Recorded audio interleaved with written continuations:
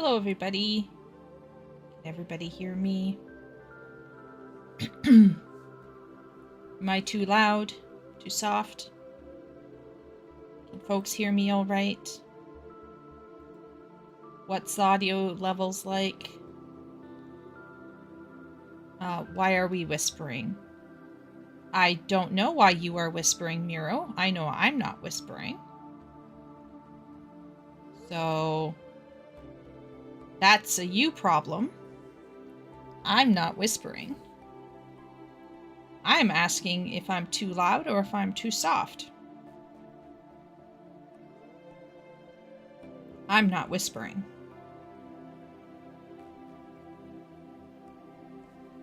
Too soft? Miro says too soft for him.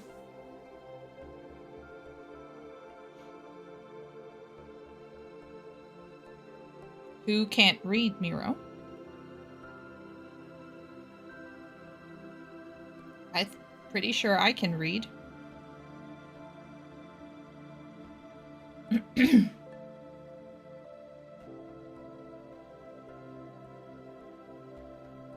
I wasn't whispering.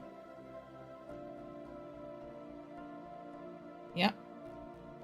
Yeah.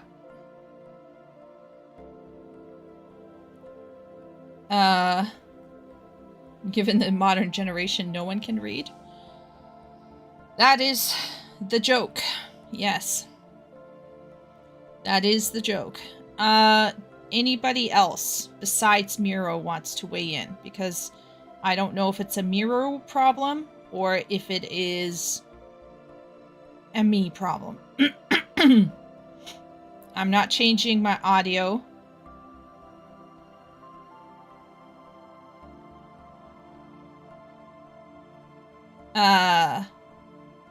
After helping college students for 9 hours today, I can confirm they cannot. Lol.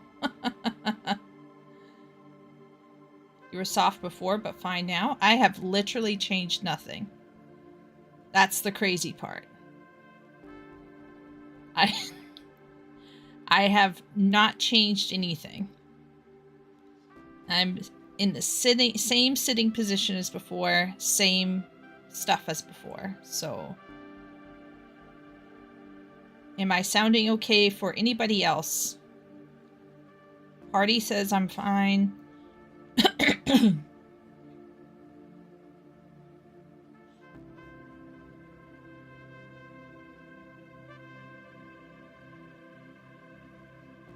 Dane says I'm sounding good. Okay. So, if people find my voice too loud or too soft, let me know. But I just need to check with everybody else to make sure first that it's not a you problem. Because sometimes people have problems on their end. Okay. Okay. All right. Awesome. We're going to start today. First thing is chat check-in. How is chat doing? Cynthia Jazz. Yeah, it's called Blade Runner Radio. You guys can't see it. It's hiding, but it's called Blade Runner Radio.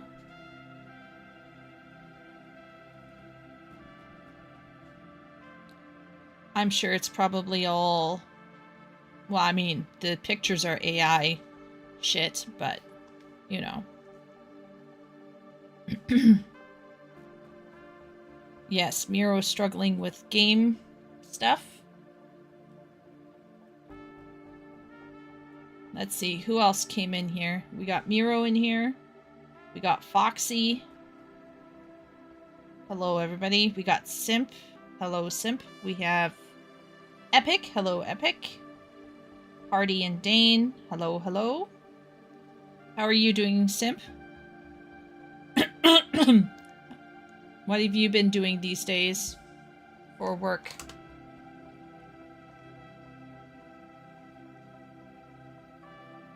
Age of Empires is running fine. Oh, that's good. I wish you a good evening of playtime, Miro. ESO doesn't want to run? Well, it happens.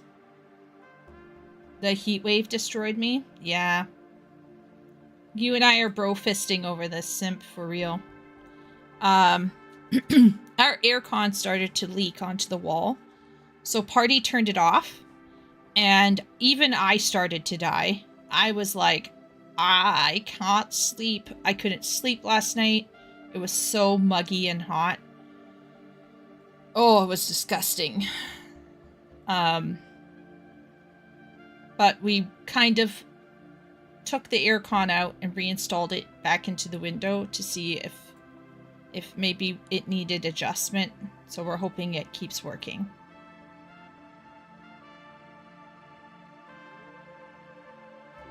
You're not likely to get it? Ah, that's too bad, Miro. I've been busy with work, says Epic. Extra hours, but manageable. Typing up a story travel log in the office. Finished modding my character's eyes and replaying Sekiro. Wow. Okay. Epic is... Sounds like he's keeping his head above water and setting some time aside for himself.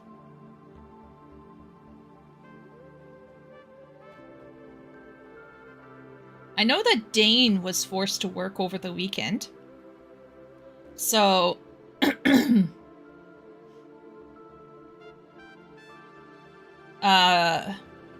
so how is Dane feeling after his enforced work weekend? Is he holding up?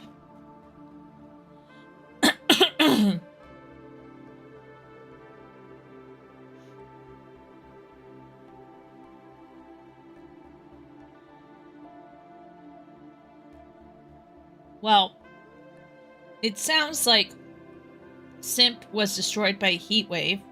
We don't know what Simp's work is. So...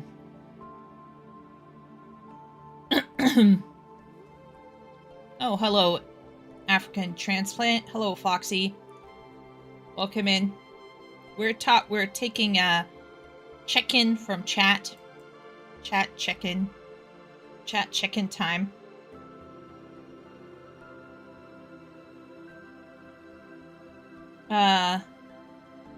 Foxy said it's cold and wet here. Yes, right. So Foxy, if I recall correctly, is from Australia. And Muffin Man is from New Zealand. So some of our bros are currently going through their approximation of winter right now. And I last night I was like, I could hop on an airplane and I could go to a place that's cooler than here.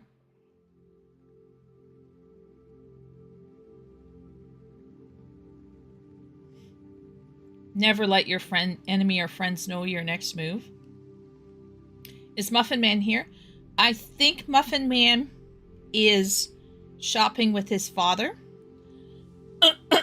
for the next week or two. So he will be in a little bit later, if I recall correctly.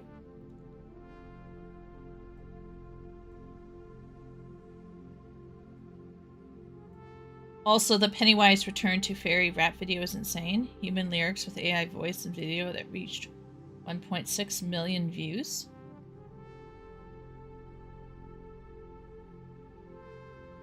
We briefly lost power today. Yikes.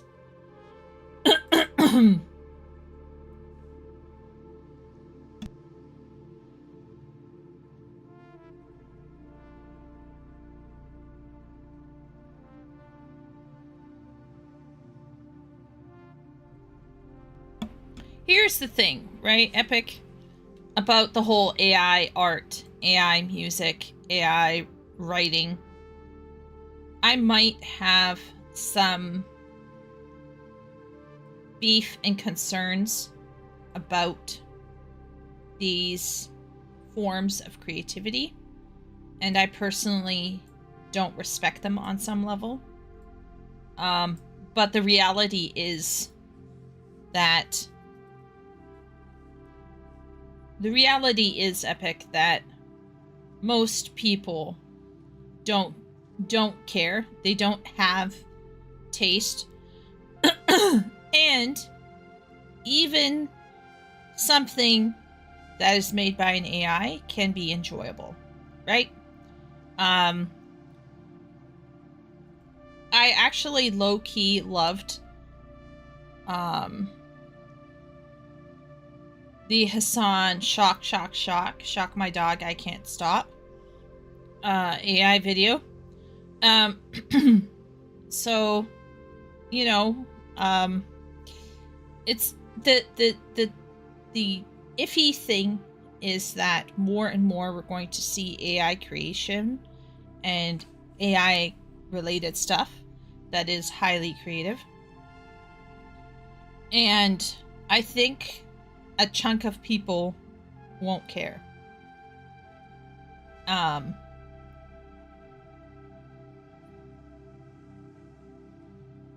Yeah. Because I personally think, like, people generally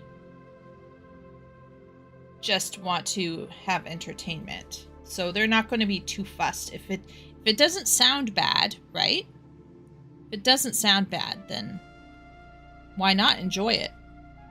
So, you know.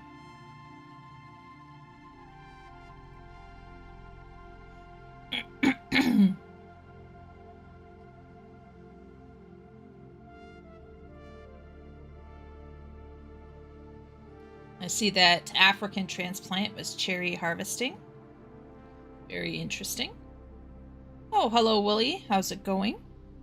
We're just chilling until around 8 o'clock, and then we'll get started.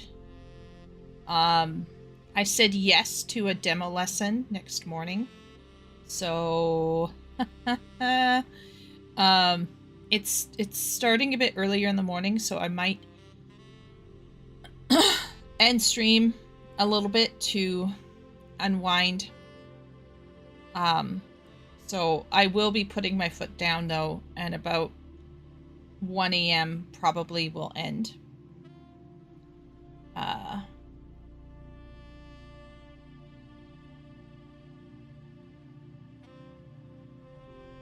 Quality of the song and the video, I think, make it unique. The lyrics are man-made, and I've been watching Hip Hop Reactors watching it. It's well received so far, despite what people might have thought.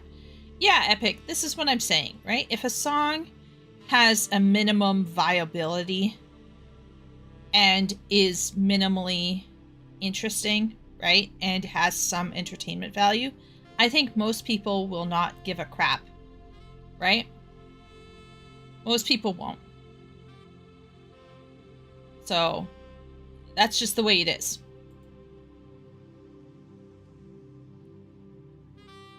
We've been cherry picking here. What am I demoing? Me?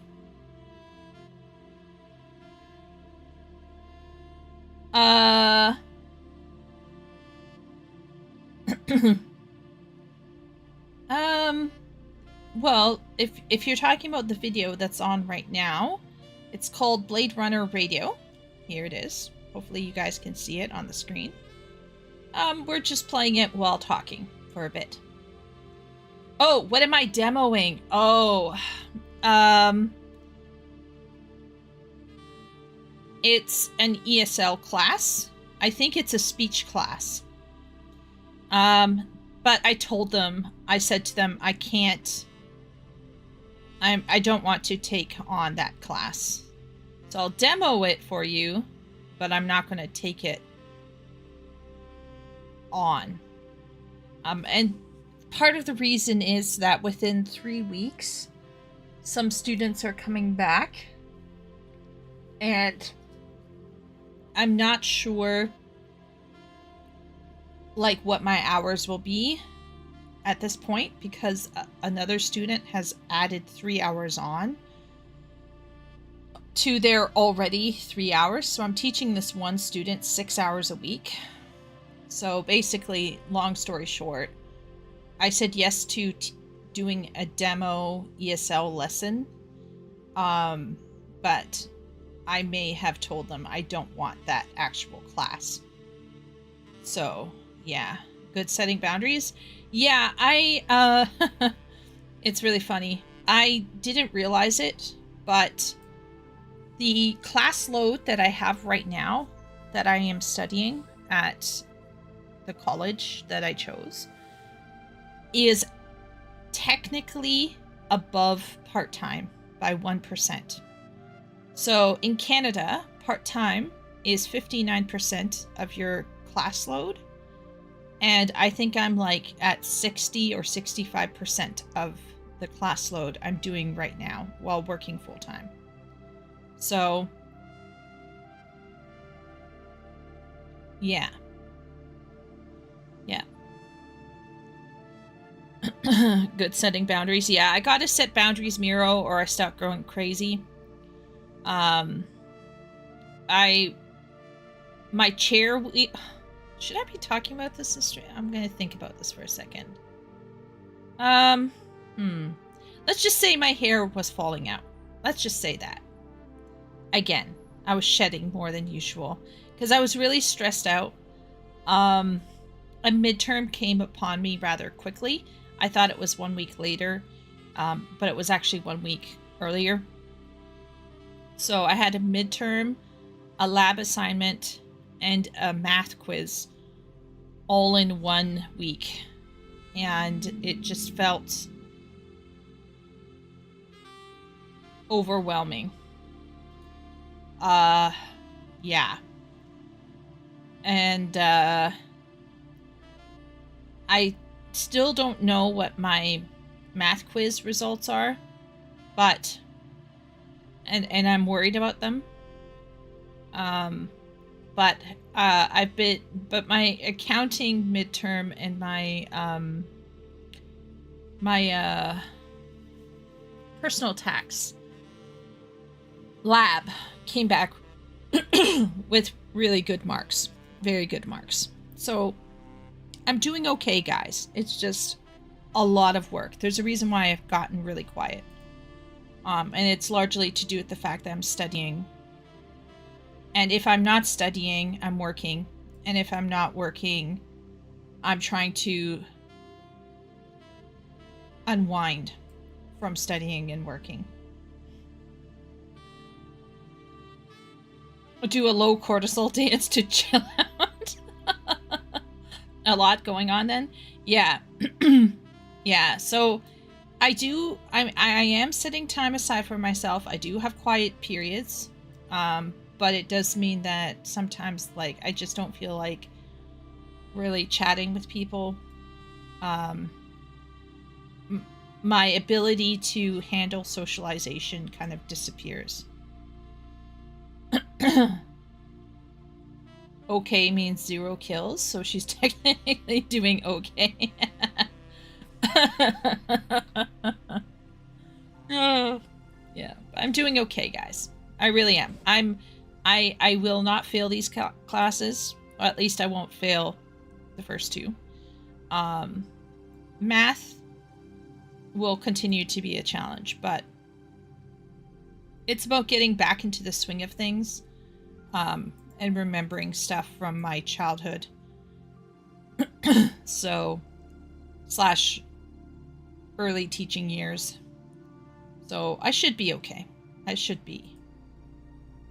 Hello to Ben. Hello to Shay. Hello, everybody. I hope everybody's doing well. I hope shopping went well for Ben. I hope life and WoW is going well for Shay.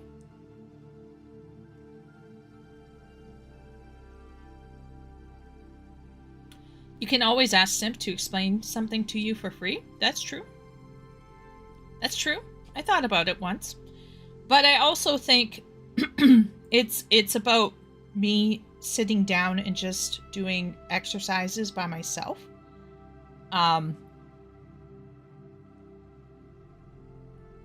There's a... How can I say this? The problem, Leo, isn't the math, the formulas, those things I can memorize. That's not the problem. The problem is the questions. And some of the questions are very tricky. Like, they will ask you, like, this guy bought shares at this price, sold shares at this price. The quarterly dividend was this. So what was the total rate of return? And this sounds simple and straightforward, but you actually have to divide the dividend by, you have to multiply the dividend by 4 and then do the formula for the total rate of return, because it's quarterly. So it's that kind of bullshit, because there's a lot of word problems related to proration, currency exchange, percent exchange, rate of return, income yield, capital gain yield. So, yeah. Yeah. Terraforming the questions into equations. Yes. So you have to pay attention to a lot of little details. And when you're in a quiz, it with limited time, you can start feeling panicked. So it's very important to like keep calm. So anyway, enough about that. Let's see. Ben said, as usual, it was boring. Oh, okay. Well, you know, that's good.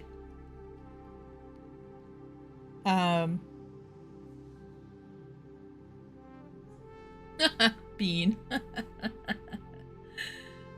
Okay, so today what we're going to do is we have, why can't games move on from Marvel dialogue? That's a good question. Should writers read? Yes, they should. And how bad movies lie to us, subverting expectations, which this interests me a lot, because I remember Rian Johnson saying that his movie was going to subvert expectations, and we all know how that went. Because, of course, subverting expectations is a delicate process, and there's the perverting expectations, and then there is just shitting the bed, isn't there? So that might be interesting. So this one I think is from Wooly. This one, I think this one's from Leo. And this one is from Simp. So we're going to start with Simps. We all know Simp is working on European time, so he will at some point perform the Irish goodbye and fade away to sleep, I presume. So we're going to start with Simps, and then we'll move on. Johnson meant subverting expectation of the market. Maths. Ugh, please no maths. Yeah. To a degree, I like math because it's a problem and you gotta solve it. The problem is when you're in a quiz with a timed test, it can feel a bit, you can feel the crunch, right? And since it's not my milieu, it's not something I've worked on for decades, it feels much more fresh and stressful. Whereas like going into an exam to write an essay would feel much more comfortable for me. But for other people, it would be extremely stressful. So it's really just what you're used to, and I just have to get used to it, really. But yeah, I'm at the halfway through mark. And what's kind of nutty is that do you have to go to the physical place to do the test, or is it on the computer? It's on the computer, and you have to have your webcam on, Leo, and you have to record where you're sitting to show there's nothing around you that will help you cheat on the test. And then you have to do the test in front of the webcam. I honestly blame modern schools for our math aversion, but that is a subject for a different stream. Yeah.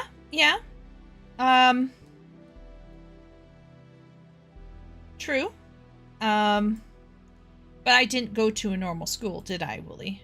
I think my aversion to math is simply due to unfamiliarity. That is all. In the same way that some men have aversion to reading, right?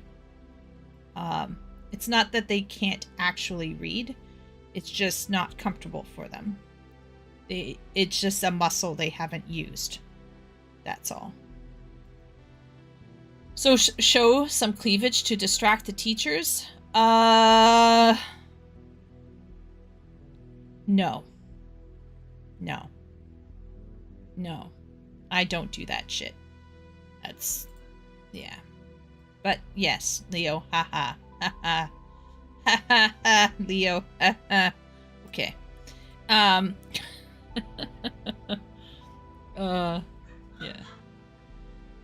Let's just say this, Leo, I did really well with accounting, which is run by a woman, and I didn't need to show cleavage for that. Personal tax run by a bro, didn't need to show cleavage for that, right? I'm sure I'll be fine. And if I'm not fine, I will just drink my sorrows away with Dr. Pepper Zero. And, yeah. Keep trying, right? Gotta keep trying. Okay. We are going to start with why games can't move on from Marvel dialogue. And I just want to first begin this react by saying that when Marvel hit the scenes in the beginning, we need to think about Marvel dialogue here. This definition here, Marvel dialogue. And we need to think about the people who crafted this style of writing, who was involved in this. And although a lot of people like to throw around Joss Whedon's name, and he is indeed one of the types who brought this to the fore, the first Marvel dialogue patter that we got, the first quippiness that we got, was actually from Robert Downey Jr. himself, because he loves to ad-lib on screen. So this isn't just simply a case of the writers were writing this. Iron Man existed before Marvel dialogue existed. And Iron Man had that quippy stuff going on as well. So I don't think it's simply Blade also existed. Yeah. So I don't think it's just Joss Whedon. I think certain actors leaned into it as well. It led to some movies being more quippy, like the Iron Man movies, but other movies, like, for example, the first Thor film and Captain America, being less quippy. Now, Captain America took off without the quippiness, and did quite well. I think it's because Captain America is such a favored, like he was a character that people wanted to see done well, especially people in America. But I think we need to be real and say that if we think about the Iron Man, and then we think about Captain America, and then we think about Thor, I think it's very fair to say that Iron Man was the showstopper to a large degree. And then Captain America, and then the Thor film was a bit more confusing for people. People didn't quite get the Thor film. And Thor was a bit campier. Thank you, Kenneth Branagh. So when we finally got around to the Avengers Assemble, this is where Whedon comes in. And Whedon leans into his voice that he does best. And, of course, Robert Downey Jr., who is a major mover and shaker in that film, it leaked into all of these other characters. And so Thor was cracking jokes. Captain America was cracking a joke here and there. Although I still think if you go back and watch Avengers Assemble, Captain America is kind of like the foil, the comedic foil, kind of like the sounding board that people crack jokes at to a degree. The jokes that he makes are less quippy, I suppose. The quippiest stuff came out of Iron Man, and not all of it was Joss Whedon. Some of it was literally Robert Downey Jr. being himself. Okay?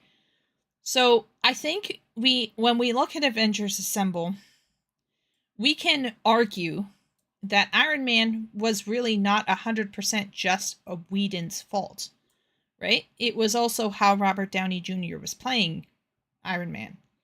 And Captain America really wasn't all that quippy. If we were going to be critical of quippiness at this stage of the conversation, it would be Thor. I felt that Thor, for example, they added quippiness in for Thor to maybe make him more accessible to the audience. And I felt that while it was funny, and you definitely could get a chuckle, it took that character out of the elevated state and brought him down to earth, to it, like metaphorically speaking.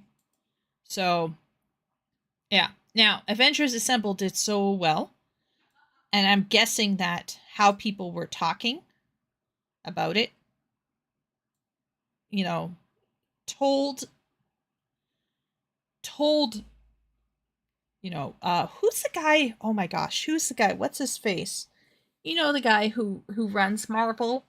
Oh, I forgot his name. It's been a while since I thought about Marvel. Who's the guy who runs Marvel?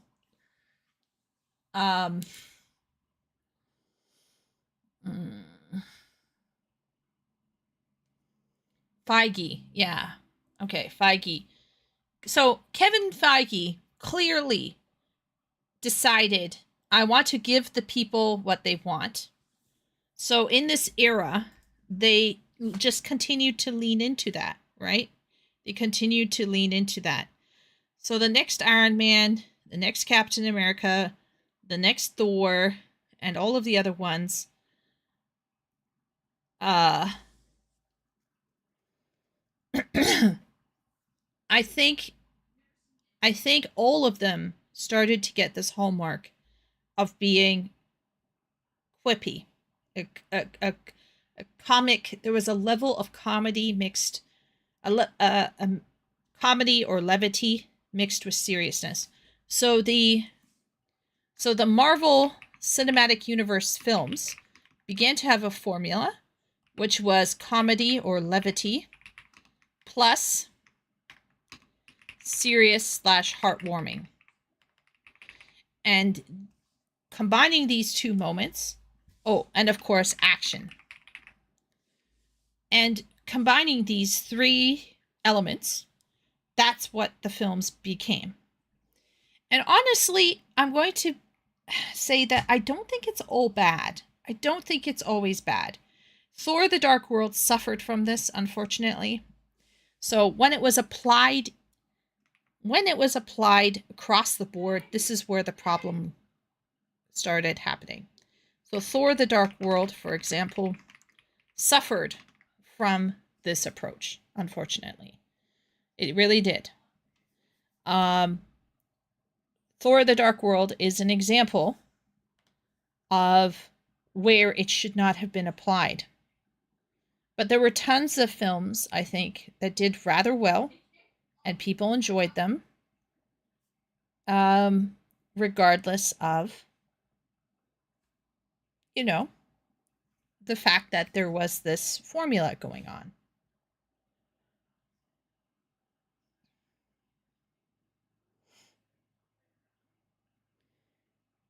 Blade Trinity for sure. I think Iron Man and Blade was more laconic than quippy. Some mofos are always trying to ice skate uphill and follow that chill up your spine were Marvel. Ryan Reynolds and Blade Trinity was definitely quippy. RDJ was quippy. He was not laconic. He was not laconic. RDJ is not laconic. He was literally quippy. That whole scene between him and Loki, he's the opposite of laconic. Laconic means that you're not saying at all, anything at all. Only a few words. It's like one step over from monosyllabic.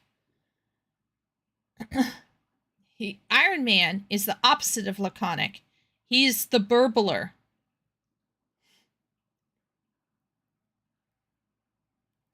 Ryan Reynolds and RDJ are two personalities who definitely bring quippiness to the writing. And sometimes it's great, but sometimes it's not great.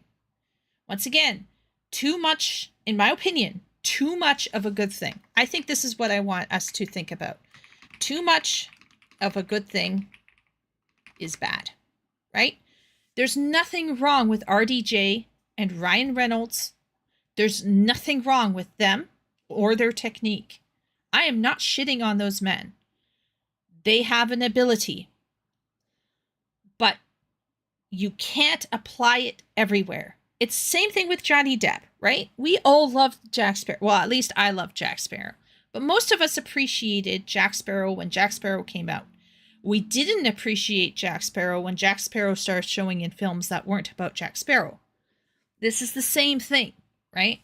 Where there's nothing wrong with MCU video films having comedy and levity, but this needs to be toned down sometimes.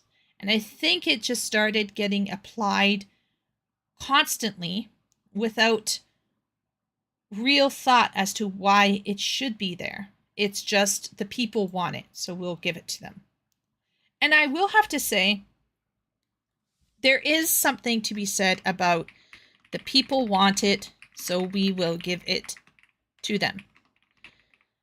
Isn't that something that a lot of more right-wing talking points talk about?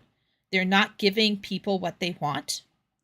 I do think in the beginning, MCU films understood that people wanted this fun time. And to achieve this fun time, they're going to put some comedy in there. They're going to put some serious, heartwarming moments in there. They're going to put in some action, and it will be fine. And most people loved it. There's a reason why MCU continued to do it. They were like, yes, this is giving us money. So I am very cautious about just throwing this under the bus and saying it's all bad. Because obviously it worked. It was entertaining for some people. Some people loved it. And there was enough people who loved it that it caused the MCU films to pursue a formula at the cost of the individuality of their films. Now, I personally think Thor: The Dark World was shafted by the comedy. I do. They should have just left it dark, but they couldn't. People weren't responding to it. So what did Thor: The Dark World do? It got Whedon came in and did post editing and added more humor, air quote, quippiness to it.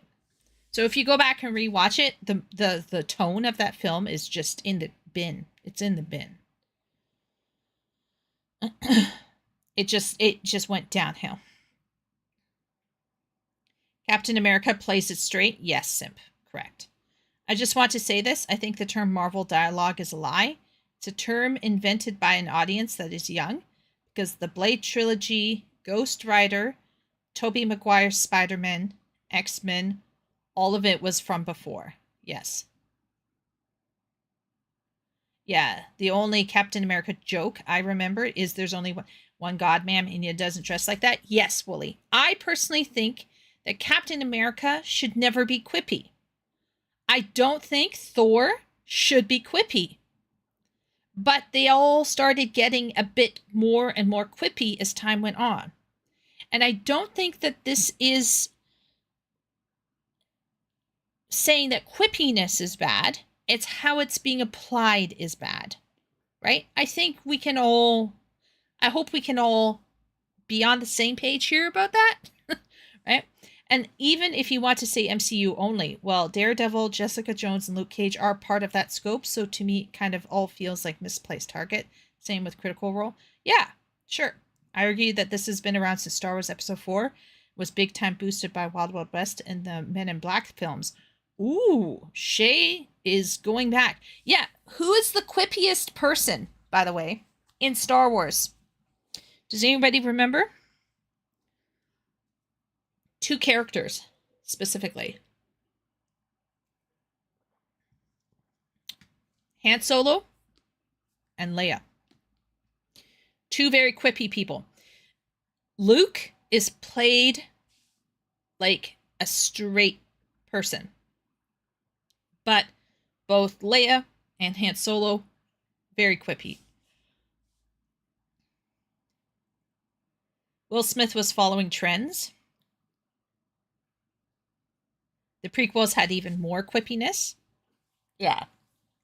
Even Lotra threw in some quips for needed levity. Yes. Yeah.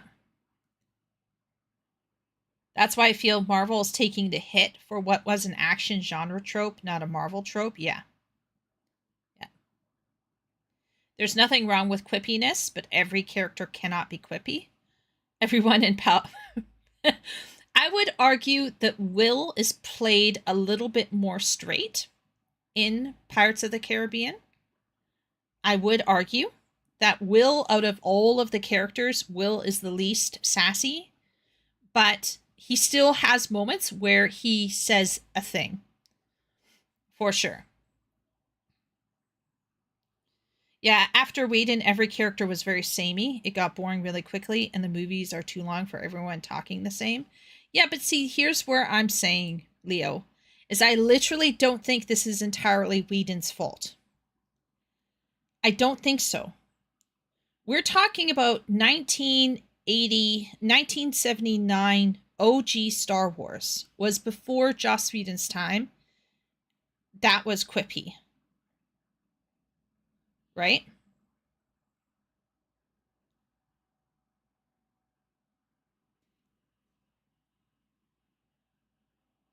So, Norrington wasn't quippy. He had dry humor, not the same. Oh my gosh, Norrington and the other bad guy. When Elizabeth was like, I see that loyalty is not the currency of the realm. And the bad guy was like, currency is the currency of the realm, I'm afraid. So good. So good. Oh my gosh. Yeah. But I just think that we need to ground ourselves in remembering how did this actually happen? And now we can ask the question. Now we can ask ourselves the question, why did it go into gaming? Does chat have any ideas about why did this infect gaming? Do you think this was a group of gaming writers following a trend because their bosses told them to? Or do you think writers naturally wanted to try this out for themselves and have fun with the writing that they're doing for gaming? It's the same writers.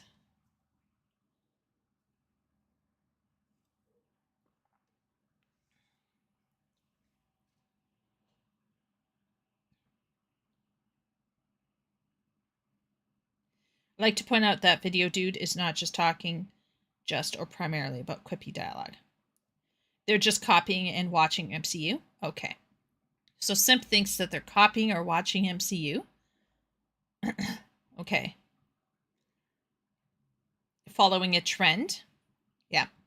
Yeah, I think this is about making money, right? People saw something worked and they want to make money, right? Um, I don't see an issue really, in the sense that we talk about, oh, they aren't giving people what they want. If the market is telling you this is what people want, can you blame somebody for wanting to give people what they want?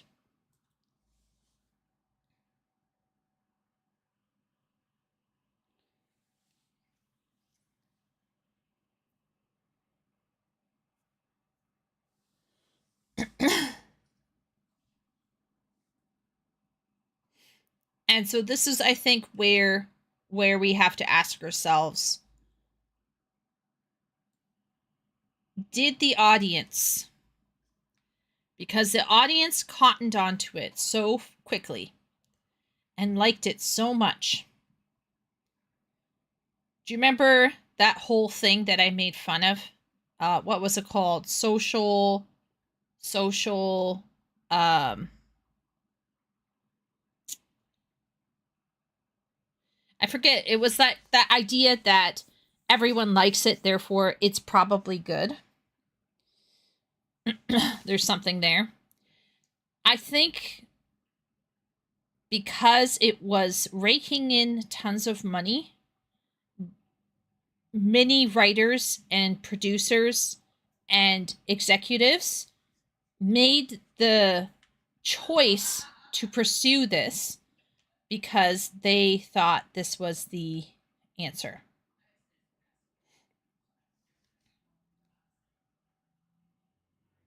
You can make objective decisions based on what is profitable, yet one of the 100 doing the same. Remember when we went over why books written at high school level were more popular? Did people actually like the dialogue? Yeah. Avengers Assemble was super popular, Simp. And it was quippy.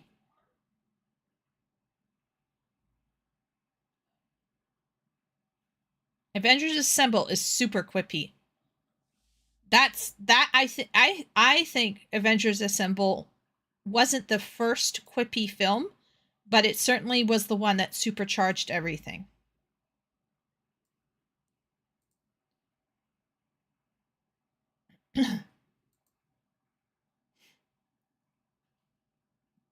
And yes, I do think people enjoyed the films. That's the point. Right? If they didn't like the dialogue, if they didn't like the characters, if they didn't like the show, they wouldn't see the film. The films would have been different. It's fairly obvious that people were enjoying the films for what they were. This perpetuated the cycle. I don't know why this is a question, frankly. We might not like it. We might think that people are being kind of stupid, right? But tons and tons and tons of people bought into this.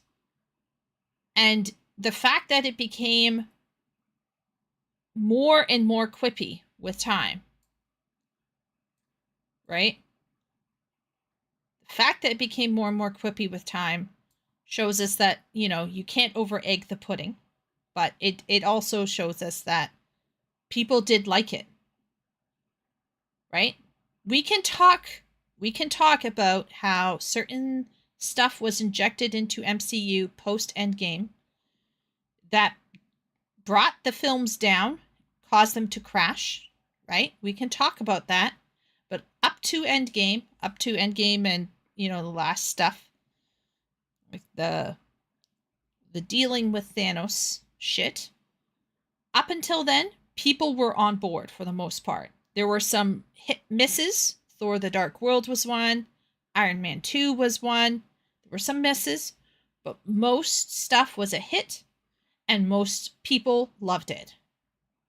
And they loved the dialogue. They loved the characters. There's a reason why MCU kept going and doing what they were doing. If it wasn't working, we wouldn't be here today talking about this. But because Marvel Cinematic Universe put itself at the forefront, I do agree that it is being unfairly blamed for something that I do not think it created. I do think, though, that Marvel supercharged it. Certainly supercharged it.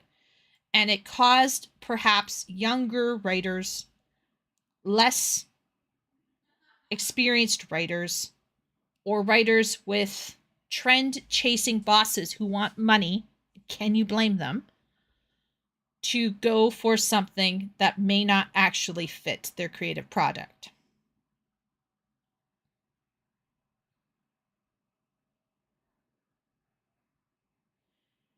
So, the thing about this whole situation, I believe, anyway, is that that was working. I do think it was working.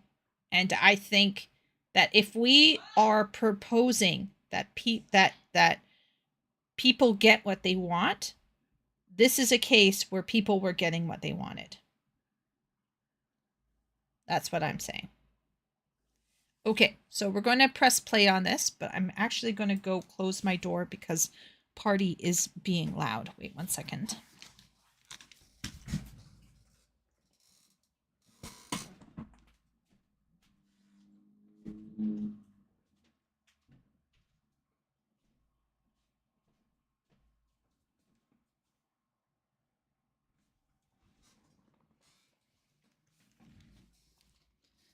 Okay, let's press play and hear what he has to say. You're different. You're a cube. Talking. Do you like this writing style? For years, critics and audiences have been in complete agreement that it isn't desirable. What's fascinating about this issue, however, is that the people responsible for it don't seem to like it either. At least with other controversial storytelling decisions, the creator usually has some kind of visible intent. I would like it, though, if the critics who don't like it because they think it's too long, at least give me the credit for, like, not making a mistake. I meant to do that. But when pressed about this sanitized, quippy, almost childish style of writing, the director of God of War, Lao Fei, doesn't really have an explanation. Because I think obviously people are always worried about, like kind of quippy writing and... I think that there's not a ton of dialogue in the game reveal for how long it is. So I don't know if they've seen like a full picture. We always want to have a range of presentation for somebody's character. So if nobody wants this, why does it keep coming back? Well, I have a theory. Two, actually. Let's start with the second one. In sports, there's a saying that every team is composed of two kinds of people, those carrying the piano and those playing it. The piano carriers are the defenders, the people doing the work that require discipline and conscientiousness. The piano players are the more creatively oriented people in the attack, the ones expected to do something surprising once the structure has been built around them. For a major creative endeavor like making a video game, there are many piano carriers for every piano player. For every role dedicated to pure creativity, there are a dozen producers, assistants, coordinators, and managers. As much as we wish this were a purely creative medium, most of the work has very little to do with creativity itself.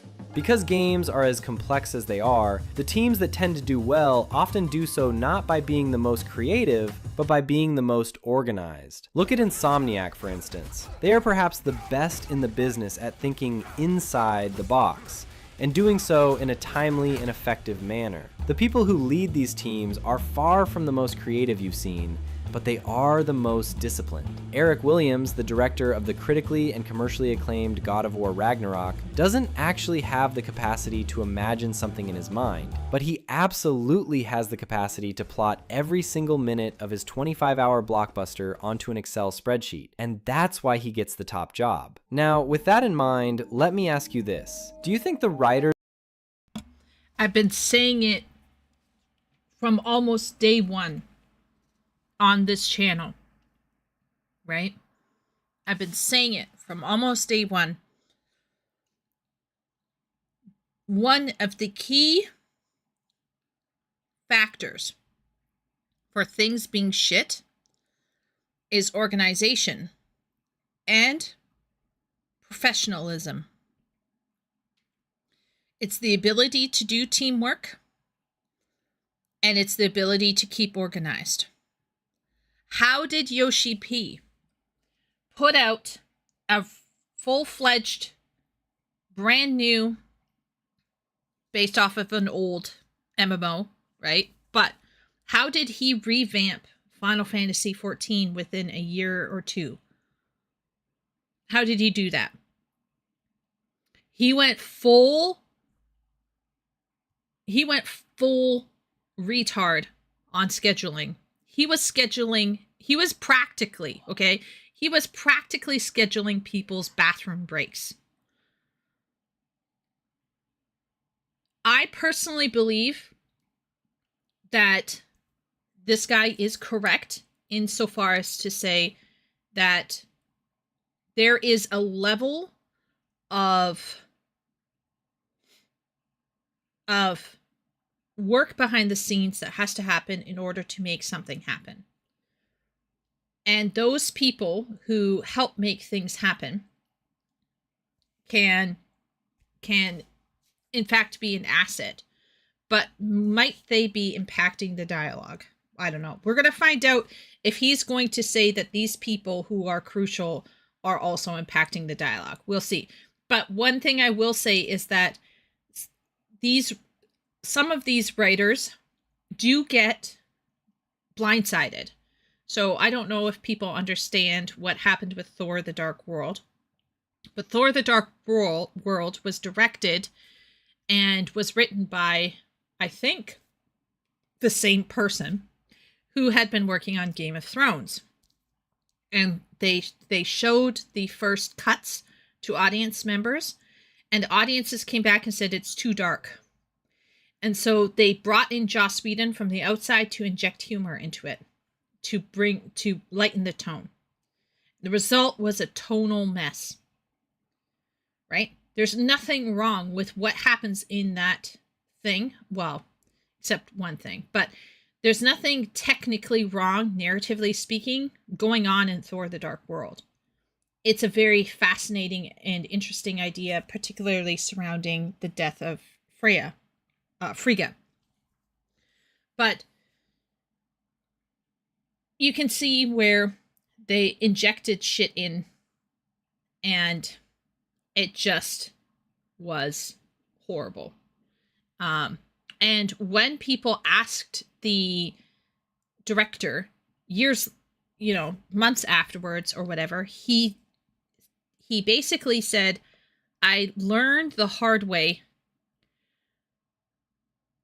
the loss of creative power that you experience when you get lots of money from a big studio to do something.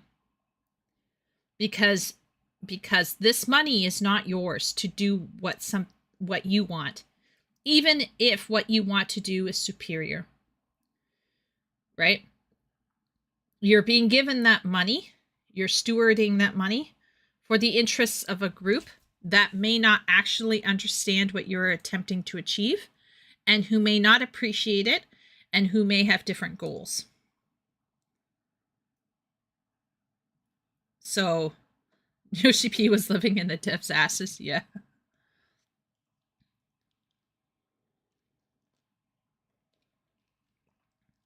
Good night, African transplant. Good night, good night.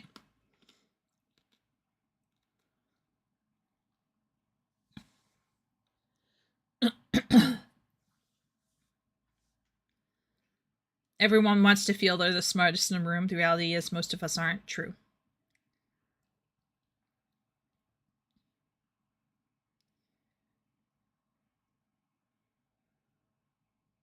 I think writers like quippy stuff, Simp says. I do. I agree, Simp. I think some writers do like quippy stuff. His theory is wild. Well, we're going to figure out where he's going with this theory. But so far, I agree with his situation here. Of these games are playing the piano or carrying it In a GDC talk from 2023, Ubisoft writers Helly Kennedy and Brendan Hennessy spend 62 minutes discussing their approach to writing AAA action-adventure games. They go over all of the different problems they have to solve in order to create a narrative that fits into the larger structure of a game. They have dozens of slides, infographics, flowcharts, and spreadsheets pertaining to the carrying of the piano, but they don't really have anything at all about actually playing it. It was about halfway through this talk that I realized these people are not piano players. People who are truly creative to their core do not think this way.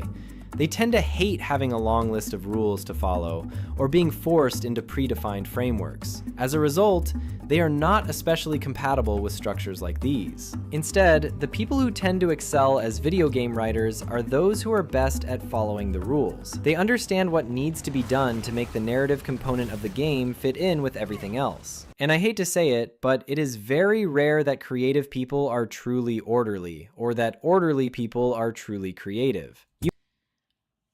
Yeah, he lost me here. I agree with Sim. This is the stupidest takeaway. That is so fucking dumb. Okay, let's parse this apart here. Okay. Wow. I went from, yeah, I totally see what he's saying to what the fuck are you talking about? Okay. First off, if he thinks that something complex that's going to have the moving parts of an open world with player choices potentially, or even no player choices, but a level of narrative complexity, let me tell you, good sir, you don't know what you're talking about. Has William B. Campbell written anything? Do we know who is William B. Campbell? Or is he just talking out of his ass? Okay. All right. Let me break it down. Okay. There are people out here, and there are people in chat who are wonderful creatives, who are what we call pantsers, right? Gardeners, who feel their core. They just know when a narrative is working, and they can take the time to write it. And I actually have no beef with these types of folks. But generally speaking, if we're talking about turnover and working in the ghostwriting industry or any type of writing industry where there's a deadline, the pantser / gardener has to mature enough to start committing quickly. Because you have a limited amount of time. You can't sit around and canoodle or noodle forever with your writing. There is a level of organization that needs to happen. This has nothing whatsoever, like, okay.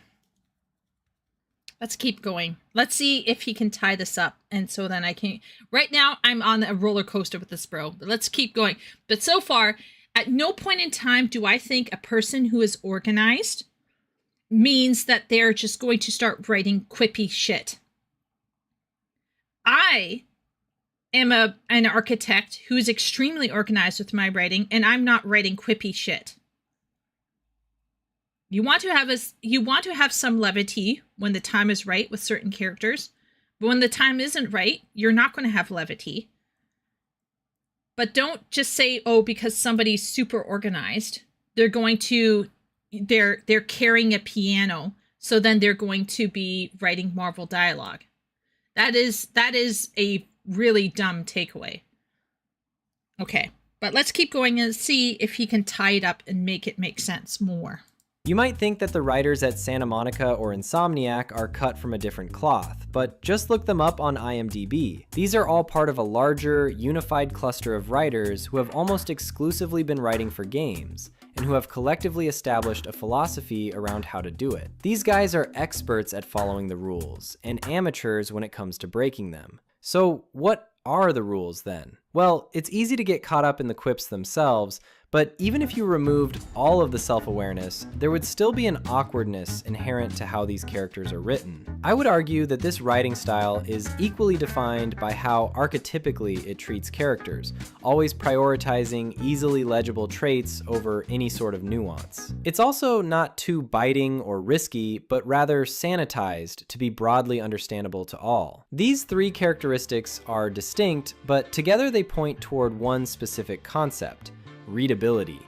This push toward readability is evident in the Washington Post interview with Insomniac's creative director Marcus Smith, where he described Ratchet & Clank Rift Apart as a more personal story with an endearing and relatable cast, even for new players. This is an important shift from the biting, situation-bound comedy of the earlier games to softer, more empathetic, broad family entertainment. The goal... I don't think... Oh, this guy is all over the map for me. Okay. He is pointing out realities. He is not connecting the realities well. That's my opinion. So, for example, he is correct that there is a lot of concern about relatability, for example. And we need to ask ourselves, do things need to be relatable? But if you think back to some of the big hits, for example, some of the big films that a lot of people get behind, and I'm not talking about the ones that are artistic and people put up on a pedestal. I'm talking about the ones that are,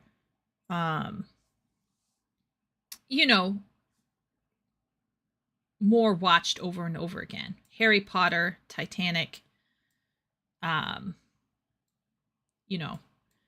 stuff like that. There is usually a level of relatable. They need to be relatable when millennials and Gen Zs are so self-centered, right? I don't think it's just that, Leo. I really don't think it's just that. I'm going to be honest. I personally think that this has been a long time coming. It's since the Renaissance, which began in Southern Europe, focusing on humanism, the human experience, and I think the ultimate flowering of it was with William Shakespeare. I think the marker of truly modern writing dates back to Shakespeare, where human psychology and the human perspective and self-awareness was first explored. Previous to that, everything usually was more archetypal, more religiously coded, more repetitive. And I think that the modernization of writing post World War II led to a hypercharge of what was already laid down in the foundations by Shakespeare. So I personally think that this has been a long time coming. This has been around since the 1500s, and it's been brewing up over time.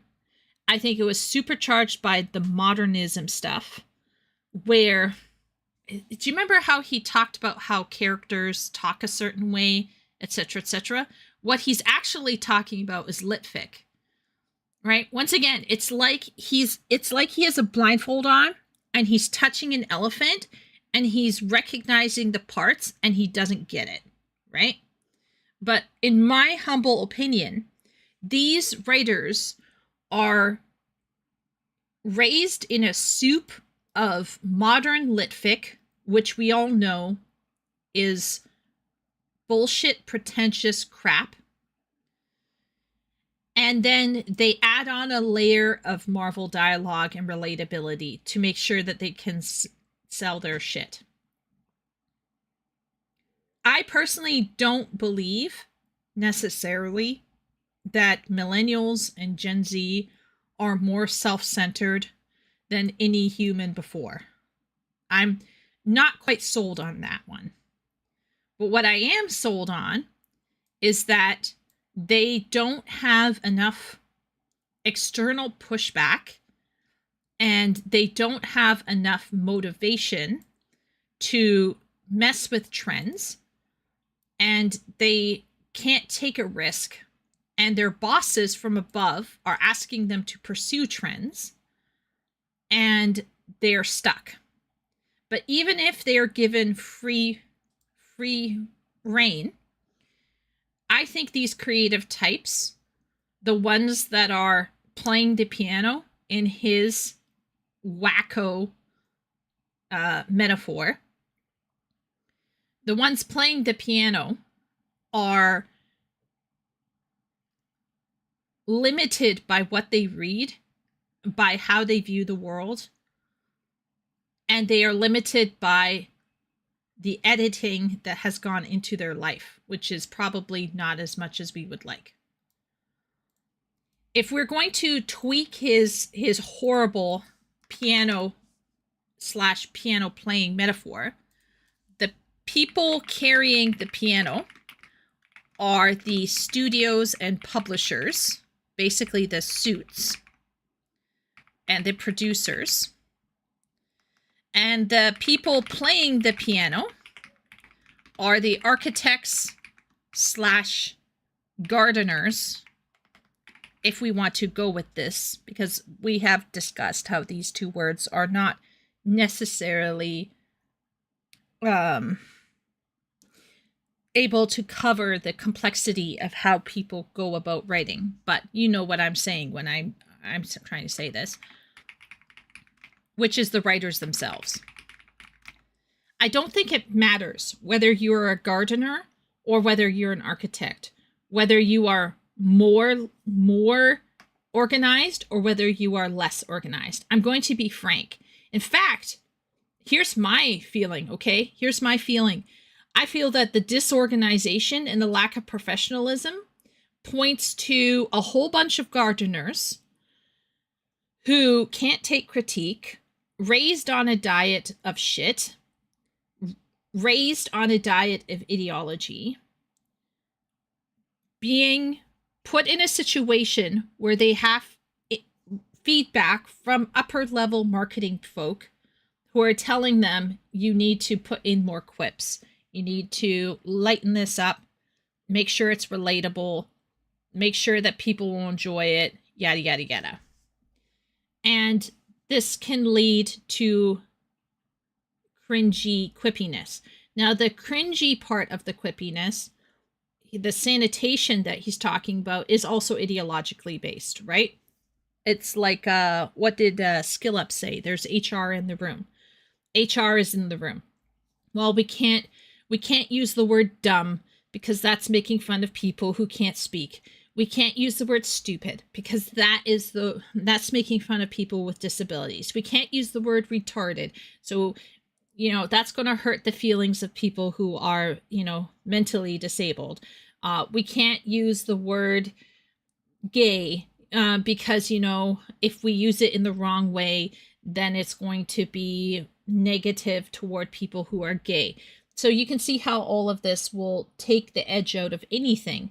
It has nothing whatsoever to do with people being extremely organized at work. In fact, I would argue that some of these people who are faffing around in Western studios probably could do with a bit more organization, frankly speaking, could do with a bit more organization. If we look at the Japanese / Korean / Chinese side of things, we can ask ourselves, why aren't we seeing quippiness over there? Why are we seeing normal humor?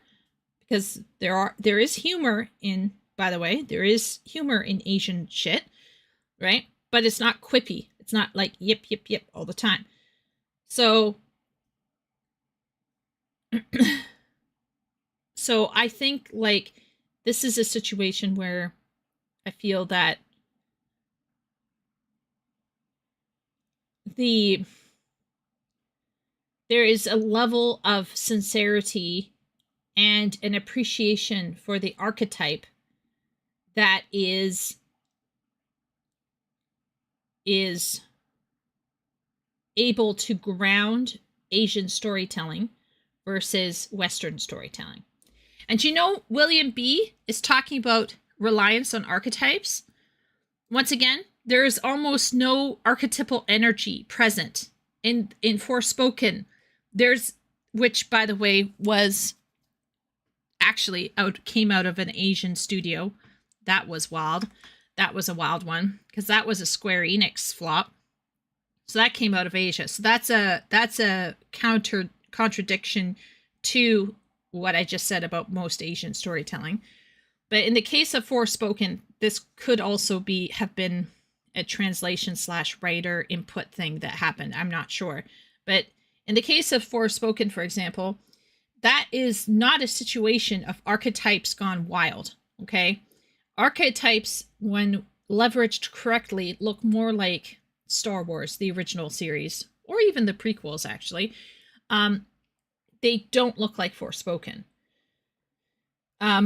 So I think what he's actually trying to say is tropes. I do think modern writing is trope heavy. So I would say modern writing tends to be psychological, tends to be trope heavy. It tends to be sparse, right? It tends to be sparse. It tries to like be real. And until recently, gritty.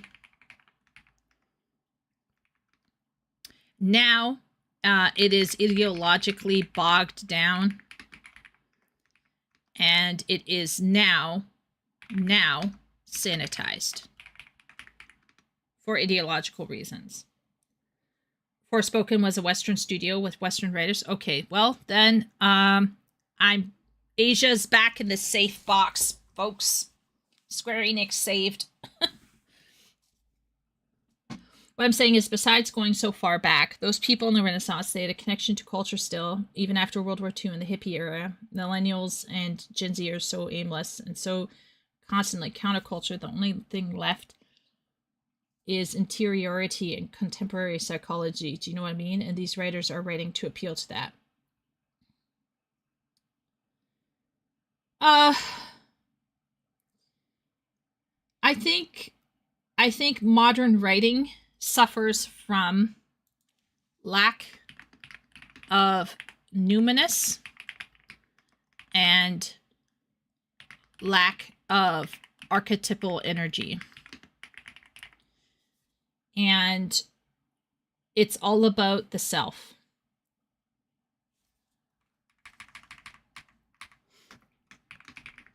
I think this has been going on longer.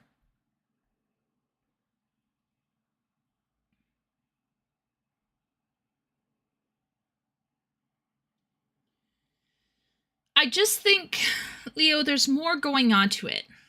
I think culturally, millennials and Gen Z were raised into this by an older generation. I just don't think millennials and Gen Zs came out of a vacuum. That's what I'm trying to suggest. I think that the vacuum began quite early. And I think it was evident in even stuff in like Don DeLillo, for example, White Noise, Margaret Lawrence, Stone Angel. All of these kinds of modern writing and the society that came along with it to support this modern writing has led to a place where millennials and Gen Zs have no foundation from which to draw. They are the product of something. They are not the origin of something. That's my argument. What we're seeing in millennials and Gen Zs and Zoomers is a product of something coming from before it. Nothing comes from nothing.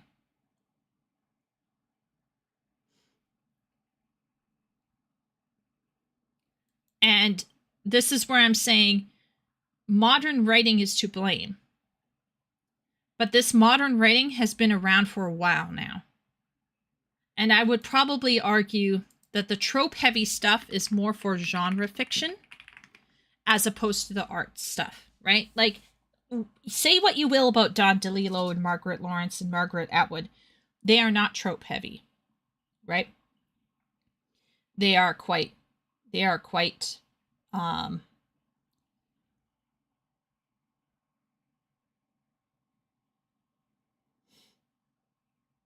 there's a lot going on there, right? I don't think that most lit fic is trope heavy, but genre fiction is trope heavy. So we can ask, why do tropes exist? Why do people like them some good trope?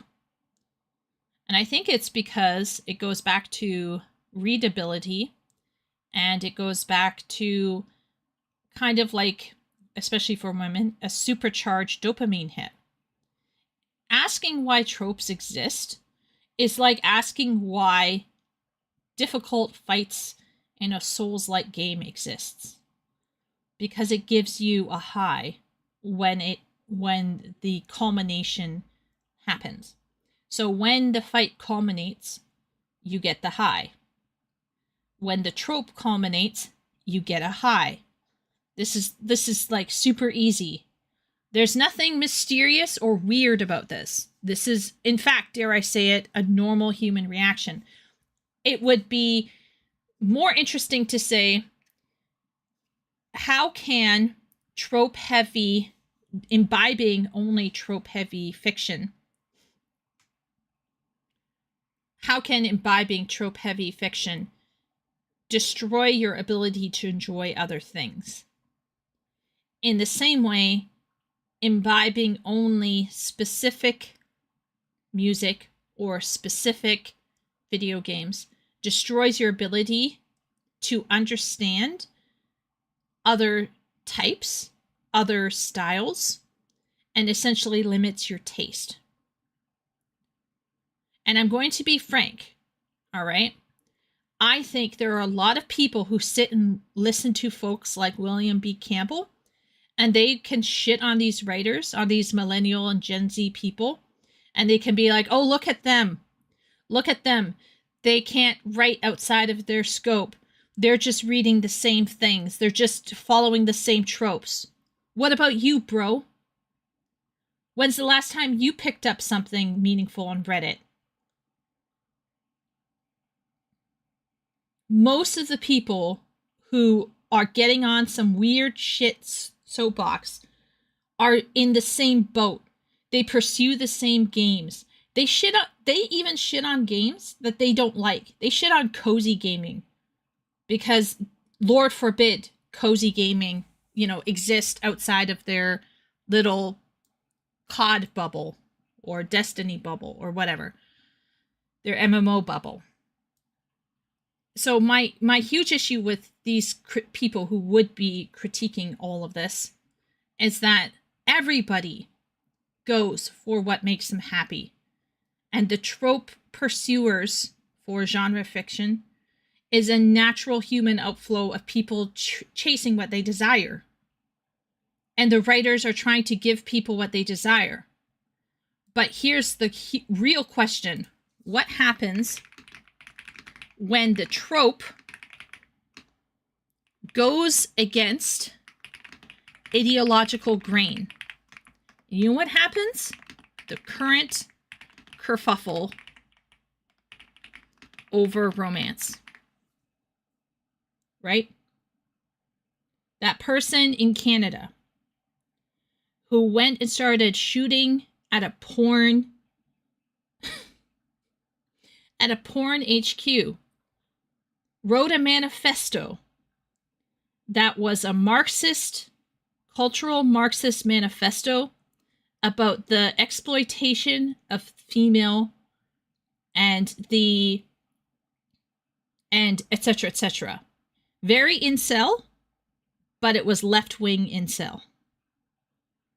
Do you think that this left-wing incel came out of a vacuum of ideas? That there's no other group of people present in Canada currently who are trying to undermine natural human desire between men and women. And by the way, newsflash, it's not just the far-right conservative religious people. There's a whole bunch of woke, left-wing ideologues who literally see all forms of human desire, whether it's a romance book or whether it's porn, as being some exploitative process. Now, do I think porn is exploitative? Yeah, I actually do. I'm not a fan of porn, but I can't believe I'm low-key standing for porn here, but I'm not standing for porn. I just need to make this very clear. What I'm suggesting, however, is that these people want to follow tropes because tropes make the audience happy. But what happens when the trope goes against the ideological grain? Then we have weird shit happening. I don't know if many people in chat knew about the Canadian shooting. Almost nothing happened, by the way. Not many people died because, you know, in Canada, we're all spread out and you have to walk a little bit to find someone else to, you know, shoot. But generally speaking, that was actually from somebody who was a cultural Marxist, who was ideologically left-wing. They called him an incel, but they did not call him a far-right incel. And that exclusion tells you everything. Forspoken was a Western studio with Western writers, so then my point stands even firmer. Thank you, Simp, for that correction. It's bloated too. Sanitization as a result of staying PG-13. That's a good point as well. You're thinking about your audience, so then you sanitize. Absolutely true, Epic. We all know that one of the most financially, prosperous companies is Nintendo. And what is Nintendo's base? The family. What is the most, profitable game out there right now? Besides Nintendo, that crushes Nintendo? Roblox. Who is Roblox primarily targeting? Kids. It's obvious you want to target the broadest audience possible. You want to stay PG, so you are going to sanitize for that audience. That's just also another fact. How do you write counterculture when you are the mainstream? Yeah, I mean, here's the thing. I personally don't think millennials and Gen Zs are counterculture. This is the lie, right? This is the lie. And by the way, I think right-wing thinkers have also bought this lie. Hook, line, and sinkers. Okay? I really do. There is this lie that Western society currently prizes the individual. That's a lie. It still is tribalistic. It's just that it's one tribe pretending to be individualistic, crushing an actual group of individualistic people. That would be the center left, center right. And the far right, who are more pro-community, are not getting it. They're confused by the blue hair, and the pride parades. They're confused, and so they think, oh, this is a whole group of people behaving like individuals. No, it's not a whole group of people behaving like individuals. It's a whole group of people trying to figure out where their group is at and creating their own group.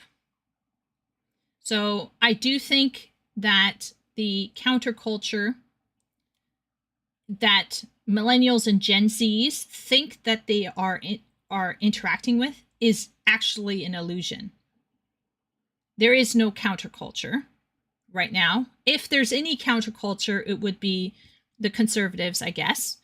And the reality is that most Gen Zs and millennials are actually just towing the party line. I think Gen Zs might be going away from it. I mean, the 2 best films were by Gen Z YouTubers this year. I do think, Sim, it is natural for humans to swing back. Well, how much of the sanitization being bogged down as a result of companies chasing woke? Was it Carlson that talked about not needing there to be a formal meeting when interests aligned? I think ideology might play a part, but like you said, it could also just be simply PG-13 as well, Epic. It could be chasing the ephemeral general audience, right? The wokes don't like Darwin. He's an old, white, straight, God-fearing, ? Man.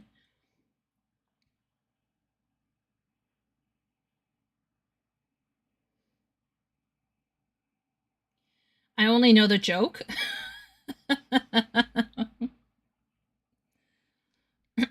So the Canadian air quote mass shooting air quote was perpetuated by a cultural Marxist who wrote a manifesto about how women are being objectified and how the porn industry is a threat to society and is objectifying women. So they called that person an incel. They called the shooter an incel in the news, knowingly, in my opinion, because they know that the word incel is linked to right wing. But the incel beliefs were actually based and founded on left wing ideology.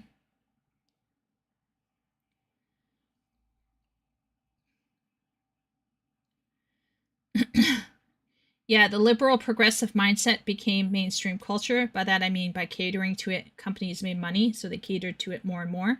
When companies lose money in woke, they will inflate the counterculture as it continues to prove more profitable. Right now, that looks like liberals versus conservatives. Yeah, it's a mess. Okay, this whole thing is a mess. And you know what else is a mess? This fucking video. Simp, this video is nuts. I 100% agree with you. This guy, he's touching on things that are kind of correct, but the way he's connecting them is a little wild, guys. This guy's a little... Okay, let's see if he can bring it together here. The goal is for the writing to be not just universally appealing, but also unlikely to feel dated 5 years after release. It's quite fitting that this article is almost exactly 5 years old as I'm writing this, and he is indeed right about Rift Apart not feeling dated. Instead, it feels almost aggressively undated, scrubbed of any specific cultural textures that might anchor it to a particular moment. So the rules are all about readability, accessibility, and universality. The characters you write need to be understandable to all parts of the team, readable across all cultures, at all periods of time, by everyone. That's what causes the feeling that HR is watching over the writer's room at all times. In my video about Ubisoft, I recommend... I don't know. HR being in the room is different. I don't know how he linked HR in the room being linked to making something readable, accessible, and universal. Oh boy. Oh boy. Okay. Readable, universal, and accessible. I really don't. I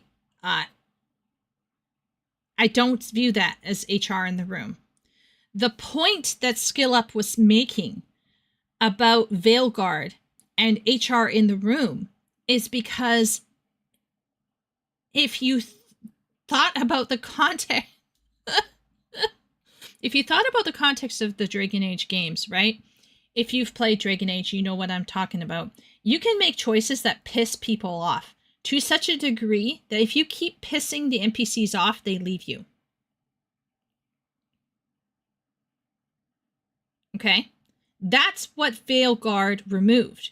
Veilguard removed, number one, if we're talking about Veilguard, all right, the reason why SkillUp was talking about HR in the room in reference to Veilguard wasn't because it was readable, wasn't because it was universal or accessible. Number one, okay, the sex was nada. Number 2, the romance was lame. Number 3, the people talked to each other like, well, actually, it was the player talked to NPCs like a parent herding their children. Number 4, you couldn't piss off the NPC companions to make them leave you. And the only way to hurt the NPCs was to choose the wrong path at the end so they all die. Okay? This is why Veilguard had HR in the room. And let's put in number 6, ham-fisted social messaging about specific political, socio-political talking points. AKA, I'm non-binary, Mom, but we have something in the Qun that's non-binary. That's not good enough, Mom. I need to be called non-binary because the audience won't understand. And while we're at it, we're going to put in scars on a character's body so that you can see that they had trans surgery. In a world of magic where potentially we could have just had it so that, you know, the scars could be glamored away. Anyway.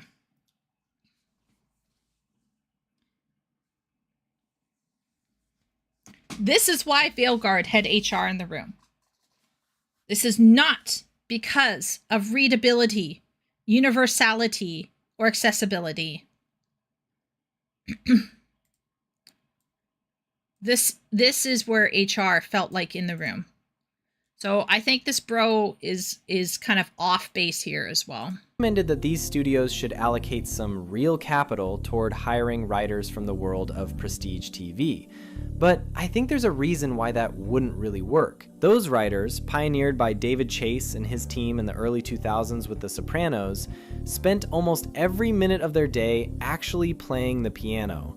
The decade before had cemented a very rigid, defined way of writing TV, with every episode of every season of every show feeling deeply homogenous. David Chase and HBO dared to step outside all of that, embracing the strengths of the medium without succumbing to its rigidity. And I think, right now, it's clear that the studios making the biggest narrative-focused games are exactly where TV was right before The Sopranos. But there's something missing from this argument. I agree with that. I could say that there's the pursuance of tropes, the pursuance of modern writing certainly has caused it's caused modern like video game writing to become homogenized. I do think we could make an argument for that. What we've established here is that writing for AAA games is all about making a story that is as readable and digestible as possible. That explains why a lot of the dialogue feels so safe and corporate, but it doesn't explain this. If the system and the culture were entirely built around everyone staying in line, the result would not be something as strange as this talking cube. Something still motivates these writers to sprinkle in weirdness and quirkiness in ways that the rigidity of the process would not necessarily suggest. I think the answer to that lies right here.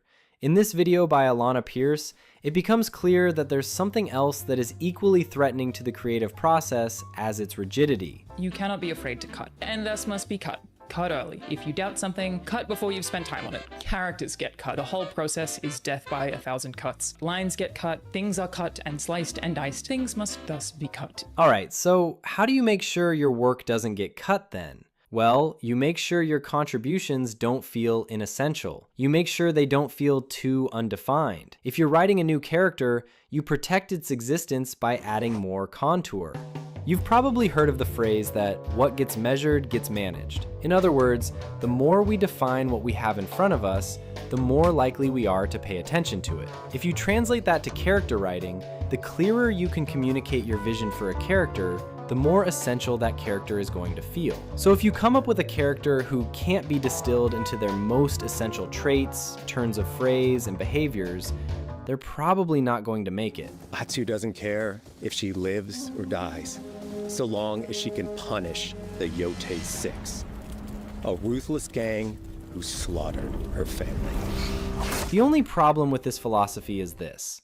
If you step back and look at the richest characters in long-form storytelling, they all go against these principles. Take Jeremy Strong's character in Succession, for example. I've asked many different people who this character is, and the reply is never the same. He's obnoxious, he's tragic, he's heroic, he's comedic, he's pathetic.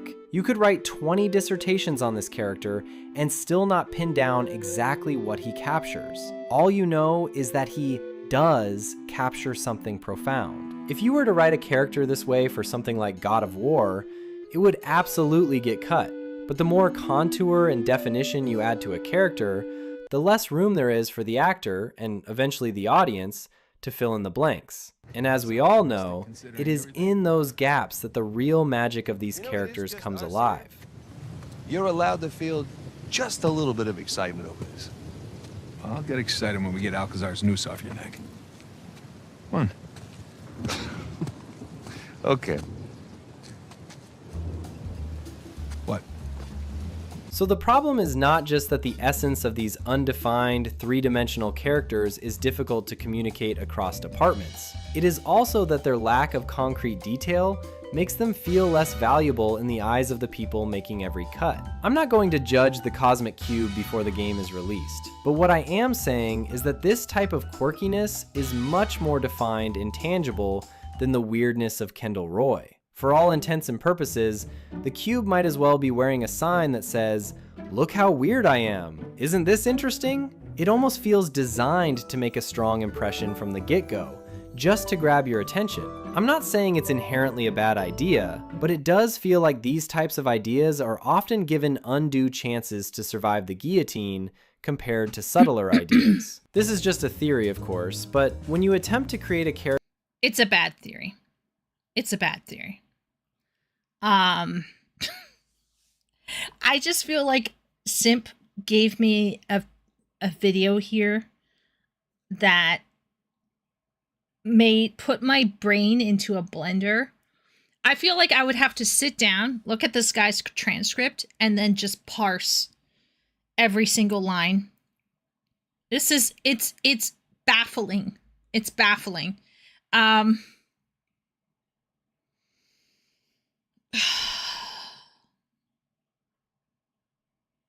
baffled.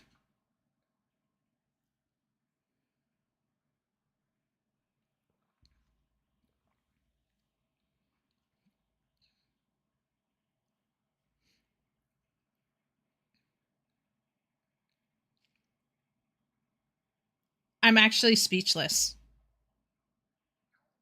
I am literally speechless. I think one of my huge issues with this is that I remember when the first season of The Witcher came out, and a lot of people were already on the fence about it. But what was interesting to me wasn't the criticisms that were levied from the usual crowd. What was interesting to me were the criticisms that were leveled from the normies, what I call the normies. And one of the interesting things was how the normies were struggling with the narrative leaps. They couldn't get it. They simply could not get the narrative leaps. And I thought that the narrative leaps of the first season of The Witcher actually elevated the whole narrative.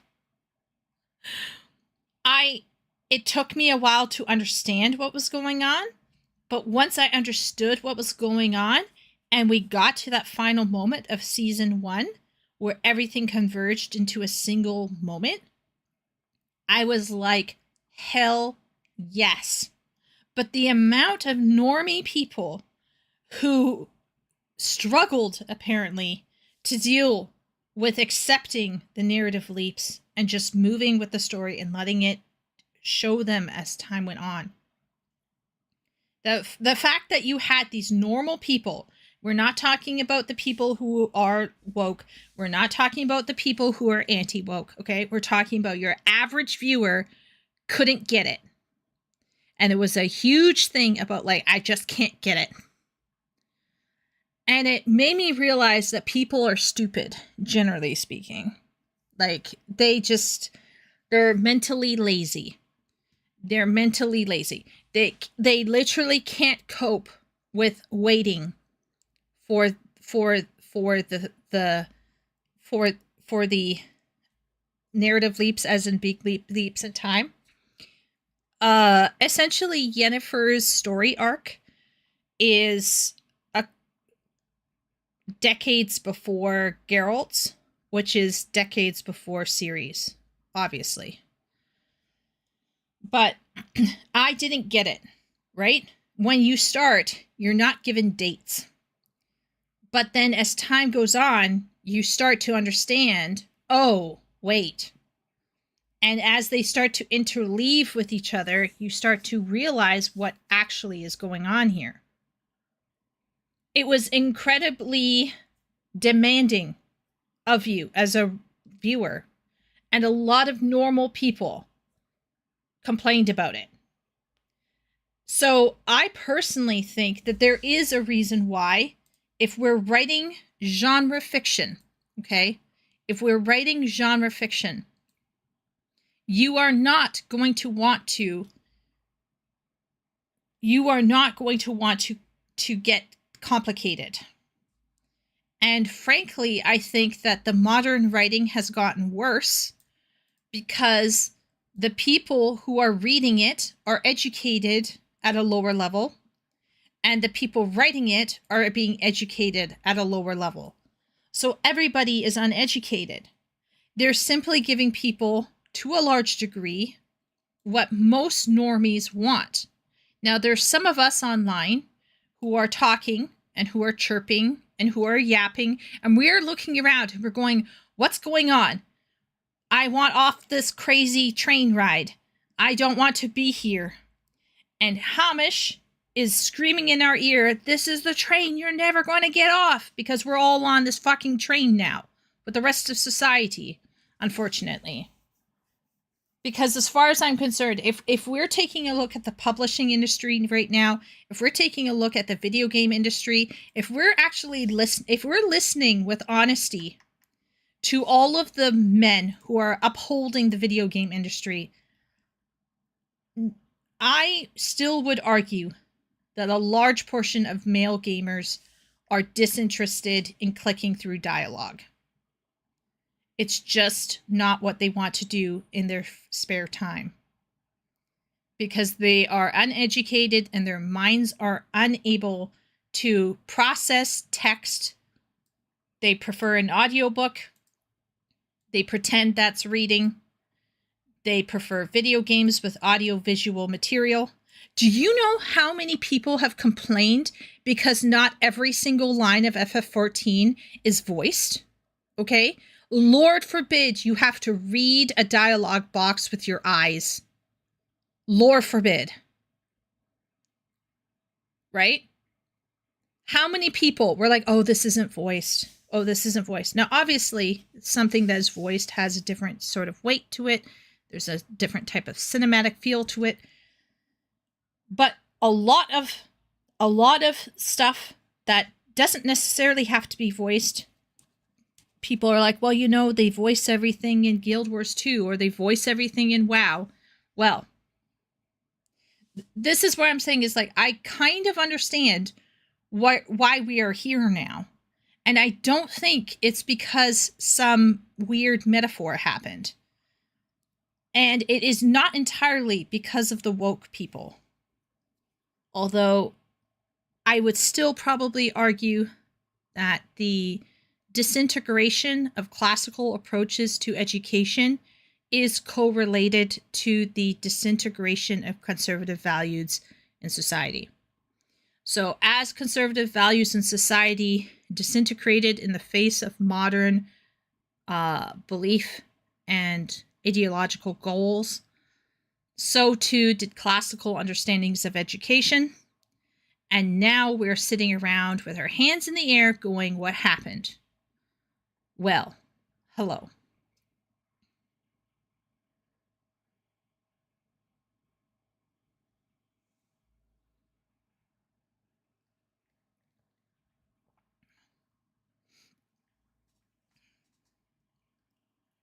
So the writers realized the audience was so dumb, so they dumbed it down. Nobody liked that either. Kind of. Audibles stimulate the brain the same as reading does if you go off neuroimaging. Pretty sure it doesn't. Leo says no, it doesn't.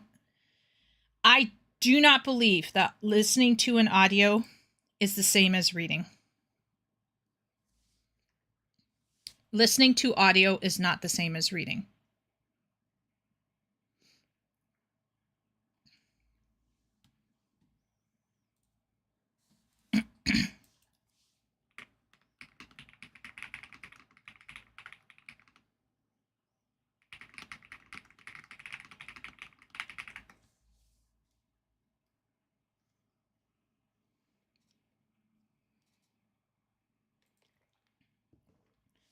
According to the AI overview of Google, both formats activate virtually identical language and cognitive networks. However, the physical mechanics differ, resulting in distinct advantages. They're different. Key differences: you can easily pause, reflect, or reread complex paragraphs when reading physically.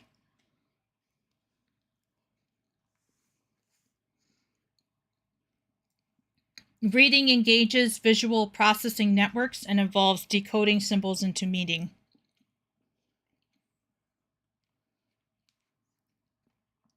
They're different.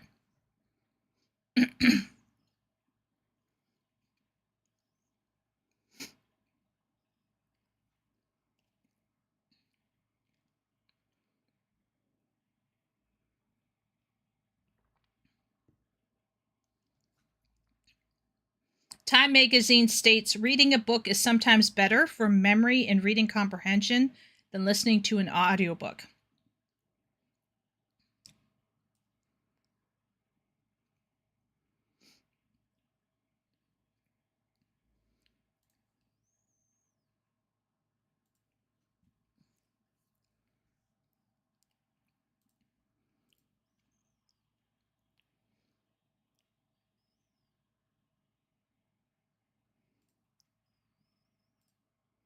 University of Delaware.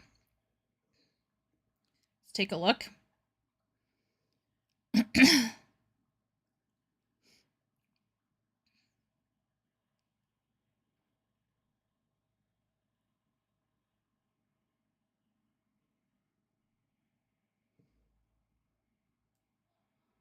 University of Delaware. Whether reading a book or listening to a recording, the goal is the same: understanding.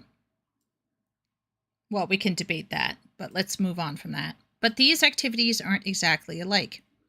Each supports comprehension in different ways. Listening doesn't provide all the benefits of reading, and reading doesn't offer everything listening does. Both are important, but they are not interchangeable. Your brain uses some of the same language and cognitive systems for both reading and listening, but it also performs different functions depending on how you're taking in the information. By the way, the person who wrote this is a language scientist who studied biological factors and social experiences shaping language, and he uses tools like MRIs and EEGs. When you read, your brain is working hard behind the scenes. It recognizes shapes of letters, matches them to speech sounds, connects those sounds to meaning, then links those meaning across words, sentences, and even whole books. The text uses visual structures such as punctuation marks, paragraph breaks, or bolded words to guide understanding. You can go at your own speed. Listening, on the other hand, requires your brain to work at the pace of the speaker. Because spoken language is fleeting, listeners must rely on cognitive processes, including memory, to hold on to what they just heard. Speech is also a continuous stream, not neatly separated words. When someone speaks, the sounds blend together in a process called co-articulation. This requires the listener's brain to quickly identify word boundaries and connect sounds to meanings. Beyond identifying the words themselves, The listener's brain must also pay attention to tone, speaker identity, and context to understand this speaker's meaning.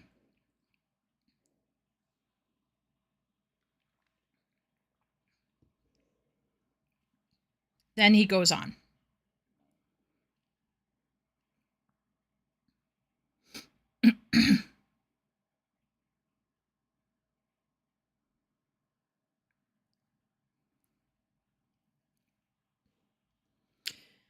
One last thing to consider is engagement. In this context, engagement refers to being mentally present, actively focusing, processing information, and connecting ideas to what you already know. People often listen while doing other things, like exercising, cooking, or browsing the internet, activities that would be hard to do while reading. When researchers asked college students to either read or listen to a podcast on their own time, students who read the material performed significantly better on a quiz than those who listened. And many of the students who listened reported multitasking, such as clicking around on their computers while the podcast played. This is particularly important, as paying attention appears to be more important for listening comprehension than reading comprehension. So yes, reading still matters, even when listening is an option. Each activity offers something different, and they are not interchangeable.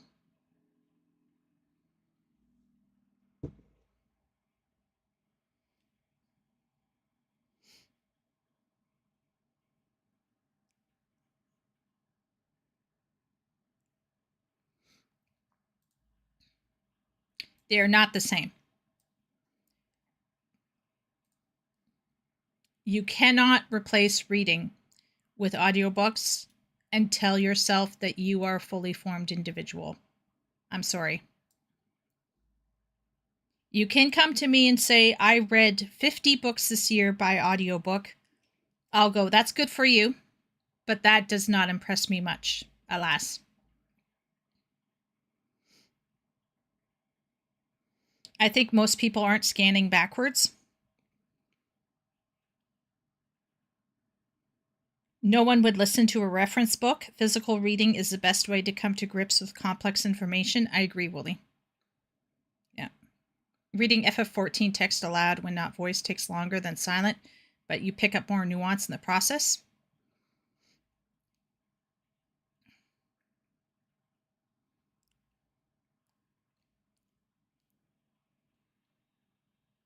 I think Herman is here.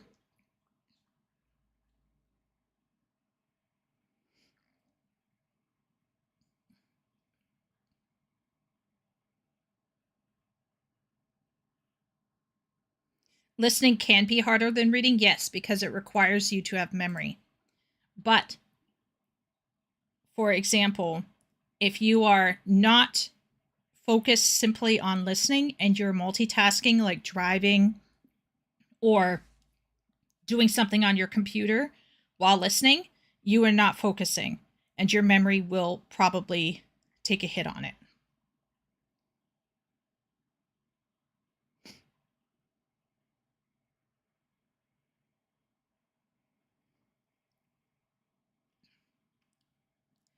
I think if we take a look at the article that I pulled up, the article literally said they're important, both are important, they are not interchangeable. My argument was never that audiobooks are not important or listening is not important. My argument is listening cannot replace reading. Okay? I don't care if they both fire up the same parts of the brain.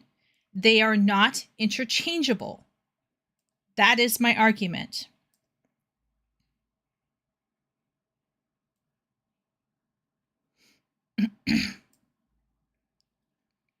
They are not interchangeable.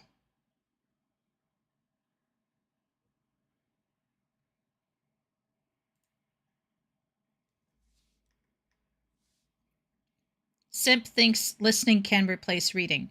I personally do not believe so. Epic, it wasn't from you. It wasn't from you.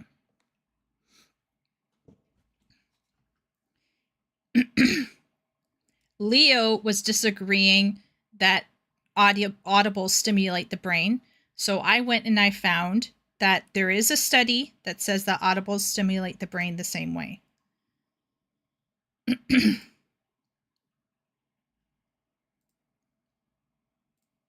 So I found something that agrees with you, Epic. But I also, when I was scanning through the websites on my second monitor, noticed that there are caveats to that statement. Yes, it does fire up the same parts of your brain, but it is not the same functionally. And those functions are still important for various reasons. So I am not trying to suggest that you said it was the same, but you did say stimulates the same parts of the brain. So you can understand why, Leo went off. But according to the study, it does fire up the same parts of the brain. But I do not believe that the function is the same. And they are not equal or interchangeable. I probably won't watch that video because, like I said, I'm pretty much immovable on this one, Simp, frankly. But I personally, as an educator, working with students, I firmly believe that there is a distinct benefit from digital materials to physical materials and from audibles to reading with your eyes.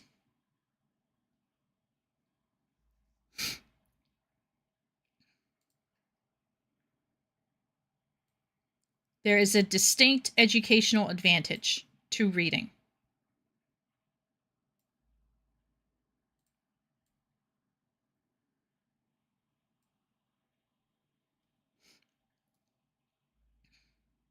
Yeah, when I looked up on Google, is listening to audiobooks the same? It said right here, listening to audiobooks uses the same exact language comprehension semantic processing. However, research from Harvard Gazette highlights that neural networks for listening and reading print largely overlap, both stimulate imagination, critical thinking, and vocabulary. But according to Psychology Today, reading physical text provides an advantage for complex non-fictional material. And readers can easily slow down, reread tricky paragraphs, pause to reflect, whereas listeners are bound by the narrator's pace. And reading physically engages visual decoding, which is beneficial for spelling and word recognition, whereas listening engages auditory circuits, which improves focus on intonation, emotion, and character dialects. Harvard Gazette, there isn't much of a difference between reading and the brain network for language comprehension. So basically, Harvard is talking about the study. There is evidence that reading and listening activate the same areas of your brain. And then other studies find that reading develops cognitive skills in ways that listening to an audiobook cannot.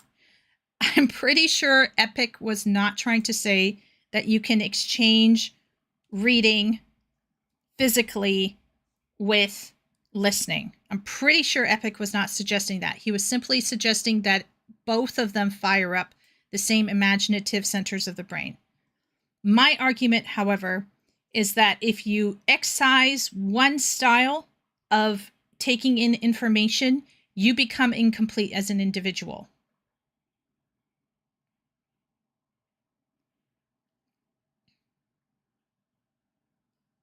Okay, if you excise all reading with your eyes, I think you are incomplete as an individual.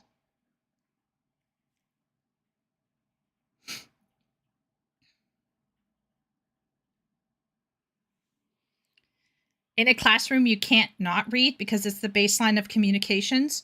Well, you'd be surprised, Herman. You'd be surprised. Take this one here, for example. Sweden replacing tablets with books. Sweden is reversing its digital-first educational strategy, pouring over 2 billion krona, 200 mil USD, into physical textbooks. The goal is to combat falling literacy rates and declining reading comprehension. Let's open up the BBC article. Sweden's government is championing a renewed focus on physical books, paper, and pens in classrooms designed to reverse falling literacy levels. But doubling down on analog tools has drawn criticism from tech companies, educators, and computer scientists who argued it could impact pupils' employment prospects and even damage the Nordic nation's economy.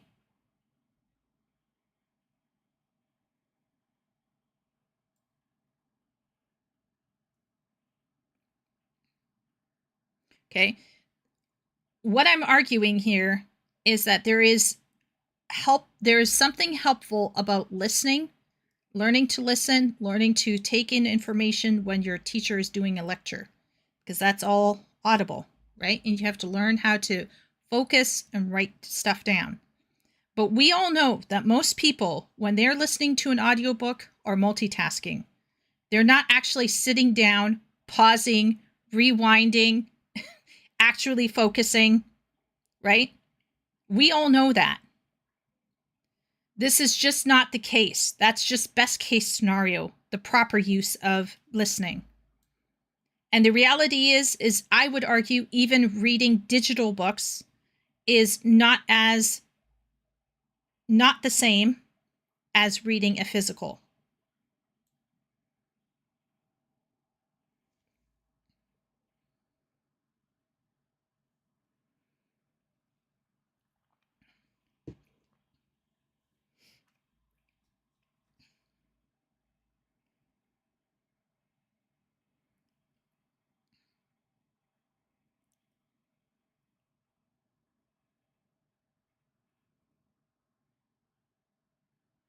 I grew up reading books, and audibles are a thing I started like 5 years ago. I think listening to audibles has gone so far as to improve my writing skills in subtle ways. I do both.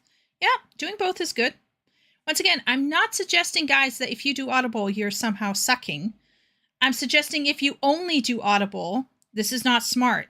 In the same way that if you only have digital materials, it's not smart.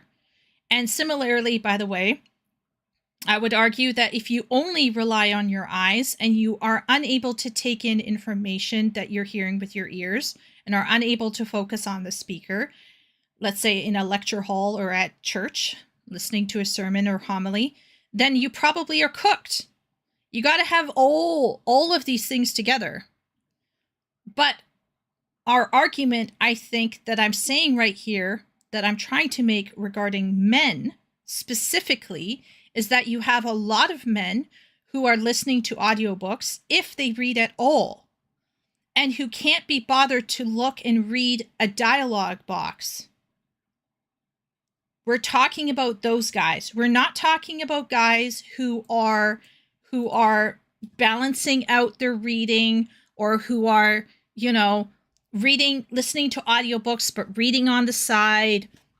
I'm not talking about the guys who are, let's say, listening to audiobooks but are reading their dialogue boxes in a game. I'm talking about the guys who literally complain about dialogue boxes in a game.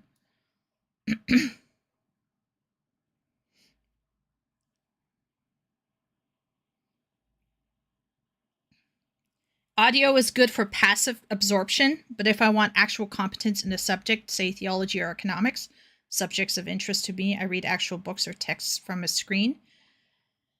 I remember trying to read Stephen Hawking for fun. I'm so glad I had to read it with a book. And I was reading a book by somebody called, I think it was Hapgood, about the poles drifting, the drifting of the magnetic poles. And we were trying to listen to two people reading it, and I was like, African transplant, I can't do it. I have to read this with my own two eyes. There's a level of complexity that if you're reading a certain level of complexity, certain Charles Dickens, I should say, Oliver Twist, you can get by with an Audible of Oliver Twist, but there's a level of literary complexity that requires physical eyesight reading.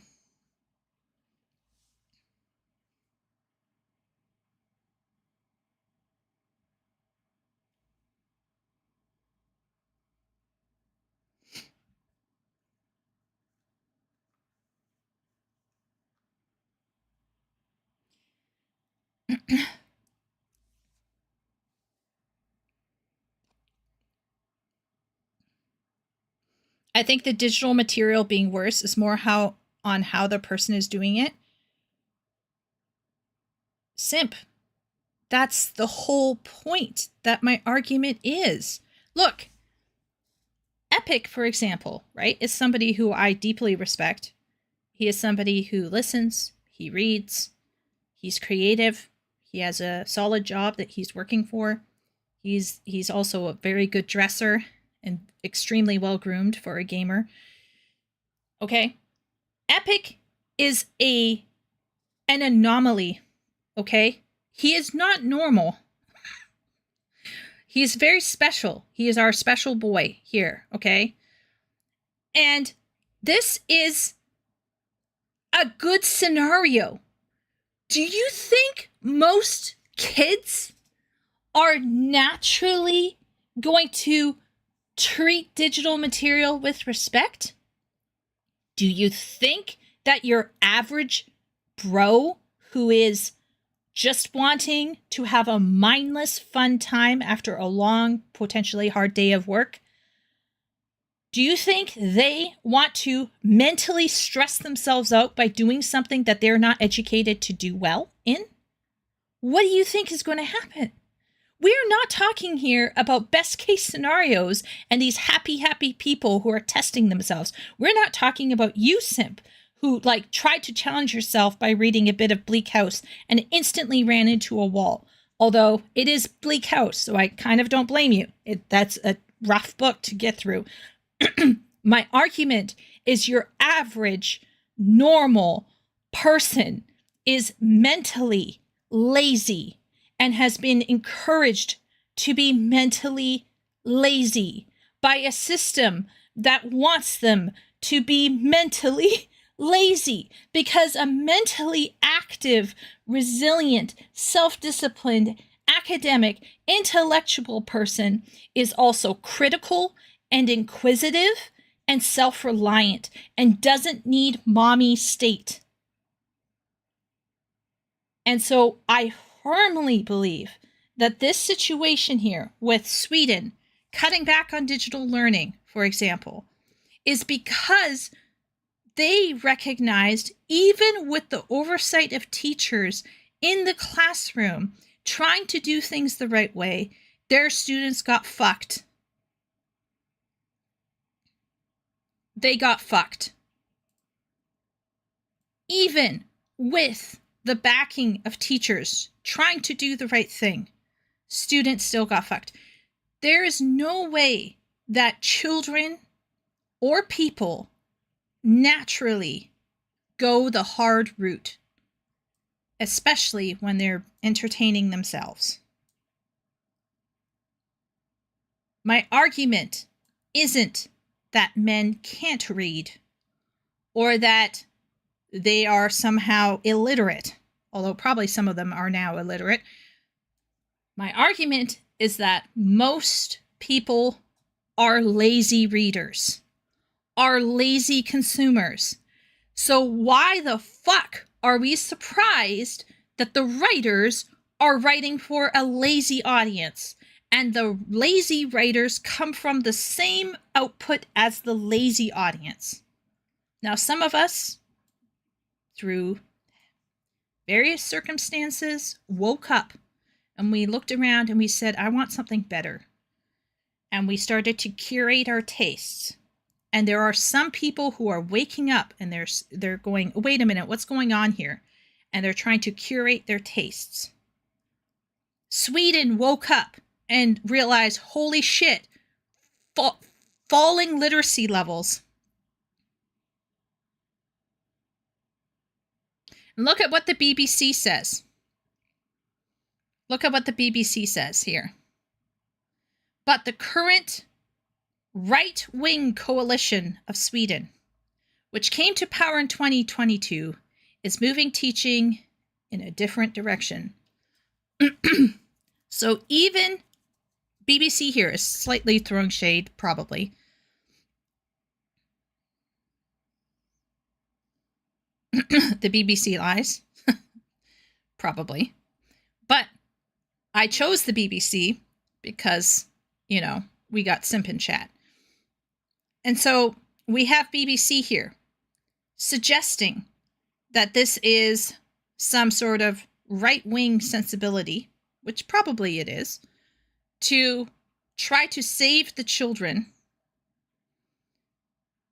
by reversing what is going on in the classroom.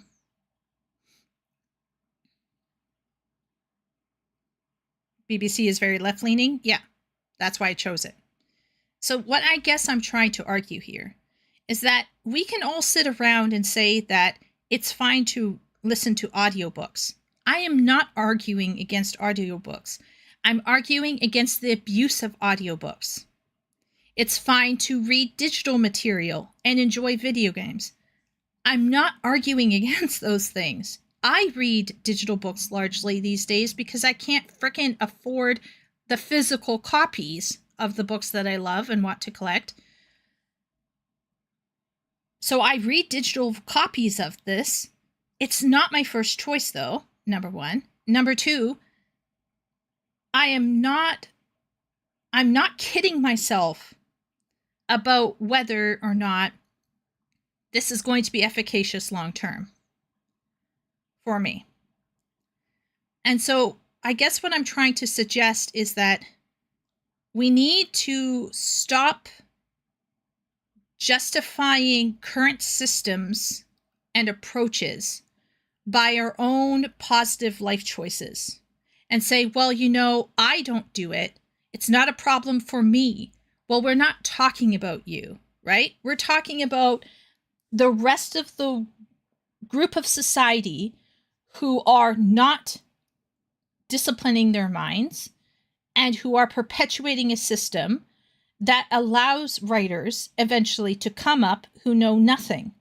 And we throw these writers under the bus and we're like blaming these writers for being shitty when maybe we should blame the situation that brought these people into being in the first place and recognize that we, to a degree, are all playing a part in this shitty situation. That's what I'm suggesting. Now, I'm not suggesting that if you're not part of this shitty situation and you're not feeding into this shitty situation, don't feel defensive. It's not about you. If the shoe fits, wear it. What I'm suggesting is there's a lot of people right now who are getting online and they're shitting on these writers and they're talking about things that they, frankly, I don't think fully comprehend the scope of. And they're saying, oh, it's because of this. I think there is an idealistic view that people will naturally do the right thing. And I don't believe people will naturally do the right thing. I'm black-pilled, right? And I personally think that people are going to cut corners and people are going to be lazy. So that even something like Witcher Season 1, which is by no means the most artistic, elevated, convoluted, complex narrative on the planet that could exist, Witcher Season 1 got flack for trying something clever. And then we wonder, oh, why are we having trope-heavy narratives? Well, I don't know. Maybe it's because people want trope-heavy narratives. And maybe people don't want to read. So why would we expect these writers to want to read if you don't want to read? Like, what are we... We're holding these writers to a higher standard than we're holding ourselves? So I just think, like, we need to like use these moments of self-contemplation, I guess. And I'm concerned that there's a bunch of people out there who are rightfully pointing out that there's a problem, but are also continuing to contribute to this problem by not appreciating good writing when it comes along, because they can't be bothered to read a dialogue box because it wasn't voiced. And this is where I feel like it's a whole societal issue. It's a whole educational issue. It's a whole social issue. It's not simply just the piano carriers are too organized, so they are relying on Marvel dialogue, right? Yeah.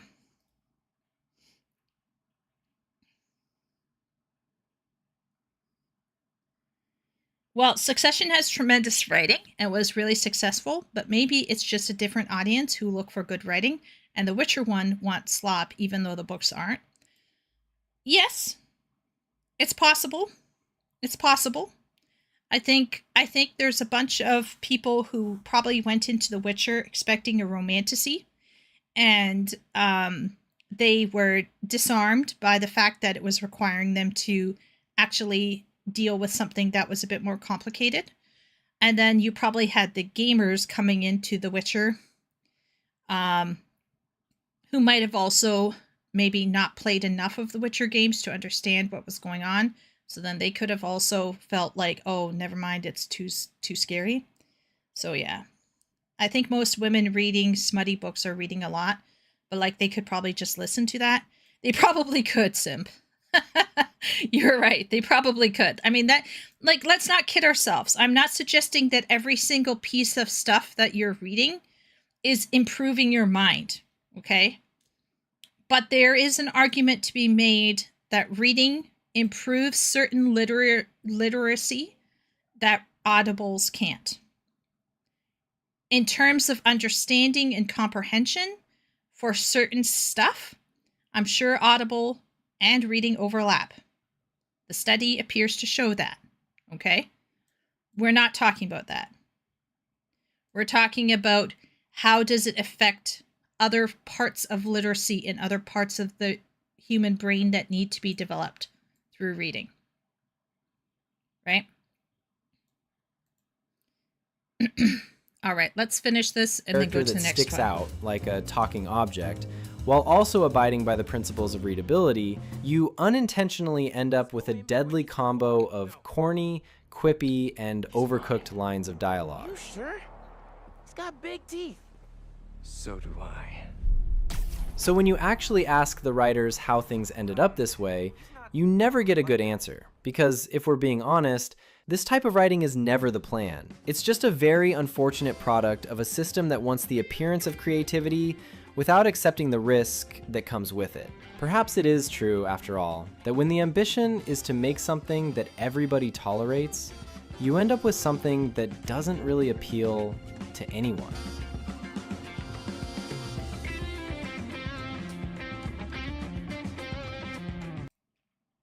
This guy was all over the place. This guy was whack. Said some true things. Said some things I agree with. Then he went off a cliff. I don't think that people who are very organized as writers are the reason why Marvel dialogue exists. I do not think necessarily that editing leads to Marvel dialogue either. I would probably lay it at the feet of suits and trend chasing.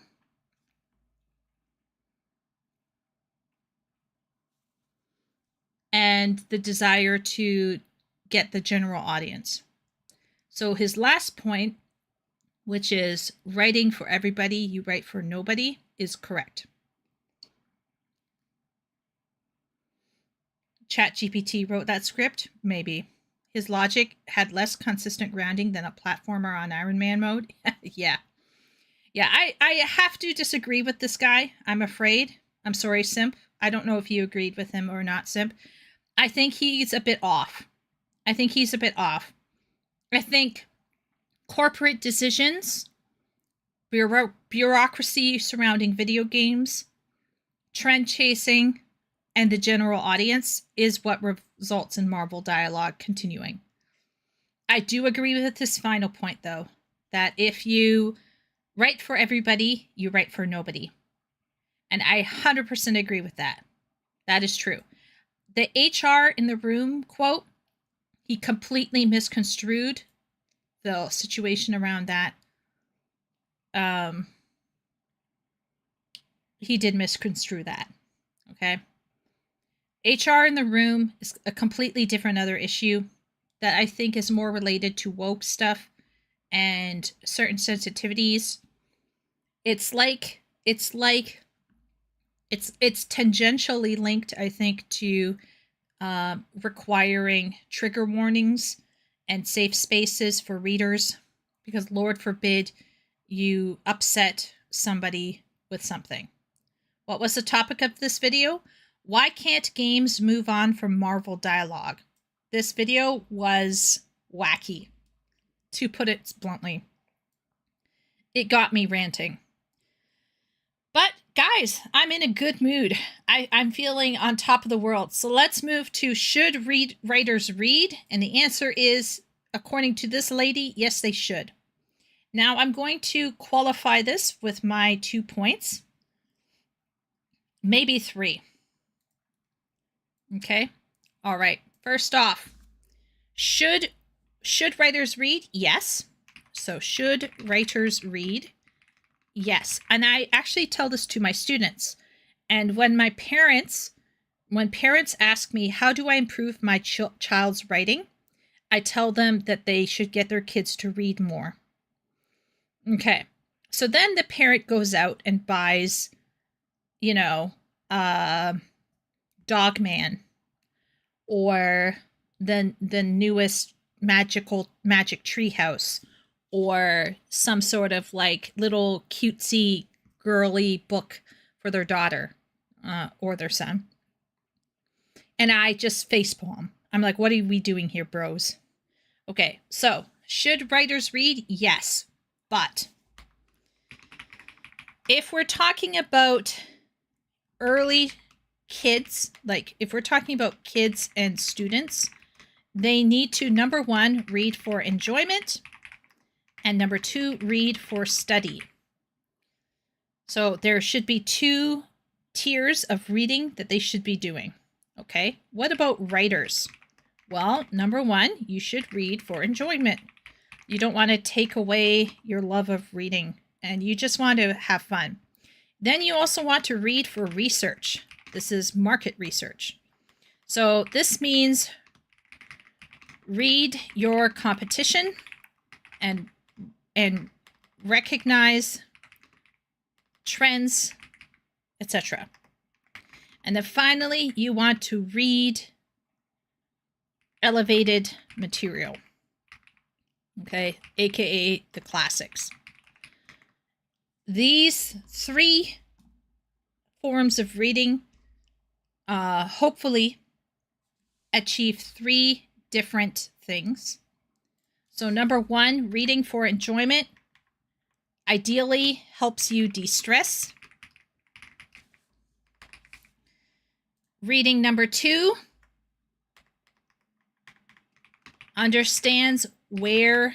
helps you understand where a niche may exist for you. And number 3 helps you improve vocabulary, syntax, etc., etc.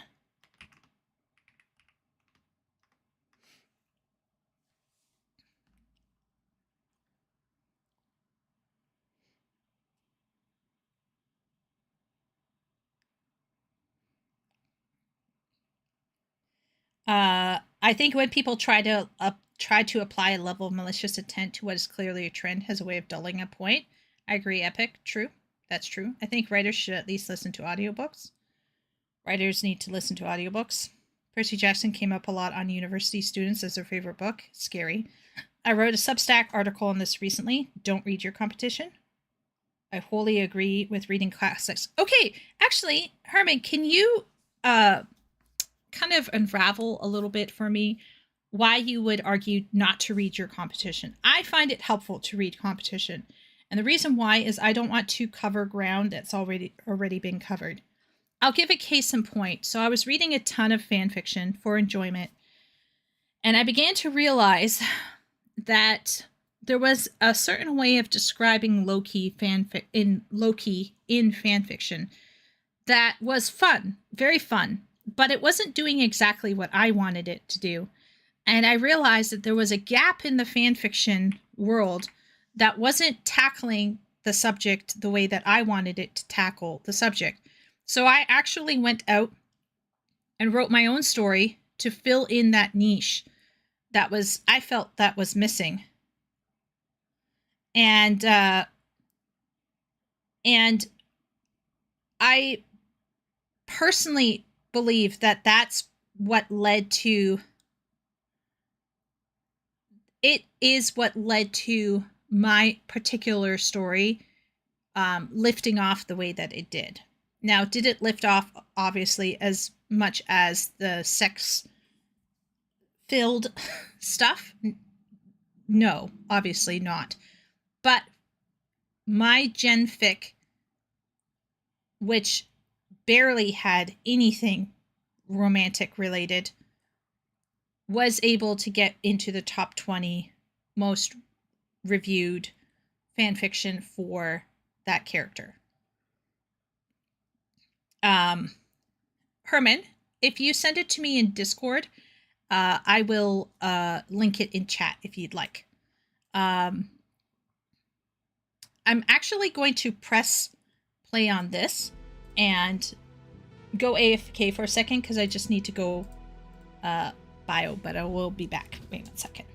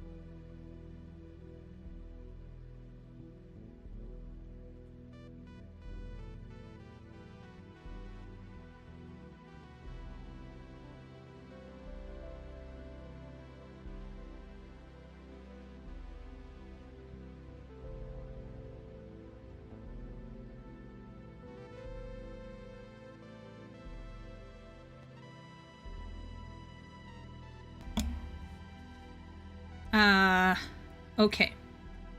I'm back. Herman, can you share your Substack link either in Discord somewhere, like under book chat, or you can send it to me privately and I can post it in the YouTubes? That'd be great.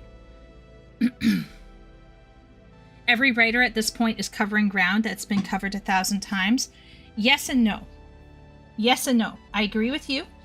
There's no real original story, 100%. But I think that within certain groups, you can figure out where something is missing. And maybe it's missing for a reason, but maybe it isn't. You gotta accept me? Okay, wait 1 second. Pending. Oh my good giddy aunt. Super author. I will accept super author, thank you. Alright. You know what I find really annoying? Is these... what I can only presume to be OnlyFan bitches who keep friending me, attempting to friend me. Okay. Thank you, Herman. Okay, so there's Herman's link.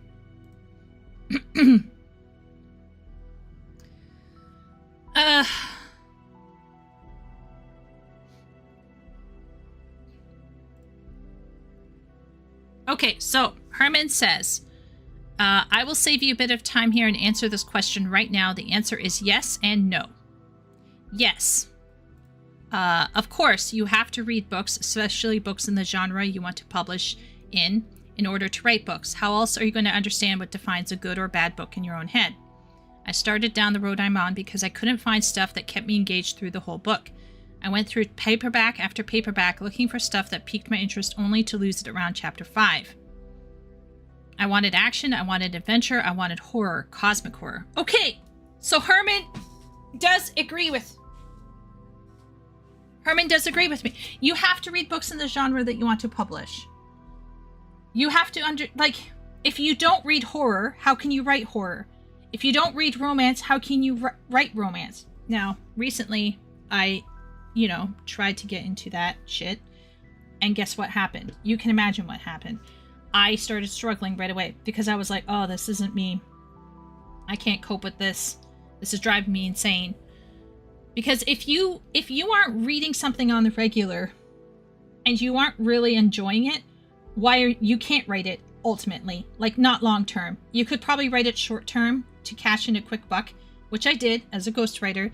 But if I was going to tell you as a ghostwriter, which books did I write the best? I'm going to be frank.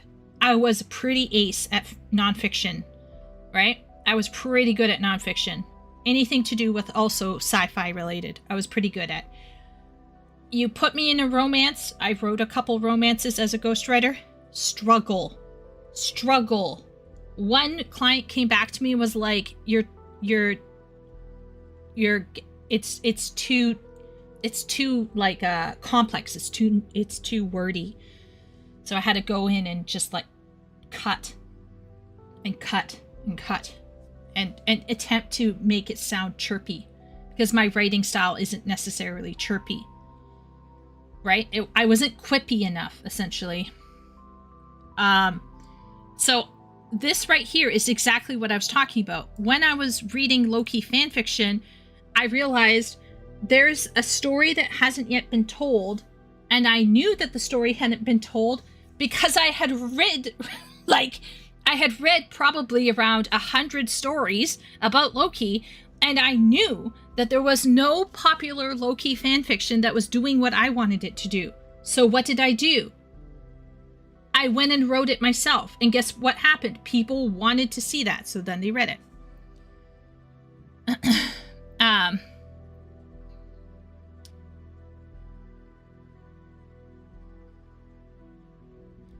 Ow. You read Fourth Wing. Okay, so he says, recently I read Jade City by Fonda Lee, The Tomb and the Keep by F. Paul Wilson, and Fourth Wing by Rebecca Yarros. Actually, I listened to them audiobook because I don't have a lot of time to set aside and actually read. And the only one I finished was The Keep. The others lost me along the way. The Tomb lost me near the end of the book with too much focus on the antagonist. Jade City lost me with the meandering list of chapters detailing the life of the protagonist, just so the author can pad in world-building backstory. And Fourth Wing, excellent pacing. The only downside was the story. Interesting. Very interesting. I wish it was that easy. Struggling with romance or smut? Both. I struggle with smut because, obviously, as people who know me know, It's hard to write sex if you have not had a sexual encounter yourself. It's doable, but it's harder. So I would usually get my friend to read the sex sections to help me know whether the sex was reasonable, because I've not had sex yet, clearly. And then, well, maybe not clearly to everybody, but anyway. And then number 2 was romance. Like, you have to get really introspective, and the woman usually has to think a lot about the same thing over and over, but in a different way. And so it started driving me batty. Okay, so then he says, Fourth Wing has excellent pacing. The only downside was the story, as well as the characters were dumb, like profoundly stupid.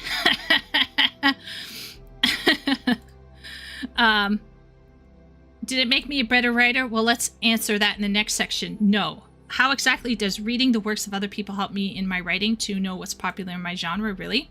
I just read the popular stuff in my genre. I thought it sucked. And with every single writing of video preaches, you have to draw the reader in with the first sentence, or all is lost will color me not drawn in. Granted, some people like that type of experience. There's nothing wrong with it. However, not every reader wants that.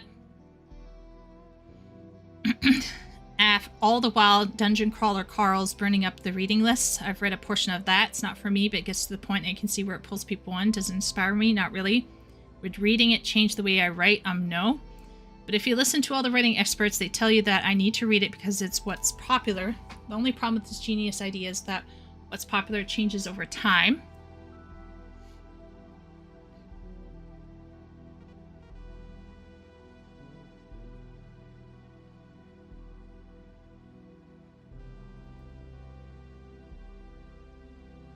Now, I'm not bashing writers who write to market. If that's what pays the bills or satisfies you creatively, all power to me. Not all writers out there want to take that path. Some, like me, have a vision and are willing to spend the time and pound the pavement to attract a subset of readers. Okay, so this is more of a subjective take then. I agree with you and I disagree with you. I agree with you and disagree with you. I agree with you in the sense that if you want to write something for yourself and you want to do your own stuff and you don't care what other people do, you will not be reading in your market. But as you point out, some writers want to write to market, so they have to read to market. Right? So I guess what I'm trying to argue here is that if you want to write to market for specific monetary reasons, you should be reading the market. And similarly, even you yourself admitted up here that you started writing having discerned what was not being written. How could you discern what was not being written if you weren't reading? So once again, if we're talking about setting aside the impact of syntax, setting aside the impact of grammar and vocabulary, you need to read to know what is not being written. And in some cases, because you're trying to find a niche, because you're writing to market, or because you want to know what the market wants and you're writing to market, or because you are responding to the lack of something in the market. But you can't respond to the lack of something in the market if you have not read the market. So you're still reading the market. On a level. To a degree. At least Herman did. I did. Now,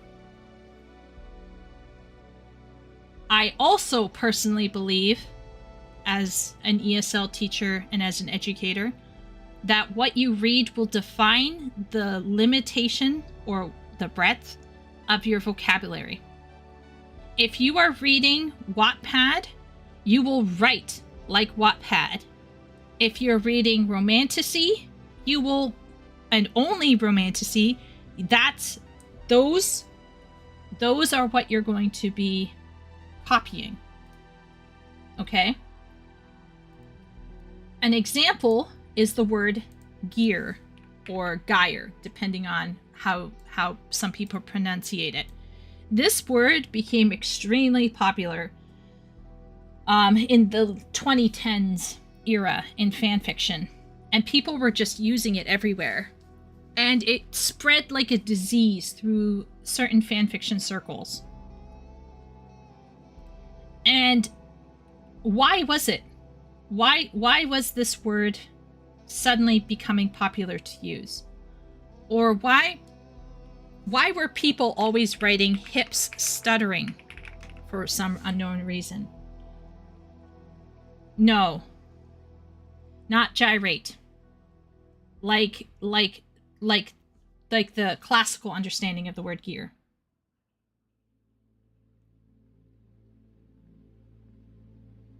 Because at some point you literally stop reading the market. Well, eventually, yeah. Eventually, I would assume, Herman, you don't need to. Because a book used it and was very popular, so everyone wanted to copy it. It either came from a book or it came from somebody's fan fiction. The point, what I'm trying to say, is people started copying it because people were using it. And everything that they read was using it, so they started using it. Same thing with hip stuttering. Hip stuttering happened in multiple fan fictions that I read because everyone was reading each other's work and copying from each other.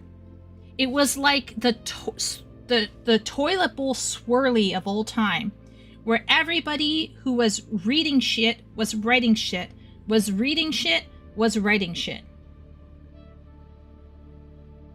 It's like poking myself in the eye. I don't need to keep poking myself in the eye to know that it hurts. This is what I said right here. Read for market research, read your competition, and recognize trends. Did I say always be reading? Should I? Okay, you know what? I will qualify this. Always read for enjoyment. Okay, here, I'll make it super simple. At some point, read for comprehension. Always. Sorry, wrong line. Always read elevated material. Always. Do you see what I'm saying here? I don't think you have to be perpetually reading for market, right? At some point, you understand the market, you can see a general trend, right? You can stop reading because you don't want to poke yourself in the eye, and you can proceed to write, right? Like, you don't need to be always reading for market. Obviously not. And this is only, I'll say this, I'll put in the caveat, Herman, that you did, only helpful for those writing to market or for those wanting to discover and fill in specific niche markets. Not helpful for people who are wanting to create art. If you want to create art or just do your own thing, like I think Epic, for example, is he calls himself a vanity writer or whatever. If you're literally wanting just to do your own shit and you don't give a fuck what's monetarily helpful or valuable, then you don't need to do number 2, obviously, right? Because you're writing for art. So I'll put down here a further qualifier. Not helpful for personal writing or art. Now, let's say I was writing romance, and I read 125 books, which I believe I did. I definitely read around 100 books of shit, right? Because I wanted to see what was up, what was going on. And I also read it for enjoyment, because I kind of enjoy that. It's my guilty pleasure, all right? So I'm reading it for enjoyment, but I'm also reading it for market research to figure out what's going on. At some point, I stop reading it. It's not necessary for me to read it anymore. But setting aside the ones that I genuinely found enjoyable and I would read them again, or I would want to read their next book or sequel, setting aside those writers, I wouldn't read more. I don't need to read more. Good night, Epic. Rest well. The Honor Harrington novel spread the disease of he quirked an eyebrow. I did not know that. So, I guess what I'm trying to suggest here is, like, you stop at some point, right, Herman? Like, you don't need to read beyond another point. But let's say I heard through the grapevine that there's this massive book that is apparently turning the genre on its head and is creating a whole new thing. Obviously, I might want to go and check that out just to see what's going on, right? But I do agree that market research is a limited form of reading. You have to stop at some point. You don't have to continue reading the competition. I would say you would only pick up reading again the competition or reading the market if something big came in and made a huge wave. You might want to see if something worthwhile actually happened or if it's just more shit. You know what I mean? But yeah, I think you should be reading for enjoyment and you should be reading classics. Number 2 is specific only for market writers, genre fiction writers, ghost writers, monetarily inclined writers who want to write for a specific market, or for writers who want to avoid. We could also put here, or those wanting to fill in voids in the market. So let's say you start realizing as you're reading, you're like, wait a minute, there's nothing here written for someone like me. It's time to write for myself. That's what I did with my Loki fanfiction. It turned out really well. It can happen where you're reading the market, maybe for enjoyment, and you realize there's nothing here for me, so I'm going to write something for myself. And in the process, you write for everybody else.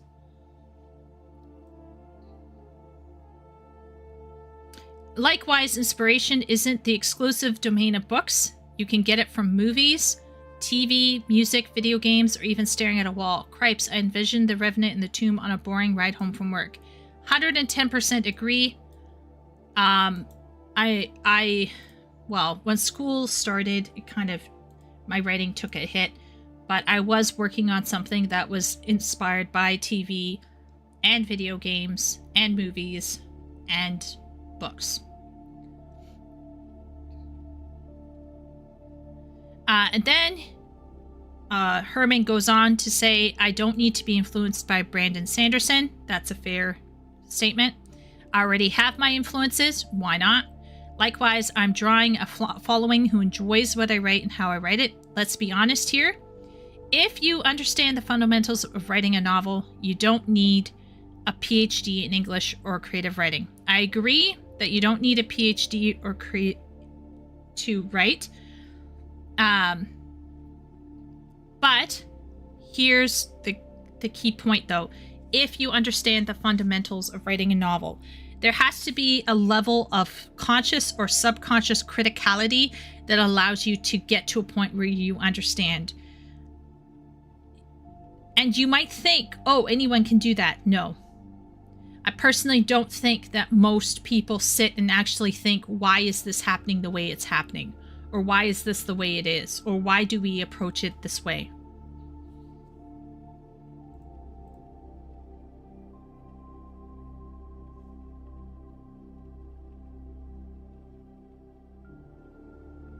Dan Simmons says to only read classics. I mean, if you want to be a certain level of syntax, I would suggest limiting your reading for a while. If you don't have an MFA degree, then how can you write like an MFA writer? Lol.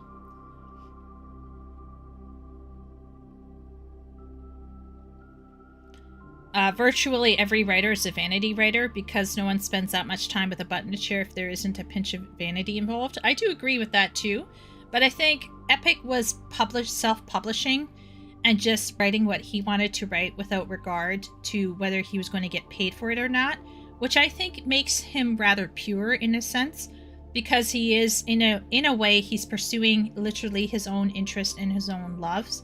So I do think there are writers out there who literally don't give a crap about what's going on. The problem is some of them end up like Kojima. You know what I mean?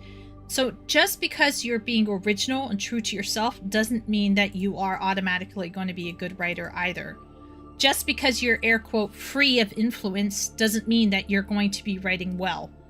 So this is where I think we can't start conflating quality and value in with the process, right?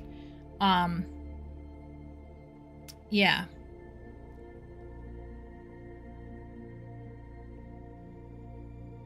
Kojima is in dire need of an editor, for real. Kojima reads a lot. He does read a lot. But if you don't have an editor, and if you don't have people in your life telling you when your stuff is shit, you're still gonna... His advice is to read a lot? Yes. But once again, what are you reading? And I personally think that if you do not read elevated material, your stuff is going to be shitty. You still need to be reading elevated material. You need to improve your vocabulary and syntax.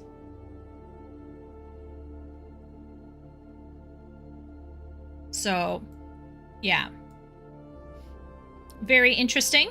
Very interesting, Herman. I hope people can go to his Substack, subscribe, enjoy his thoughts and ramblings. I probably would say I mostly agree, but I still have some caveats. And I think that it's important to read for enjoyment. Don't lose the love of reading, and read elevated material. And then for this one here in the middle, read for market research. And this is only for specific situations at specific times. At some point, usually you stop reading market. Unless, okay, and this is crucial here, you were doing what I was doing, which is writing for a market that you genuinely enjoy reading from, even if it's trash. I read a lot of trash. I will admit it. But the key is to let that not be the only thing that you're reading. If you're not balancing it out with other more difficult or more challenging pieces of writing, then I think you're probably in trouble. Rebecca Yarros didn't read any fantasy before she wrote Fourth Wing. I wouldn't be surprised. I'm pretty sure that J.K. Rowling didn't know that she was writing a fantasy until someone told her that she was reading a fantasy. Okay, let's hear what this chick says. Yes, they should. I can't believe we're still having a conversation like this in 2026. Well, that's it, you guys. I hope that you have a great... No, wait. We actually have to have a discussion about this, I think. Hi, hello everyone, this is Chris Bookshop and welcome back to my channel. A few months ago, I noticed an uptick in conversations surrounding this topic on both Instagram and YouTube. I am not on Twitter anymore. The discussion being writers who actually do not read. And while this is a topic that comes back every 3 years or so, I think it would be interesting to have a look at it in a new lens. The gist of the argument comes from the idea that wannabe novelists A, don't want to read anymore, and B, can't cite their favorite authors or their favorite books, and C, are not really invested in literature in general. And I admit that when I first heard of that idea, I was dumbfounded by the whole thing. Like, I cannot compute with the idea of wanting to invest in a craft if you're not passionate about the art in the first place. That is super counterintuitive to me. And my first idea would be, why the hell would I invest time in your story when you're not even able to extend the same sympathies to your fellow authors? It's not really logical to me, but I think it's deeper than that. Also, I have already made 2 videos about the importance of reading fiction and the importance of reading science fiction, so there are some things that I will not talk about in this video, but if you want to check them out, I will leave them in the comments below and in the description as well if you want to see them. The gut instincts of many people would seem to differentiate themselves from these guys who want to write but do not read. Like, I am a writer and I read a lot, I'm not like them, and frankly, it's like kind of like bragging or trying to win some sort of moral. A lot of artists hate drawing because they do their art for work. That's different. That is different. If you are, okay, if you are a teacher, okay, if you are somebody who wants to go into teaching, it would behoove you to study and understand what is a good teacher and what is a bad teacher. And if you are somebody who hates teachers or hates teaching, it's probably a good idea if you don't be a teacher. Now, there are some circumstances, like, for example, myself, where life being what it is, you end up doing something that's maybe not exactly what you wanted to do. But I would argue that I did want to be a teacher, albeit at a university level. I wanted to be a professor and, a lecturer. That was not in the cards for me, alas. So now I'm teaching kids. I hate teaching kids. But I had always wanted to teach. Even if I am not the happiest at teaching kids, I still have a love of teaching, and I still enjoy teaching people how to do something, especially if it's something that I know how to do and I want to share what I know to them and for their benefit.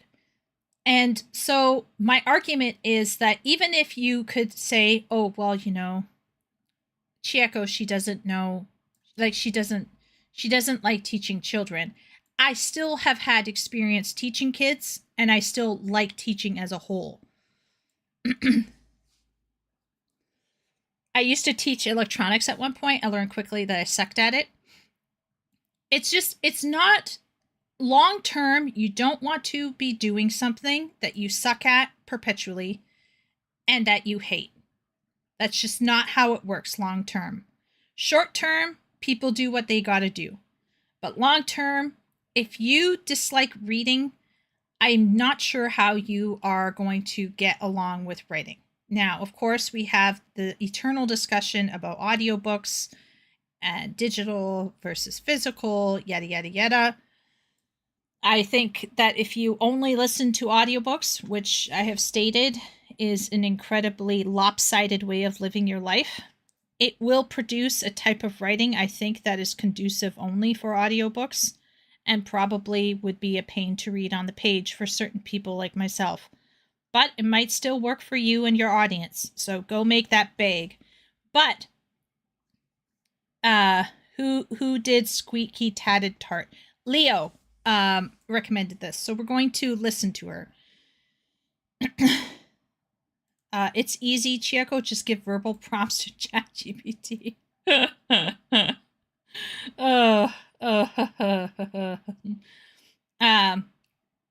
I agree wholeheartedly on reading elevated material. Yeah, I think you should. Yeah, writing without the need to read. Here's my argument. Okay, I think if you are writing for an audience that is going to air quote read your book with an audiobook, then listening to audiobooks is also important. Regardless of whether you're writing for audiobook audiences or physical book audiences, you still need to be inputting so that you understand what's going on a very basic level, okay? Like if somebody comes to me and says, I need a book written on romance, it would be horribly shitty for me as a ghostwriter to not know what romance is, to take that person's money and then to shit over the romance genre and, let's say, kill off the people. In fact, I feel like recently, let's see if I can bring it up.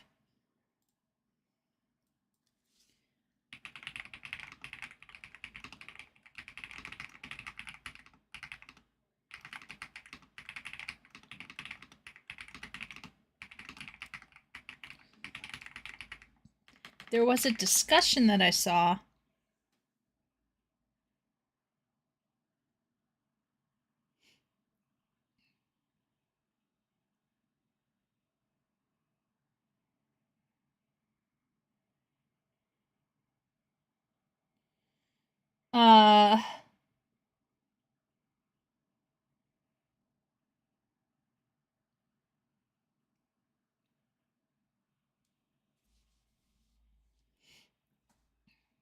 I'll try to find it.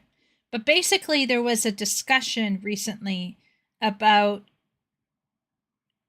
romances always having happy endings, and should a romance have to have a happy ever after or happy for now. And I think a bunch of readers were coming out and saying, yeah, that's the point of the genre. It's for them to get together. We're not reading it for any other reason. And it's this kind of, in my opinion, in my humble opinion, dipshittery is caused by pretentiousness for the most part. You know, because, you know, we want to be real and we want to have that tragic ending because, you know, tragic endings are real. Sometimes it's because there is an audience out there who does want a tragic romance. There are those people who do want that, and so that should be written for them. But a large portion of these kinds of questions shows that it is not always obvious to people why things are the way that they are.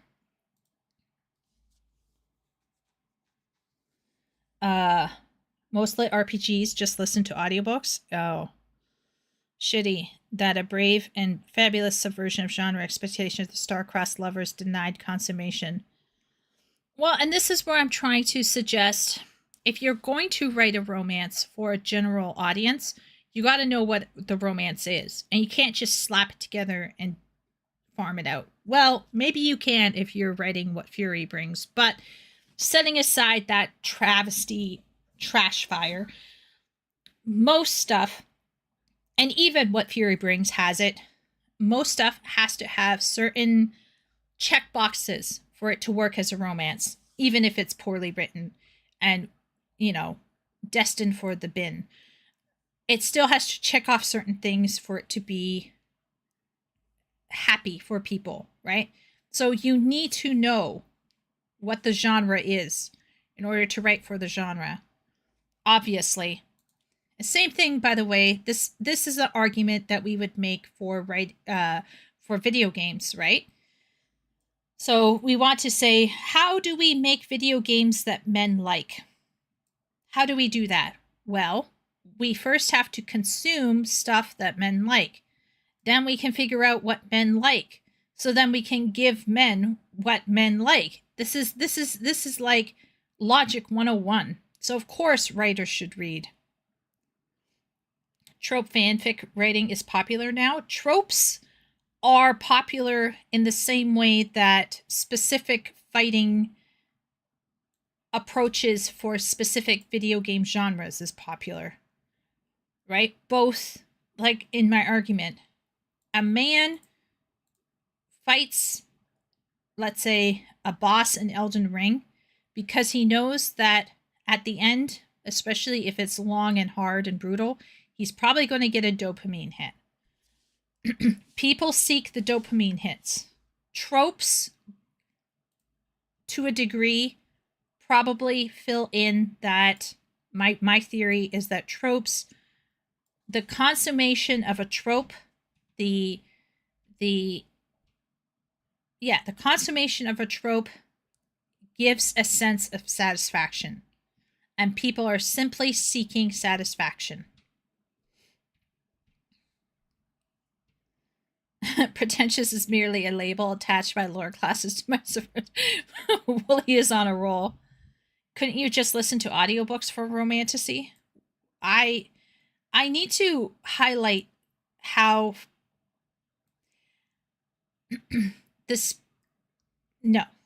I mean, maybe some women would. How can I say this, simp? I personally think that how women's brain consumes text is different than how a man's brain consumes text. So, listening to an audiobook, I'm sure some women do it, but most women naturally do not require the hand-holding that an audiobook provides. Although that might be changing with the education levels of today. Generally speaking, girls are more likely to push through that barrier of illiteracy in order to get to the sweet, sweet dopamine hit of their tropes than guys are. There might be a biological factor. There might be. So for a woman, she will overcome her illiteracy in order to get to that feeling. And that feeling may be more attached to physical reading than an audiobook. Possibly. Although we could probably take a look at audiobook trends and see whether more and more illiterate women are relying on an audiobook to get through. But in my opinion, male brains are disadvantaged in terms of text. And this is why I told you I respect a man who reads with his eyes. I applaud a man who reads with his ears. Good for you. You're getting some kind of reading in. I respect a man who reads with his eyes. And you know why? Because I know he has disciplined himself in order to go outside his comfort zone and process information in a way that isn't natural to him. Wow, Herman yeah. This is why I'm saying most guys are going to listen. Most girls are going to physically read. Use their eyes for reading. So if a guy comes to me and says, I've been reading this book, and he holds up a physical copy, my ovaries, such as they are, as dead and shriveled and withered and lifeless and antisocial as they are, barely interested in men as they are, goes, oh, he reads with his eyes. Oh, rarer than a unicorn. Because you can read audio, you guys can't see the air quotes here. You can read audiobooks all day. Clap for you. But personally, I find it more attractive when a man says that he physically reads. Men not reading has nothing to do with discipline, has everything to do with the amount of time it takes away from doing activities. Do you think women have more time? Do you think women in this day and age with their job and then their second job at home have more time than a man?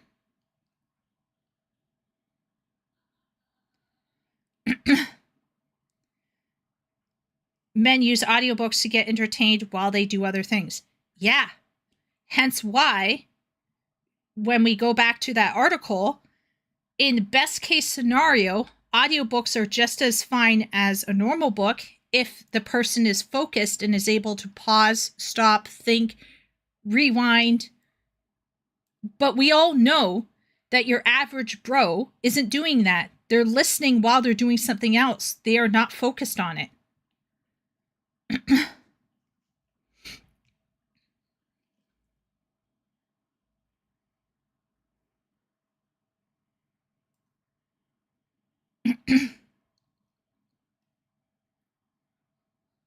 What second job at home? Women aren't married or having kids.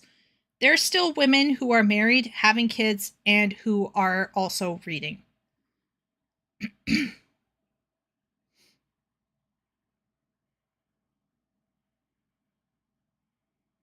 Women will prioritize setting time aside to read. My mom used to do it all of the time, is prioritization. Yeah. And prioritization is linked to considering it's important. To be fair, I think most men are driving whilst listening to audiobooks.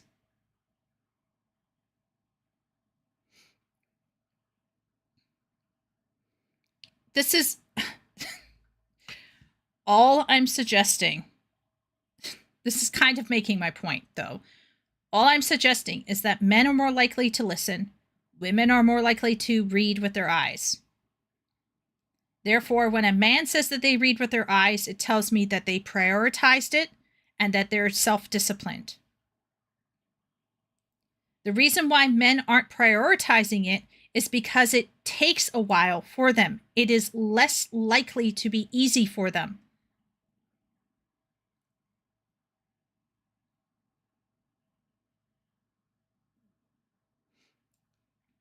Only for nonfiction for Wooly. A lot of men used to read lots of nonfiction. FYI, I count reading nonfiction as reading. It is very clear to me that most guys are more interested in fact-based nonfiction stuff. Usually, when they were reading with their eyes, they were reading nonfiction. I would bet that the current historical nonfiction publishing industry is propped up by a combo of both men and women, with men also still playing a larger part.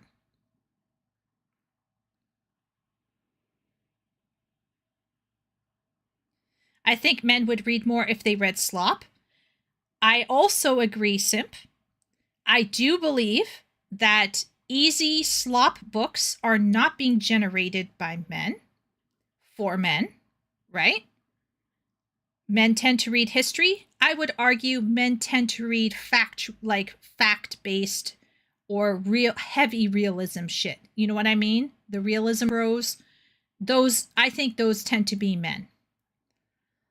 And arguably, no slop means not a lot of men reading. Warhammer is widely read by men, and things like Tom Clancy, that's male slop, isn't it?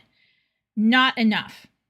If you're looking at anybody below the age of 40, most of those men are not reading Tom Clancy.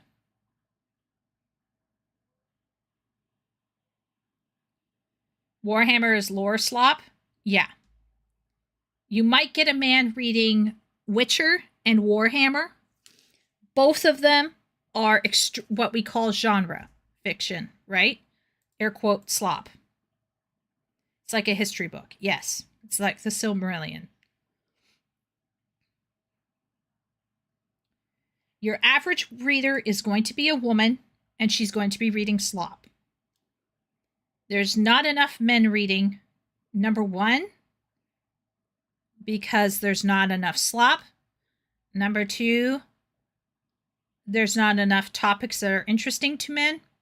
And number three, because men have other forms of entertainment that can draw them away, because the other forms of entertainment are audio and visual.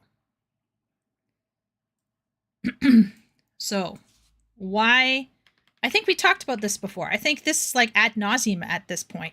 Why no man reading? Number one, no man slop. Number two, no man approaches to writing. Number three, man has other shit to enjoy. Audiobooks and video games. Number four, education let man down. Number 5, biological essentialism. It's like a snowball, right? A snowball of effects. Number 6, society. We live in a society that doesn't encourage self-discipline and healthy prioritization. This is 101. Like, what? Like, this should be obvious to everybody here. That it's a confluence of factors. I think men naturally, their brains aren't formed to always enjoy it. So do you think a guy who's tired after a long day of work is going to want to prioritize something that's going to be a bit of a slog for him? And then he never tries to push himself, so his mental muscle is never developed, so it continues to be a slog for him. So then he continues to be meh. He continues to go down this road. I'm talking about this, thinking about my own father, who dropped out of high school because he couldn't finish one single fucking English course. He had a mental problem. And he was also a second, like he was an ESL person, essentially. Because he was not born speaking English. He was born within a Dutch framework. And so my father never finished his education. And he was not really a reader. But today, he's reading a lot. What happened? Did slop appear for him to read? No. Did somebody come out with male approaches to writing that he could appreciate today? No. Partially, my mom did not let him have other shit to enjoy. My mom would not let my dad sit down and enjoy sports. Alas, it was a bit of a trouble. Toward the later end, when most of us kids were growing up, my dad was allowed to watch soccer. But, my mom was like, no, pretty much said no to TV a lot for us. My dad was struggling with education, right? He was a slow reader.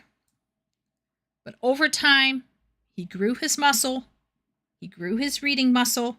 He did not rely on audiobooks.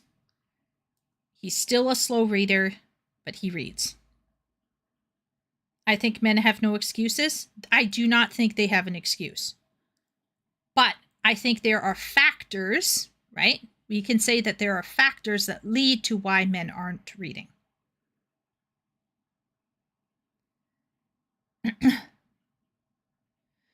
Even as a guy who loved reading as a teenager and young adult, I eventually stopped reading fiction.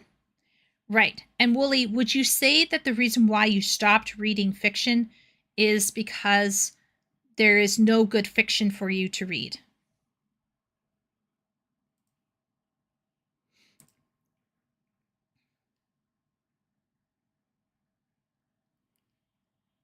Witcher isn't slop. Witcher is a bit weird as romance for men. Okay, how are we defining slop anyway? I think slop is, we'll say it's tragically bad to okay genre fiction. And then there is competently written genre fiction, just above slop. Right? Let's define slop for this purpose here.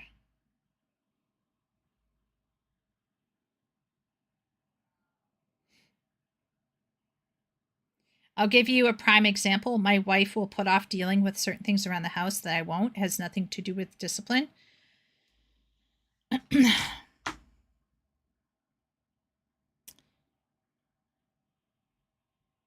There are different kinds of discipline for different kinds of things.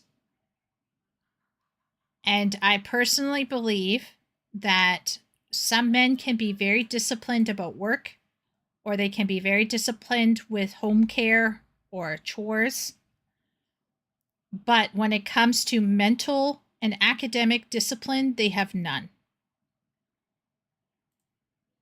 They are unable to focus, either because they have an educational disability or because they have become mentally and academically lazy. And FYI, I also happen to believe that women also struggle with mental discipline. They simply are able to sit quietly and read a book more easily than a guy.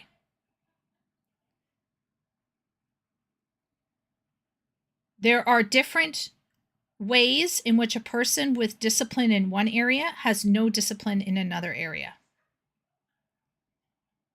And you can sometimes have great prioritization skills in one area and not have great prioritization skills in another area.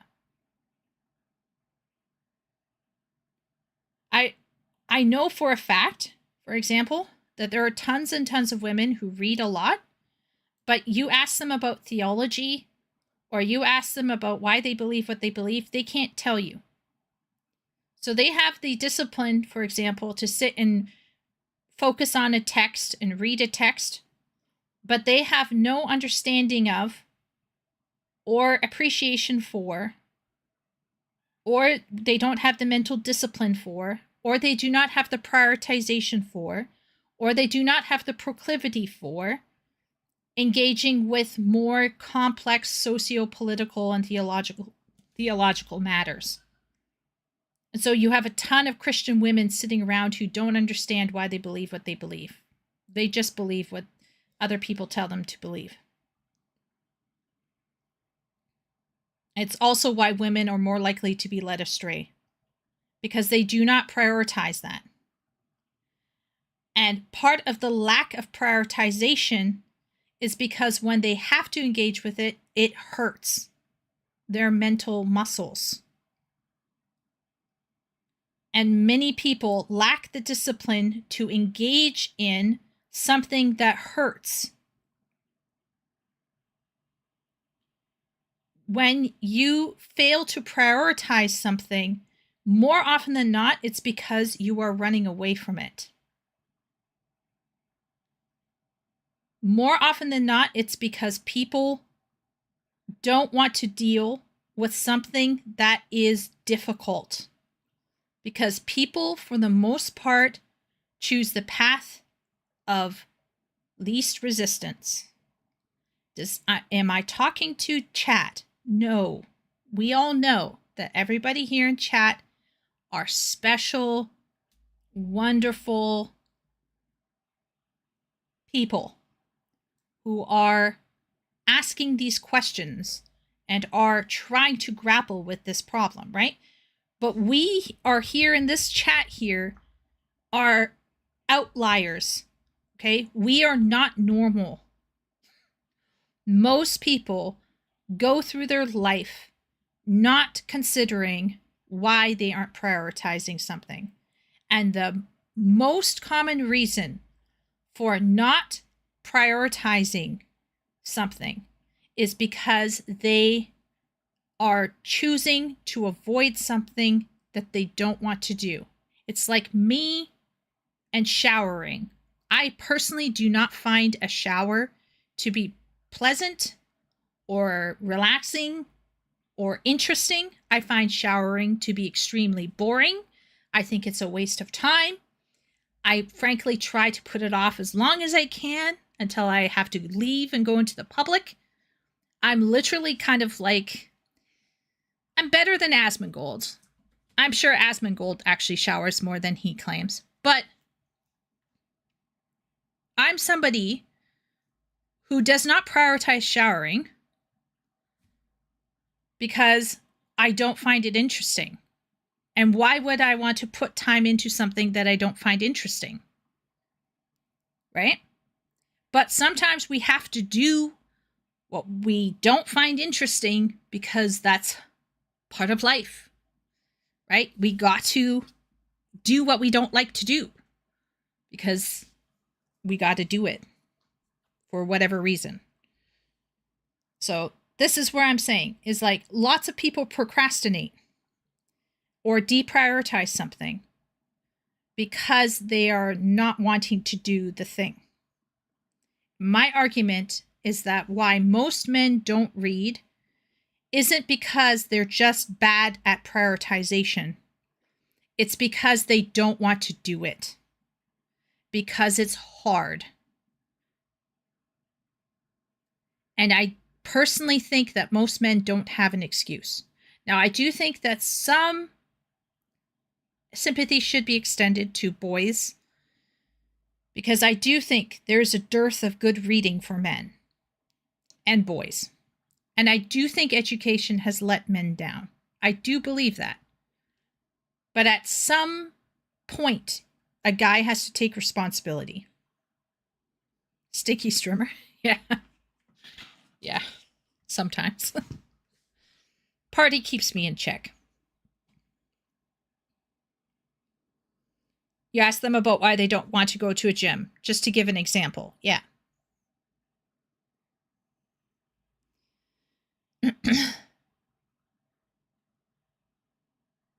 Eventually, I read so much fiction it all felt the same. At the same time, to discover the joy of booze and optimized WoW rating. Yeah, see, this is what I'm saying. Is like, I think it's a complication of things as to why men aren't reading. And so to suggest, well, writers don't have to read, I think is a mistake. I think men should be reading, but I don't think men should be reading what women are reading in order to be a good writer. I think men should read differently and emerge from their reading experiences as themselves.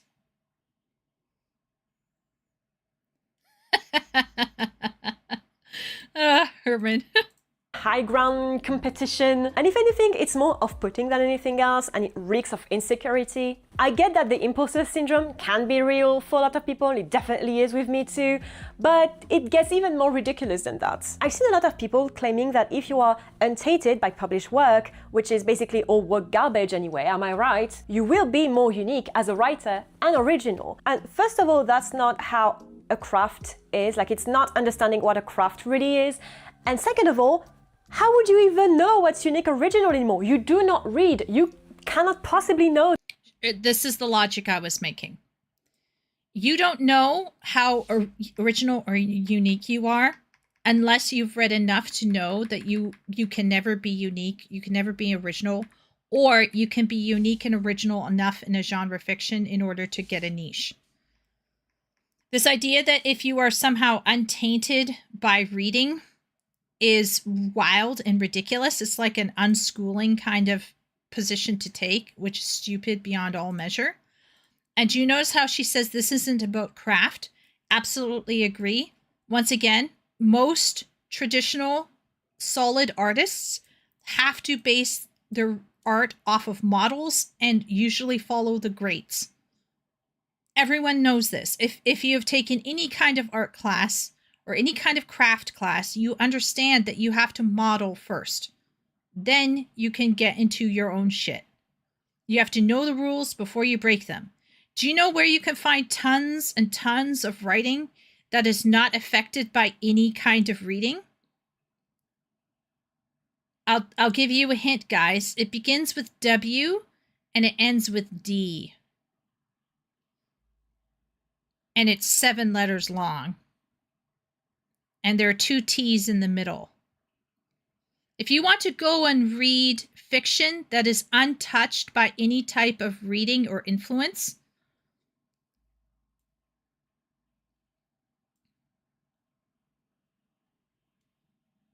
the W double T D site is the place to go. Woolly Ram? Woolly Ram has, last I checked, around 8 letters in it, but good guess.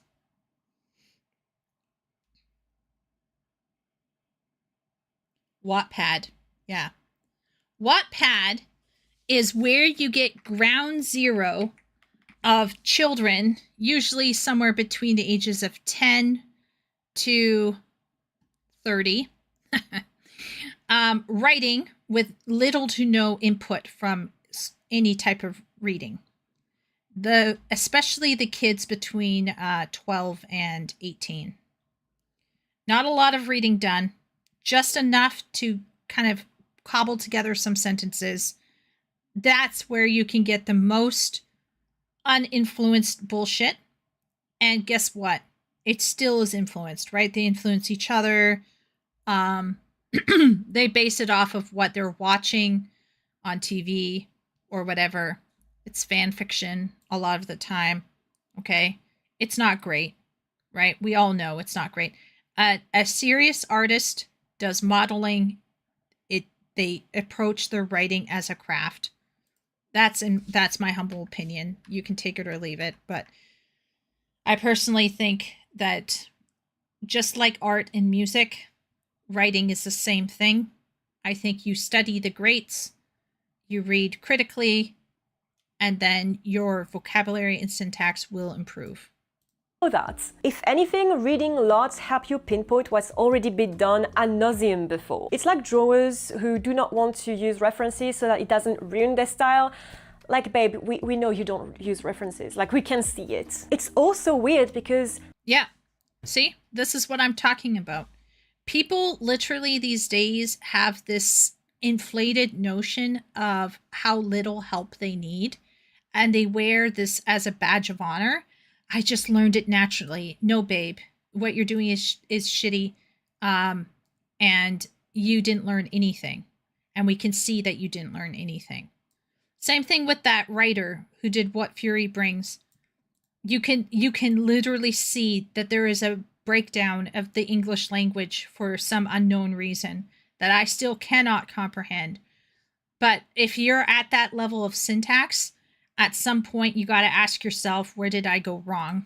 As a human being, you will always be influenced by something, whether it is your personal journey or your current politics or other stories like movies, video games, anything really. But somehow people who use not reading as a flex are not monks who use like in a vacuum from society, are completely far removed from society as a whole. They don't stop engaging with media as a whole, only with books. Take Tolkien, for example. He's arguably one of the most creative and original minds of all time, yet his work is heavily inspired by others, like folktales, Victorian literature, philosophy at large, the fucking Bible. I would argue that he is creative and original because he is well educated and well read. The more references you use, the more unique your art will be. And by the way, we talk about this very quickly, but it's not something unique or new or constrained to books. I've known many musicians who refuse to learn about music theory because it would taint their style, it's going to change their style, it's too academical. And I've known many people who went to cinema school as well, with students who refused to watch movies and didn't really like movies in the first place. And I think it comes from a dichotomy between academia and creativity, where a lot of people see creativity as something inherent, something that just exists in a vacuum apart from anything else. And that can be smothered by education, which is by default restrictive and not creative and categorizing. While I would argue that education, whether it is academical or just a personal endeavor, breeds creativity even more. And I will only talk about myself here, but I have definitely... I like what she's putting down here. I'm going to be frank. This is my spiel. This is my spiel. Yeah, but she's not talking about... Oh, boy. Okay. There's two separate... Okay, let's unpack here. There are two separate situations, okay? Reading for market research and reading for elevation or enjoyment. Now, Tolkien could not read for market research because guess what? There was only... Actually, he did read for market research. There were two authors that he read. George MacDonald and Andrew Lang. Does anybody know how he responded to these two writers at all?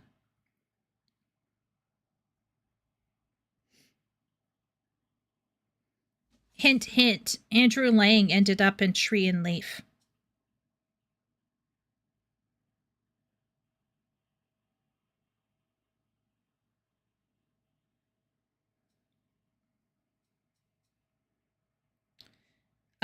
Simp said, I think Tolkien was writing to market with Lord of the Rings. He wanted to write Silmarillion instead of Lord of the Rings. Yes, I agree, Simp. That's a good thing.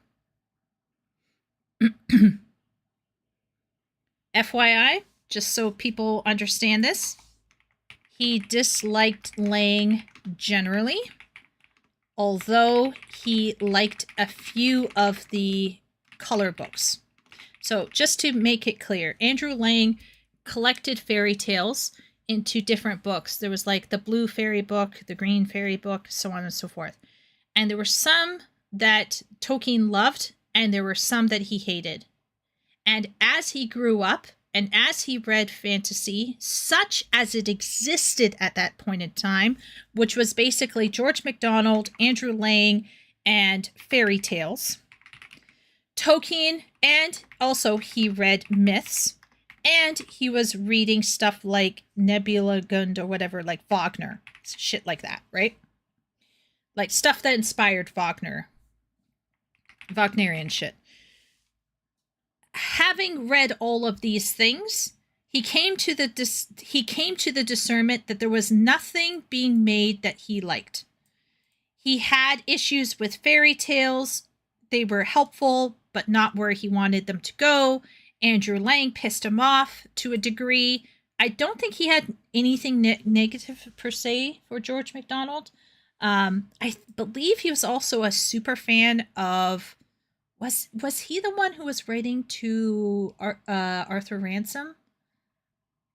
I gotta look it up again. But Tolkien was reading and was thinking. And clearly he did what Herman did.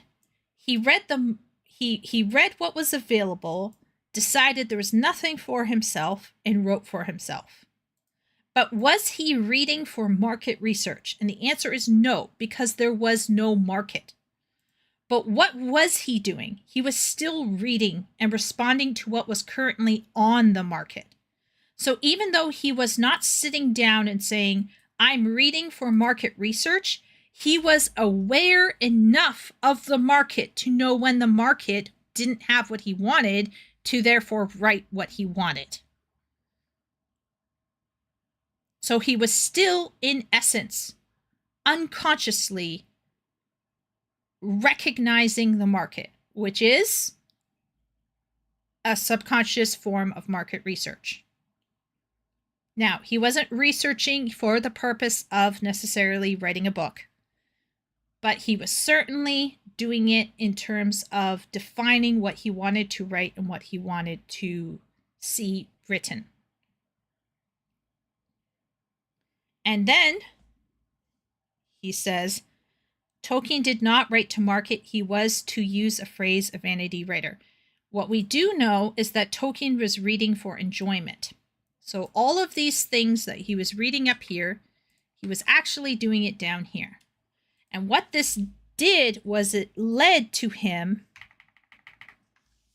coming to a conclusion about the market. Now, Simp makes a good point that Lord of the Rings was not really Tolkien's initial plan. What he was, his love and his pride was the Silmarillion, which is wild. But he wrote Tolkien for, if I recall, money. He wrote Lord of the Rings for money, as far as I recall.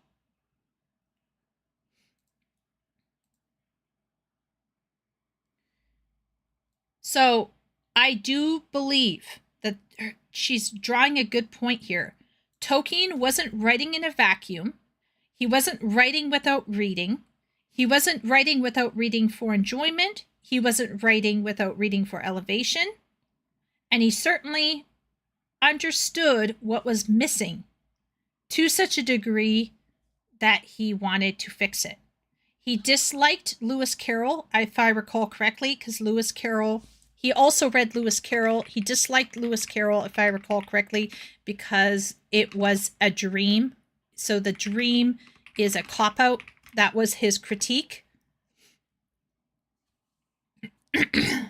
I love lore and Lord of the Rings, but I only read the Silmarillion once or twice. Same Wooly. It's heavy. It's not really a book, right? I remember he didn't like Lewis Carroll because he thought that ending with a dream sequence was a cop-out. I think he disliked a lot of the fantasy stuff because the fairies were tiny and diminutive and lame.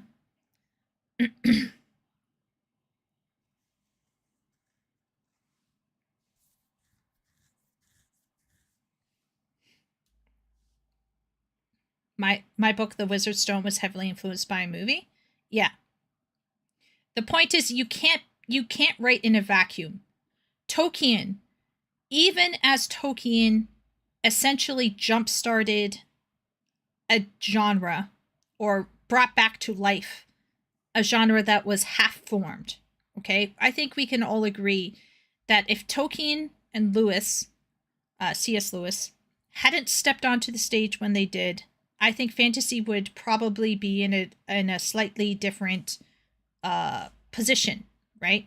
Both of these men, I think, to a degree, helped formulate and normalize a genre that was struggling to find its feet. And there is a propensity for suggesting that because Tolkien was, in many people's minds, the beginning of fantasy, that he was somehow creating in a vacuum when he was not. Tolkien was not creating in a vacuum. Far from it. And I also agree with her. She is suggesting that actual ability comes from proper education. Now, I have to put the emphasis, I don't think she put enough emphasis on this one, but I do believe that correct education, the right kind of education, will supercharge a creative. Now, there is shitty education out there. There are people with special educational needs who are not serviced appropriately. We're not talking about those situations, although those are very real and are unfortunate. But we're saying that if education is working as it is intended to work, writers will be empowered to do a better job than what they're doing right now. This idea that you can just create in a vacuum without any form of self-teaching or teaching from the outside, like formal teaching, this idea that you can just somehow swan in and just be able to do something naturally, is incredibly idealistic and unrealistic. I think there are some people who can do it, but they are rare. Even if you have immense inborn talent, it needs to be shaped and grown, rubrics and high quality. Exactly. I think even if I can't agree with Willie more. I think even if you have inborn talent, you still need to shape it, 100%. So even if you were somehow born with this ability, you still need to work on it. Nobody's first draft is perfect. Well, maybe Herman's, but everybody else's first draft needs work. So this is where I'm saying is like, this is silly to suggest that you can just swan in and start writing without any form of reading is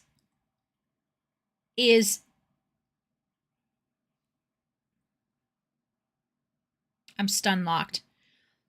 I personally do not understand how anybody who considers themselves based thinks that you can somehow just feel your core and start writing without any form of self-teaching or any form of formal teaching in reading and literature and writing. And obviously this is coming from, okay, I'm going to do it here. Left wing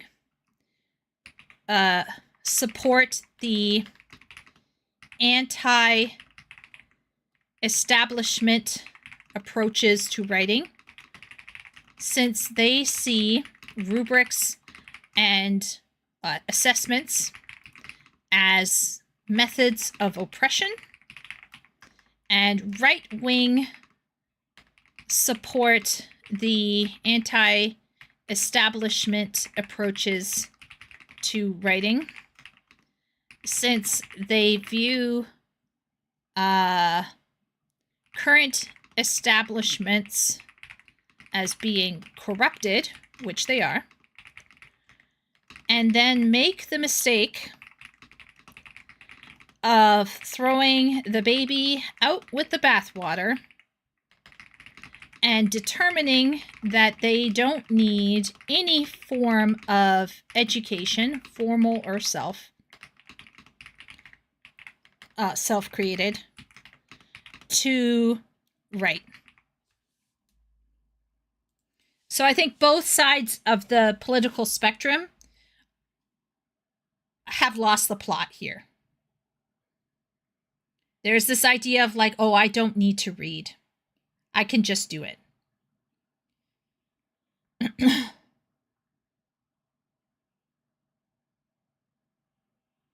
I did through lots of writing crap that never got published. It is possible. I would argue that shaping your own voice and style, if you're focused on, if you want your own voice and style, you must write a lot that won't see the light of day. If you want your own voice, if you want just any voice / style in order to make money, there are ways to expedite the process. There are methods to do so. There are methods. But I would argue still that there is no such thing as 100% unique voice and style. I don't think that any voice and style is 100% unique. Anybody who says that they are 100% unique are probably huffing copium of some kind. Nobody is 100% unique. You're always going to be influenced by something or someone. You're always going to belong to a school of something. And there's no shame in it. The important part is that you're writing a lot every day to form something. Whether it's your own voice or something else. And you have to do a lot of reading. All that comes from the everything is subjective crowd. They're the laziest people you could find. It's like it hurts their brains to think a little bit about things. Exactly. So do you know how POMO gets a bad rap? This is where POMO is brought in. Okay, these left-wing people here, these woke people here, these brainlets up here, these left-wing support people who are like, you can't tell my creativity to be schooled and disciplined. Guess what's happening now? Guess what's happening in the art world? Okay, do you know that whole art world thing of you can't say this is art? You can't, this is art, regardless of what you think or see, right? Right? You know, this is my expression. And that's what makes it art. This abuse of POMO, it's coming home to roost with AI. It's being decimated by AI. Because now, these people who are like, feel your core, you know, you don't need the fundamentals. Who needs fundamentals?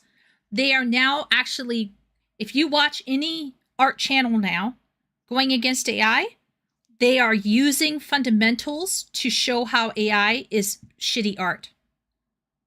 Because AI is shitty art, right?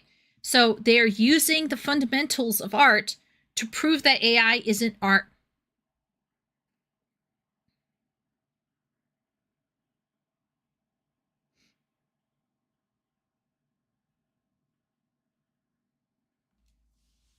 right? If you come out and you bring out like Marcel Duchamp, a toilet, and you set it up and you have a bullshit excuse and you tell people that this is art, is it any surprise that somebody who generates a piece of AI comes out and says that this is art?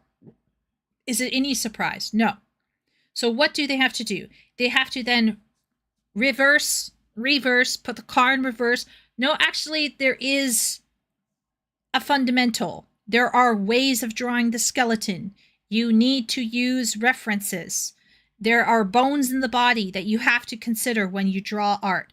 There's muscles on the bones that you have to consider when you draw art. Oh, really? Odd that you say that, because I was told that this is just a style and you have to accept it. So do you see what I'm saying? This whole anti-intellectual, anti-rubric, anti-assessment bullshit is accidentally being co-opted by right-wing people who are trying to suggest that they shouldn't be held to standards either.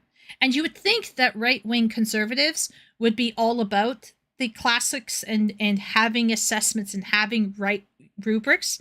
No, because these right-wing people are still talking like the people back in school are talking, which is like, oh, you just got to feel what's right for you and find out what's right for you, without any form of critical feedback, without any editing.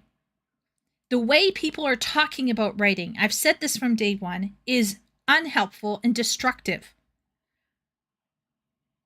And when left-wing people come out and say, you don't need to read in order to write, conservatives are like, what are you talking about? And I'm thinking to myself, no, but you guys are perpetuating this. Because even conservative writers are talking about this in an unhelpful way that further undermines the position of having critical feedback and models by which we can determine what makes good writing. Literally, right-wing people are sawing off the fucking branch that they're standing on with the tool that the left-wing people gave them. This is why I don't watch a lot of BookTube of both sides of the spectrum, because I legitimately think people have no real understanding of what they're accidentally doing to their own craft when they sit around and say that I just felt my way to my voice. I just did this, blah, blah, blah.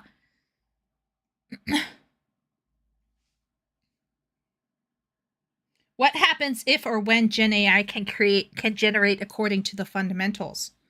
Exactly, Wooly. Then we have to get philosophical, right? Then we have to get philosophical or theological, correct?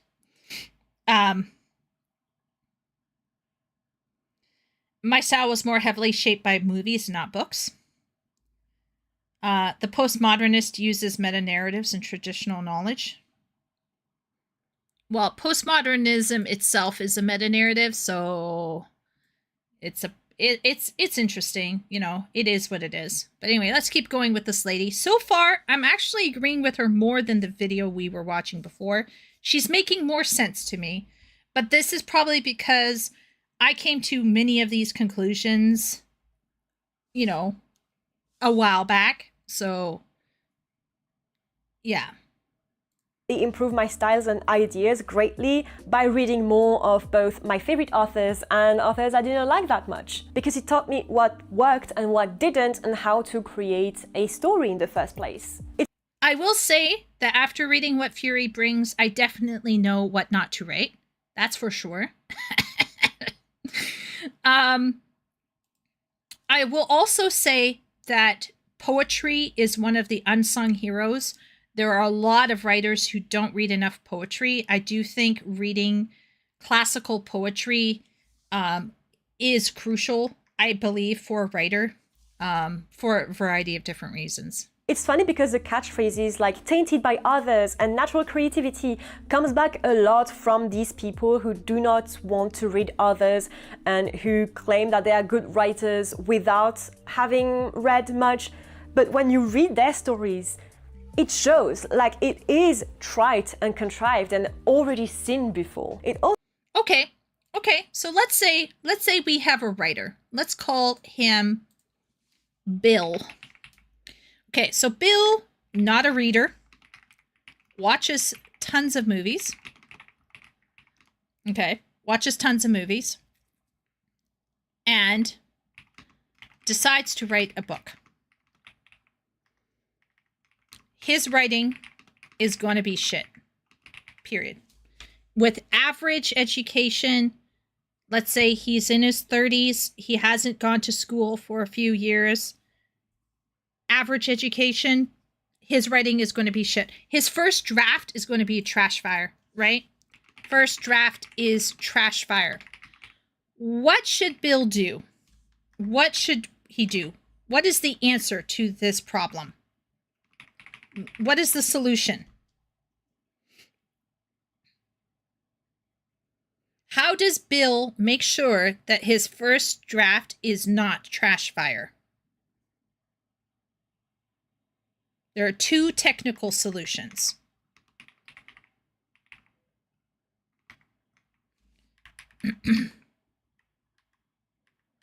Bill should use ChatGPT.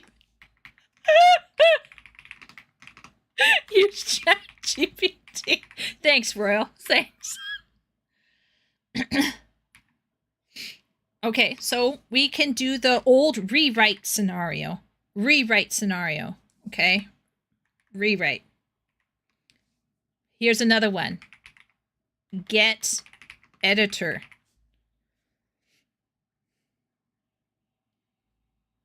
Give up. That's another solution. Give up. Oh, there's another solution. Solution 5. Hire ghostwriter. Kit. You want to get feedback, right? You want to get feedback. Who are you getting feedback from for your syntax?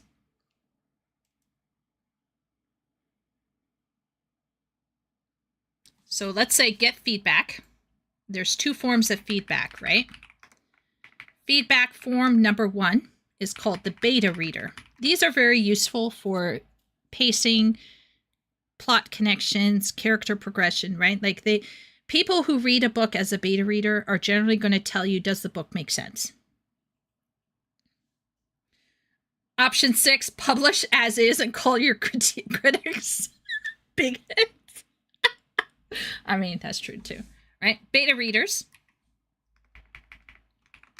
and editors, right? But here's the kicker. Here's the kicker. You want to get beta readers who read. And you want to have an editor who is educated, right? There is no point, right? There is no point in getting an editor if your editor is this person that this woman is describing. If your editor is part of the we don't need to be educated, we don't need to read crowd, how well do you think your editor is going to be? Like, how good do you think, how efficacious, how helpful are they going to be? If they are part of this bullshit system, this is when the editor doesn't exist, or when the editor is so shitty because they're in the same fucking pot as you. What do you think is going to happen? What Fury brings is going to happen. That's what's going to happen. Does everybody remember what Fury brings? Does anybody remember that? Because I remember that. So anyway, so what I'm trying to suggest here is someone somewhere has to save Bill. And who's going to save Bill?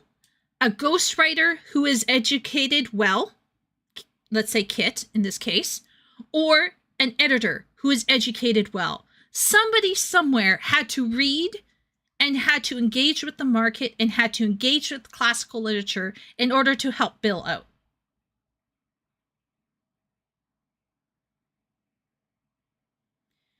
And this is where I'm saying, like, if you are somebody who is trying to prop up this weird bullshit scenario where everybody just naturally can be creative without any form of practice or any form of some type of self-education somewhere.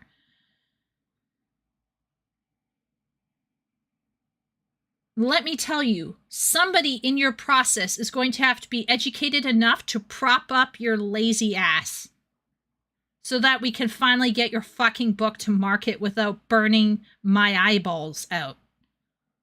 Or not. Or you could just publish what Fury brings, tell me about it, so then I can bring it up on stream and I can laugh at it. But seriously, this is ridiculous. I don't know how you could, with a straight face, suggest that people naturally know how to write a great first draft. That is insanity.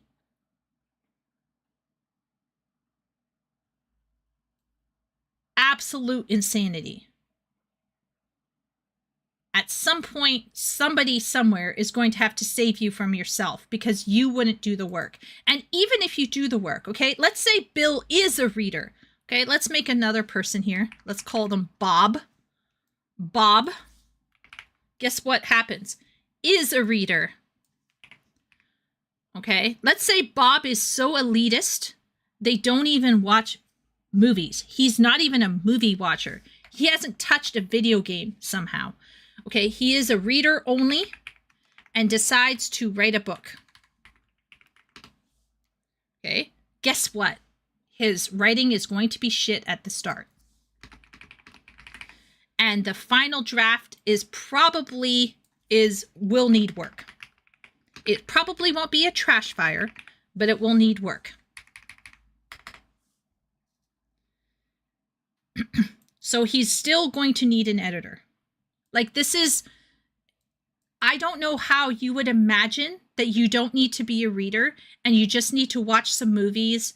Like, and you know why I'm so intense about this, actually? Because I had to deal with a client like this who read nothing and then used ChatGPT to essentially destroy what I wrote.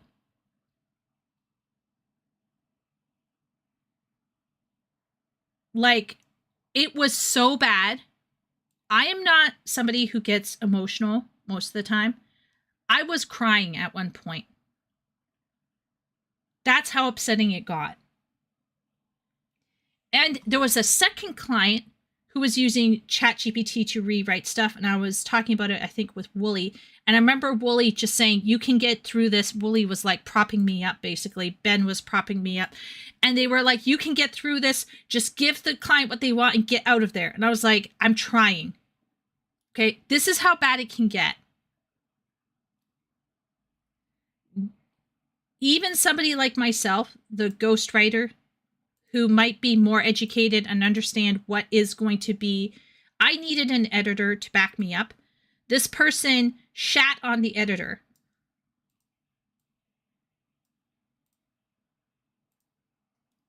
Because ChatGPT said this or that. So I guess what I'm trying to suggest here is that people can't just create something and expect that it's going to be great. There's going to be someone somewhere that has to save your draft from itself. Your first draft is going to need help. It doesn't matter if you're a reader or not a reader. But somebody at some point has to be reading. I will say, as like a ghostwriter, I find that since I was a reader and an educator, my first drafts were free of basic errors, which allowed the editors to focus more on revisions and less on actual line-by-line editing.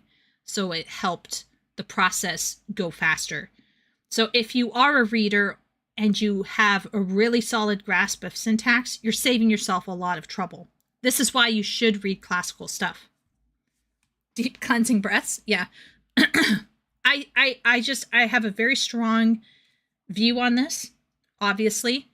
I'm not saying people who can't read shouldn't try to write a book, but I'm suggesting that this idea that something can be put to market and be readable without some sort of intervention that is educated somewhere is ridiculous. And this kind of clearly sometimes right-wing, but often left-wing bullshit, where they're like, oh, you don't need to have reading. You don't need to have a rubric. You know, that's just oppressive. I think that is ridiculous.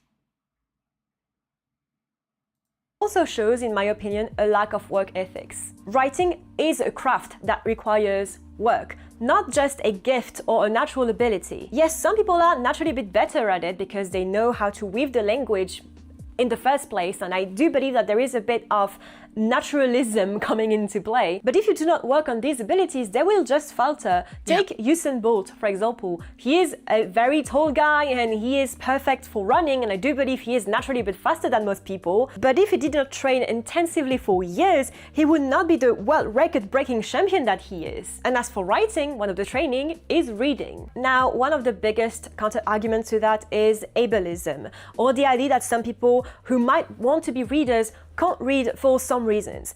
And I am so sorry to say, but we are living in a point in time where reading has become so vastly accessible. From Braille to screen readers to audiobooks. Like, look, I even bought, by mistake, a large print edition of one of my favorite books, and I really have to get a classic one and put this one up for adoption now. But like, it is something that is so accessible. Like, you also have public libraries.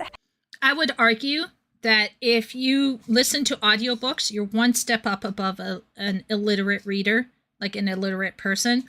But I think if you physically read with your eyes, obviously, you're going to notice more of the syntax and structure of the sentences, and will be able to model, obviously, since you are visually looking at sentences. So you'll be able to model sentences and actually see certain structures or forms of repetition and things like that. I think this is where, once again, physically reading with your eyes brings to the table something completely different that an audiobook can't bring. Does that mean that if you only listen to audiobooks, you can't read a book at all, write a book at all? No, I think you can, but you're probably going to cause your editor a lot of grief, as far as I'm concerned, because the shape of your story will be fine because you've presumably been listening to good stuff on audiobooks and you're not just listening to shit on audiobooks, right? So let's say you're listening to the classics on audiobooks, okay? I still think you will bring more grief to your editor than if you study the book with your eyes and get some grammar under your belt. Because I think learning grammar and expanding your vocabulary through physical eye reading, not ear reading, is crucial to the intake of very specific literary information that is simply not present. Now, like I said, I'm not detracting whatever's going on inside the brain in terms of comprehension or imagination. We're not talking about that topic. I'm talking about studying. If we're talking about academically studying a text in order to understand how it works and fits together, reading with your eyes is the superior approach for this specific case and point. Hell, Anna's Archives, if you're poor and you do not have access to libraries in your community, also like the Gutenberg Project, if you want to read, you can 99% of the time. And frankly, if you have the time, the energy and the resource to motivate. Or you can ask your friend from Argentina to send you a PDF from the 7 Seas. Unless you live in America, in which case what you want to do is you want to get a VPN, and then you want to reach out to you want to get a VPN in Argentina specifically, and then go look for EPUBs on the 7 Seas. And then you could tell yourself that you're boycotting rich writers, like some people that I know who tell themselves that when they are boycotting people. Well, you know, they're very rich, so it's okay. But anyway, that's beside the point. There are so many ways that you can get your hands on PDFs these days, just saying. About it on Twitter, you have the time, the energy, and the resource to read in the first place. And I guarantee most people who have the time to write have the time to read. It's arguably takes so much more time to write. I know, I do both. But they just use that time in other ways, to scroll on Twitter, for example, on our social media, or they do something else, I do not care. But it is a question of self-discipline and focus on knowing what you want. Like, for myself, I really rarely touch a game controller anymore because I prioritize reading and writing. And that's fine by me. And maybe you prioritize writing above all else, and good for you, but why write in the first place if you do not care about good stories at all? And if your time and abilities to read are that bad, oh boy, do I have something to tell you about your time and abilities to write. But we all know that argument is mostly So, there is a show that I love called So You Think You Can Dance America. And in So You Think You Can Dance America, there are these people who get up on the stage and they perform the most terrible ballet on the planet. And when they question these people about what happened, these people tell them that they had been studying ballet since they were 3. And at some point, nobody had the gumption to tell this person, you're just not good at it, stop. And this is, I think, a situation where there are people out there who need to get a bit of a reality check about how well they're actually writing. And it's really interesting, but I find that the people who are closer to committing on a book are usually the more critical of their own writing. The people who are more critical of their own writing are more likely to have a better understanding of what they're missing out on, and are therefore usually more positioned to start correcting themselves. It is, unfortunately, the hallmark of the Dunning-Kruger effect, where you think that because you got a lot of words on the page and you've been working on this for months and months and years, that somehow this is great.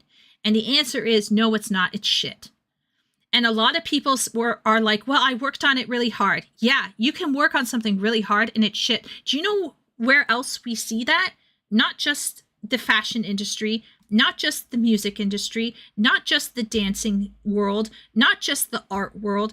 It is also present in the video game world, where you have lots of video game devs coming out saying, well, we worked really hard on it. Yeah, you've been polishing a turd for years. It is possible. There's just too many people afraid to say something. They're just too scared, right? Maybe their bosses told them to shut the fuck up. So then they were like, you know what? Never mind. Like me with my ghostwriting, right? You're like, you know what? Never mind. I'm just going to keep working on this horrible thing that I'm being forced to work on. But, you know, I tried to give my 2 cents. I was ignored. And this is what we're doing now for the next 10 years. And the reality is then when people come out and critique it, you know, the big suits, the big wigs, the marketers are like, well, we've been working on it very hard. Yeah, you've been making some very skilled people work on an absolute pile of crap. But let's not pretend that it isn't crap. And there are some people who legitimately are crappy and they think that they're doing something great and they work on it for ages and ages. And guess what happens to it? Nothing happens to it. What do you think happens with that Audra Winters situation with that book that she was working on since she was 13? She can be like, yeah, I've been working on it since I was 13. Yeah. Was it good? There were moments where Tolkien had to write and rewrite and rewrite and rewrite Lord of the Rings because he was putting all of his efforts into it. He wasn't like being slapdash and lazy, but was it good for consumption? The answer was no. He had to keep working on it. So this is this is a situation where you have two groups of people. You have skilled laborers stuck in a situation beyond their control, forced to work on shit. And then you have unskilled people who are constantly working on something and are expecting to get validated for shit when they are shitty. And these writers come out and are like, well, I've been working on it since I was 13. That's what Audra Winters did. He, whatever they want to call themselves now, they came out and they were like, oh, well, you know, people don't like my book, but it's been something that I've been working on for since I was 13. Who cares? Who cares? And it's kind of like, was it Anthem? Was it Anthem, the video game Anthem, where like nobody was allowed to say Destiny in the room? Like, this is ridiculous, right? This is ridiculous. We have to call a spade a spade. Just because you're working tons and you have some inborn talent and you're chipping away doesn't mean that you're going to have something worth selling to somebody.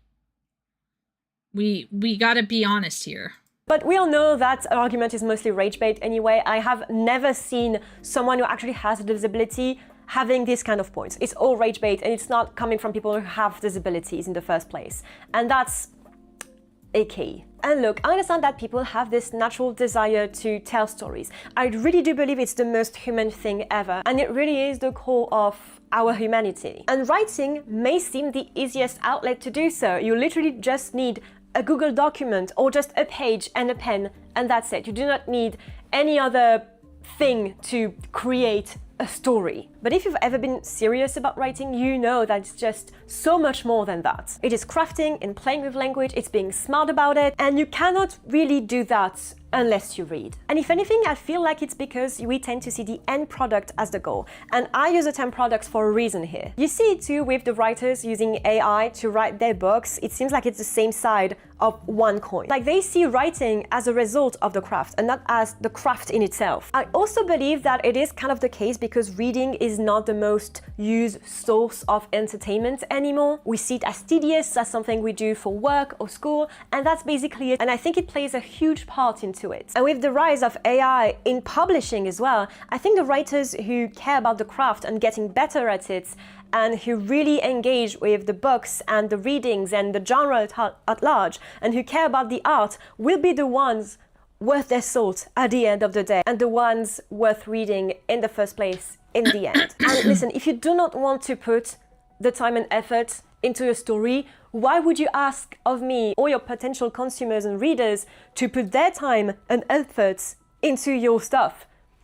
It doesn't work like this. And the product-oriented attitude is pervasive in social media in general right now. And as an economics and business major, listen, I get it. We have been trained to think that art has to sell and have a value to be meaningful and have a meaning. And every hobby has to be a side hustle that brings money, and it's just the natural consequences of all of this. I get it. It makes sense, however sad it is. And I also understand that with book talk and stuff, people get annoyed with the competition of like, oh. I would argue that the economic side of this whole discussion should actually be one of the prime motivators for quality establishments, for consumer protection. This idea that like, oh, because we're doing it for money, it's not becoming art, so then standards are going lower. No, actually, standards are going lower because the people who are producing are lazy or have no professionalism or have no ethics or are in situations beyond their control in the case of video game development. But let's talk about writing, right? Most writers who are producing subpar work are doing it because they are uneducated or lazy. And they are banking on other uneducated, lazy people to buy their shit. Okay, let's all be real here. Or ideologues like Willow, for example, who support and prop up a book like What Fury Brings simply because the ideology within that book is within their wheelhouse and they want to support it. But unlike other Christians, I refuse to support Christian literature that I think is crappy and poorly written. I refuse. I will never, ever promote on this channel a piece of Christian writing just because it's Christian. That's a terrible take, in my opinion. But regardless, I do think that there is this misunderstanding that because this economic side to things exists, that's why people are lazy and are phoning it in. No, actually, it's the opposite. It's because people are getting away with bullshit from consumers who don't vote with their wallet that has allowed a perpetual system of bullshittery to be happening. And so This is why people are fine with mediocre crap, so they're going to get mediocre crap. And the society that created mediocre readers is going to, newsflash alert, is going to create mediocre writers. Do you think that somehow writers that are great sprout out of the ground in the midst of a society that is largely uneducating its people? The answer is, no. Most writers are going to reflect the state of the society in which they are raised, because most writers are going to be basing it off of what they read. So once again, you need to read beyond what you normally read, elevate your reading with classical literature and poetry, and then maybe you might be able to dig yourself out of the hole that our current society has placed us in, generally speaking. And of course, your editor, who's supposed to be helping you, had better damn well also lifted themselves out of the morass of bullshittery, because otherwise your own editor is going to drag you down. Obviously. And I would like to blame left wing and be like, oh yes, it's a left wing problem. These POMO, anti-ableist people, they're the people who are causing this problem. No, I had a client who was right-wing based person, absolute shit taste, hadn't read meaningfully, relied on AI, destroyed my book. Editors have contributed to the mediocrity of fiction these days? Absolutely. Absolutely, Herman.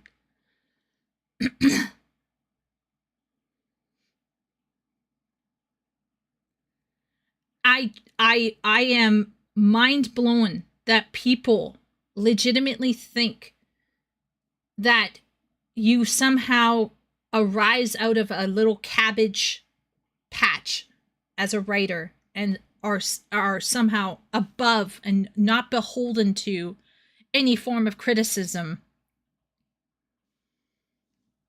And unfortunately, I think both sides of the political spectrum have fed into this bizarro positioning of creative talent.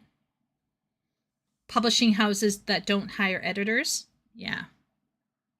I read like 15,000 and 2,600 books this year, and if you read less than that, you're not a real reader. And so as a reaction to that, we have this wave of people who brag to not read at all, like it's only reactionary. I understand that as well, but it's just so sad. That's another good point. This anti-reading craze is usually a reactionary response as well from people who are like, I don't need to read, right? Like, I don't need to read because, you know, I'm above it all. It's like, oh boy. Like, once again, we did agree previously that reading for market research can come to an end and you can walk away from that. But I still argue you need to read for enjoyment and you need to read for elevation. And those things need to continue to happen in your life. And to be honest, you can see it on projects from people who do not really care about the project in the first place, like David and Dan were not passionate about the Song of Ice and Fire, and they did terrible about it. And AI and those people who do not want to read or didn't like to read, they are going to be the same. They're going to be terrible at it. And that's just it. At the end of the day, I don't mind. The client that I had hadn't read enough, and you could tell because the AI that they thought was working was actually not working for the genre that they had hired me to do. So this is true as well. If the only way, in my opinion, and I think Shay has said this before, the only way that AI will be masterfully used is by somebody who has read enough, is educated enough, and is already a good writer in their own right. So AI could potentially expedite the process for a master of the craft who already knows how to do the craft. But here's my one pushback against this situation, okay? So in this theoretical situation, you have a master of the craft who could use AI wisely because they know exactly how to handle the AI and how to produce something that actually works, right? Okay, here's the thing. I found for me personally, that it's faster to just rely on yourself than to sit around and fiddle with AI. So that's part one. So this kind of example of this master, this would-be user of AI who is also a master writer, would have to train in using AI correctly in order to get the output that they need. Okay, so that's part one. And in the process of getting that output that they need, they might have to do multiple drafts. And honestly, at the end of the day, if you are a master writer for whatever craft of writing, whatever niche it is, it might actually be faster for you just to type out the draft, frankly. Okay, but anyway, let's set that aside. I would argue, and this is a belief, I recognize that, but I would argue that in life, there is no standing still. Oddly enough, my pastor mentioned it today, obliquely, in his sermon. He was preaching from James. And if you've read James, you know what first chapter is talking about. But essentially, it's about living purely in the sight of God. And the thing that is crucial for many Christians who really think about their faith is that your spiritual life is almost never in neutral. Your spiritual life is usually always going down or going up. Now, some people will say, I feel like I've hit a plateau, and there are indeed dry spells that a Christian can have in their spiritual life. But the reality is that these kinds of things are most always not in neutral. You're either improving or you are not improving. You are degrading. So I personally believe that if you do not practice your craft, you will get rusty. And so I think if you do not, even if you are a master of the craft, if you start using AI, you will get rusty. Because I personally don't believe that you will maintain neutrality on your skill.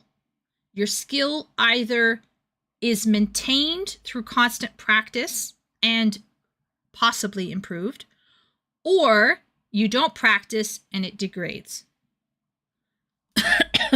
It is possible for people to practice every day and they simply just maintain their skill, if that makes sense. But if you do nothing, I personally believe that your craft, your skill, will get rusty and it will degrade. This is not a question of, I'm using generative AI, but I'm still a master writer. I personally believe that at some point in time, you'll sit down and try to write on your own and you will realize you ran into a problem. And that is that you are now rusty.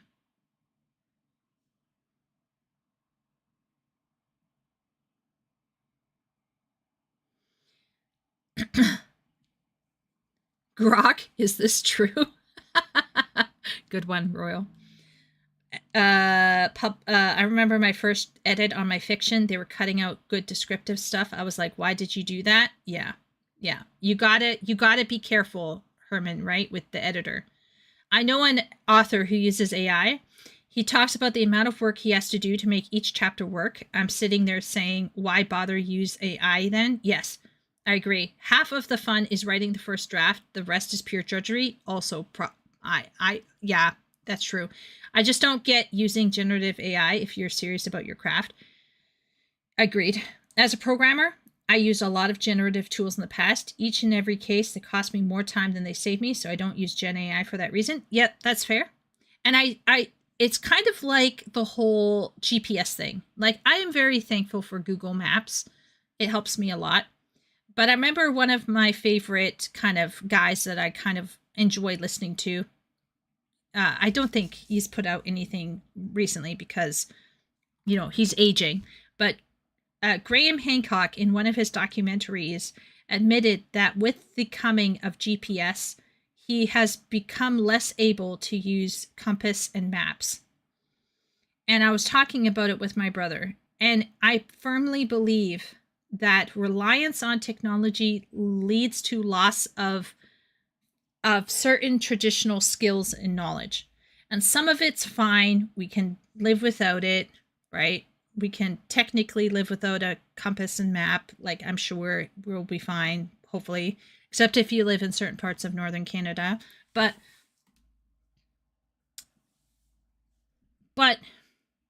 it becomes extremely unwise to suggest that a writer should just rely on AI, because it will essentially degrade their skills. And they will become over-reliant on it to the point where they cannot write without it.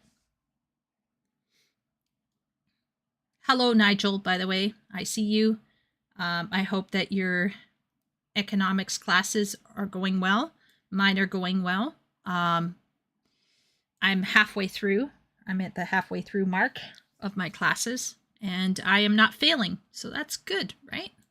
People who don't read and write just for fun, like fan fictions or whatever. It's fun, it's lighthearted. I read lots of them in my time and I had great fun doing so. And I will always push people to explore their creative self and creative endeavors with the very limited resources they can muster. And you can make so much cool art with just a big pen and a sheet of paper. You can make amazing stories with just a Google Doc form or just a piece of paper and a pen. And you can make cool music with a broken guitar that belong to like your great-grandfather or anything like that.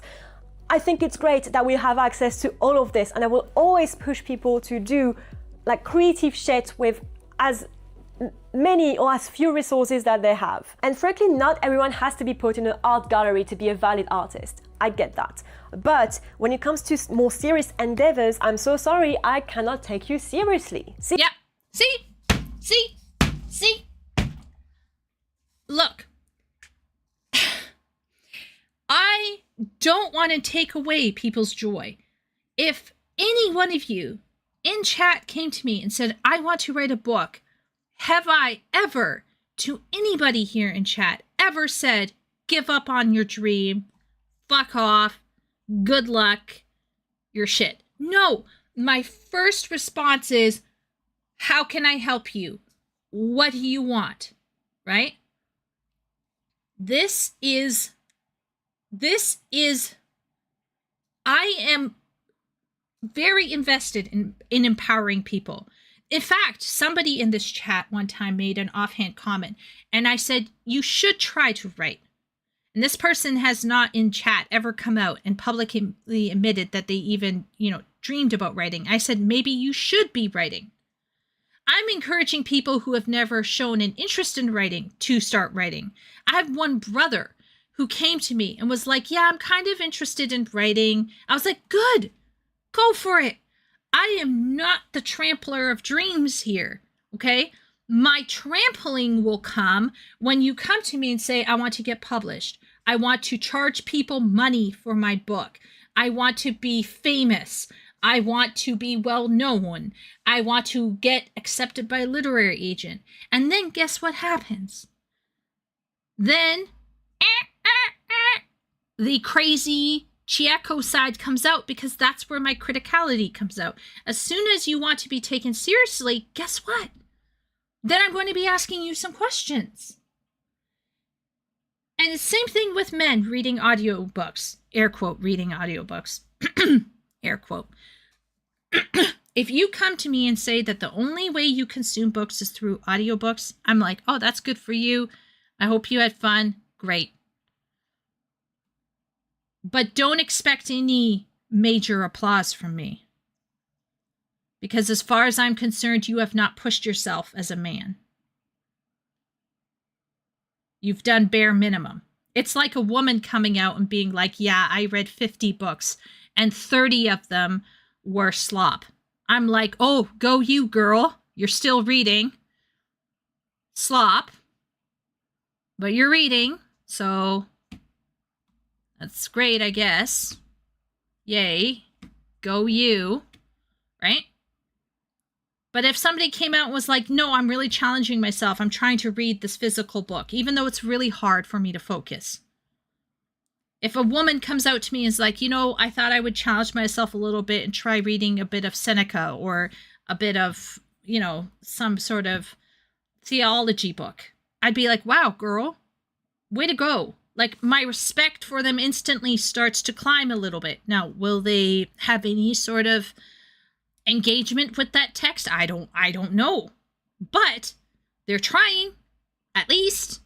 And this is where I think, like, we got to this point where we're just like, yes, queen, snap, snap, snap, yes. So stunning and brave that you did this little thing. You I'm like, no, you just wrote fan fiction. Calm down. And by the way, this is one reason why I actually defend fan fiction. Because at least those people are getting off their ass and trying to write something, albeit shitty. At least they're trying to do something. At least they're writing for themselves. At least they're trying to do something. So I'm actually extremely supportive of a lot of different types of creative endeavors. Even fan fiction. I appreciate it. My issue lies when people pretend that their fan fiction is something that it's not. See, I help people with like their companies for a living. That's my job. And the thing I see is that if you do not want to do your job, if you do not like your job, you're not going to be good at it. If I help a baker who doesn't like bread or doesn't like croissant, he's not going to be making a good bread or a good croissant. And no one will want to buy your bread or your croissant. So just don't do it. If you don't give a fuck about it, don't expect people to give a fuck about you. It's that simple. And it is so incredibly narcissistic to believe that you are too original to read others while simultaneously trying to push and publish your own work. It doesn't work this way. Artists who are and were important and relevant to their genre are really invested into their craft, whether by standard education or by learning it by some way or another. Again, I do not believe that academia is the only way through. I myself have no academic training when it comes to literature, but I invested so much time trying to learn about it because it is of interest to me. It's like they like the idea of being a creator, but not what it takes to truly be one. Recently with Jack's Book Club, we had a talk with Adrian. Okay. Can someone take that joy?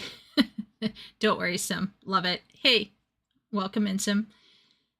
Another thing I will say is this. Okay, remember the story about Viggo Mortensen? He came in, hadn't read Lord of the Rings before. What was his response? Was his response, well, I'm a good actor, so it's good enough if I just, read the script and etc. No, Viggo Mortensen was extremely professional. He got into the book, he read the book, he understood what was going on, and he brought it to the screen, right? I personally think that there are some people who can write outside of their preferred genre, okay? Like, for example, you could write nonfiction, even if you're not a fan of nonfiction, but it does require of you professionalism to study and understand what's going on. It's like me and romances, okay? I am not a fan of romances, so I would not do it long term. But I was able to write some fairly good romance books, even though I find it romance reading generally to be kind of horrific and tragic and annoying. But I personally was able to bring something that was more than readable and was in fact a romance to the client, because I was professional about it. I had my homework. In fact, I was accepted into the job based off of a romance draft that I had to write for a test. So the test that they gave me was to write half of a romance novel. And I wrote 15,000 words of a romance, sent it in. They were like, great. And I'm not a romance writer. And I don't enjoy reading romance, but I had enough professionalism to understand how to research how to write a romance and prove that I could research how to write something and then copy the style and get most of it across the way. And so this is one of the reasons why I think that there is a complete lack of professionalism as well. There's a perspective of, I don't need to be disciplined in my mind. I don't need to be told what to do in order to learn my craft. This hubris and self-sufficiency that is an illusion. It's incredibly damaging and it's unprofessional. She's French, that's why Chieko agreed with her. No, actually, even though she's French, Chieko agrees with her. Tchaikovsky. I have no pro-biases towards French people. And he's a big fan of science fiction, that's why he's so good at it. But also Kieran Ennis is like this, and Edward Ashton, and basically every single person we talk to. They are so good at their craft because they enjoy the literature and the genre as a whole. And again, you do not need a PhD in creative writing or literature to be a good writer. You don't need to read everything about a genre, but you have to learn about it and the language and how to use it. So, what should writers read? Well, everything, your own genre and everything else. And as for myself, I don't really take that advice seriously because I love science fiction and fantasy too much, but I have read extensively of basically every other genre in my lifetime. And I know it influences me too, to this day. Terry Pratchett was right about it, and he says it best. If you want to create good fantasy, read other stuff than fantasy. It's that simple. Read great books, read bad ones, get inspired, be curious, keep updated with the genre you want to write in, and for the love of everything else, stop falling for social media bullshit. Ray Bradbury pointed it out in a great way, in my opinion. He said that you do not have to burn books to destroy a culture, just get people to stop reading them. And exactly what they try to do, right? I also like this one from Kurt Vonnegut. I believe that reading and writing are the most nourishing forms of meditation anyone has so far found. By reading the writings of the most interesting minds in history, we meditate with our minds and theirs as well. This, to me, is a miracle. And I agree with you, Kurt, and I agree with you too, Ray. And anyway, that's basically... Yeah, she's right. Once again, if you are actually reading classical literature, and you are coming to grips with things beyond your experience and beliefs, you learn to be resilient, you learn to be critical, you learn to be thoughtful, you learn how to discipline your mind, you learn how to prioritize appropriately. Your muscle, your rhetorical, and your let's say literary and writing muscles will improve. And is this what a tyrannical or the devouring mother state want you to have? The answer is no. Neither side of the spectrum wants you to be thinking, right?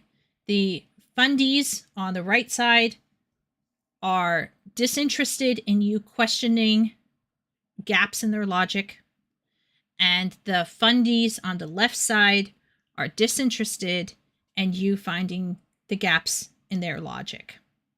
And as a result, I think in both extreme states, you're going to have a war on the ability to parse information and question rhetoric.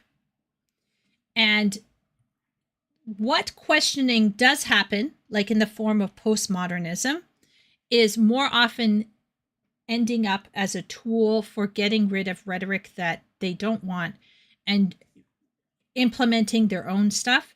And then when the time comes, they shuffle postmodernity off to the side because they're done using it, because it's an awkward thing that they brought into the conversation for a specific role and then done with it. Okay?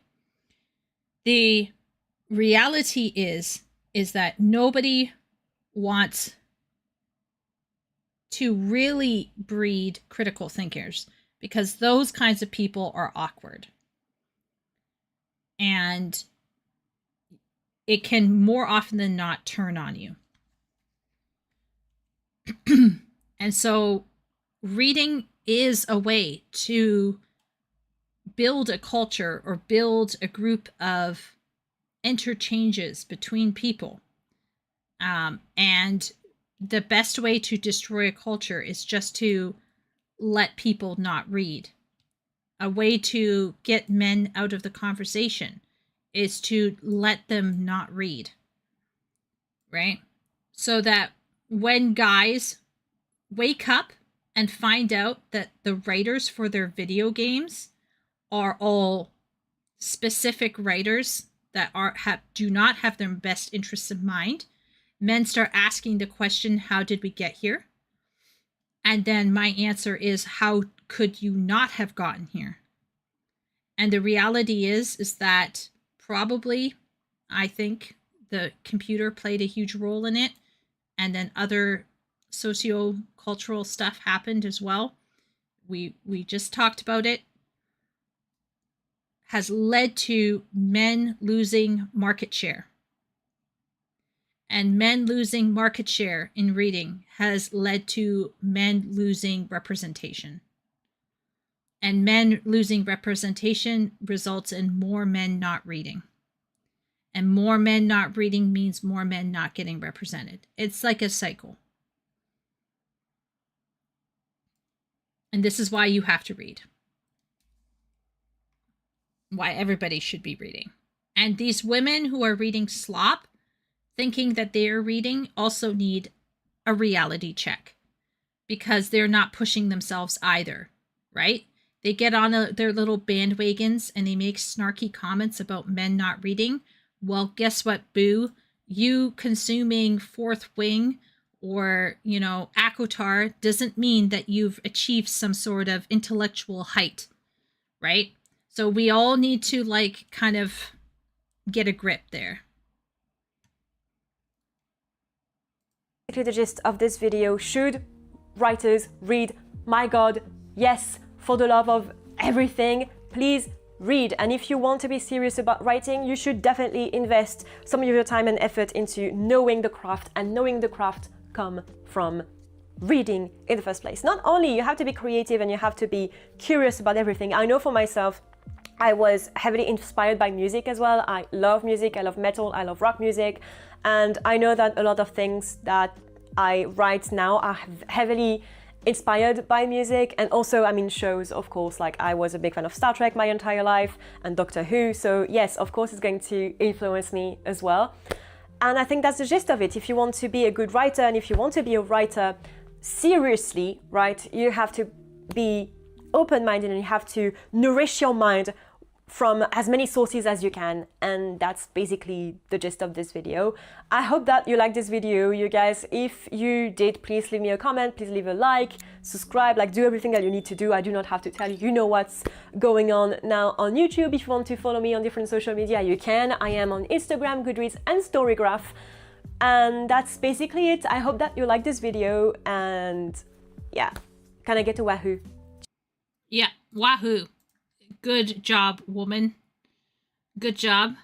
Hi everyone, I'm an ice cream maker. I've never once tasted ice cream and have no idea what it is. Wish me luck. Yeah. Besides the ones that don't want to be influenced, this comes from people who don't really like reading novels and all, but want to tell a story, and as other mediums are more expensive, settle for just writing. This often ends up in prose that is a pain to get through, or just aren't the strength of the medium. You can tell some writers are heavily influenced by visual media, by the lack of narration or use of visual descriptors that are too detailed and or really don't set the scene well.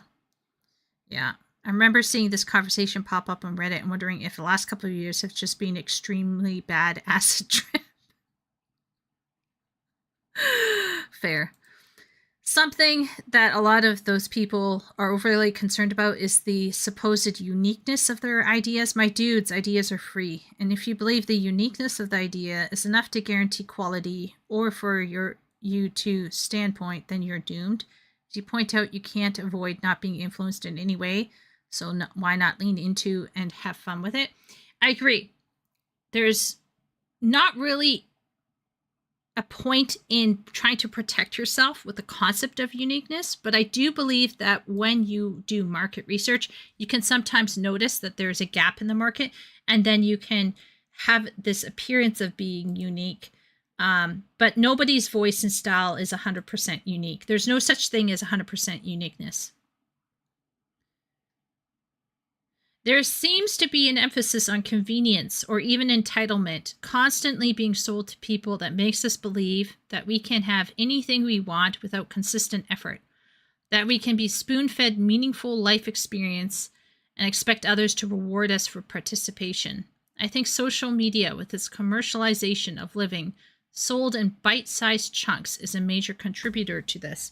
Alongside, of course, broader societal issues that have divided equality and access to resources to such an extent that people will latch on to anything that promises a quick fix. The idea of being a writer can seem very attractive till they see the reality of it. Reading is absolutely part of the natural training of a writer.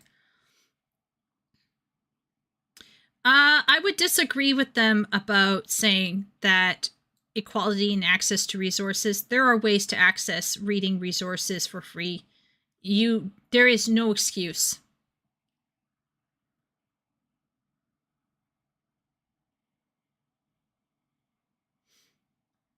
The whole people who have time and resources and also no disabilities that relate to a craft are unfairly better equipped for that craft argument is funny to me because, like, yeah, nobody said life is fair. Lol, you can dislike that. You need to put work into your craft, but it doesn't make it less true. I mean, it's like saying filmmakers should not watch movies. I mean, all Tarantino does is watch stuff that inspires his next film. Yeah. I honestly couldn't agree more with your points on work ethic. If I entered a marathon tomorrow without doing any training, I'd be a lot more likely to cause myself an injury and tire myself out. Yes.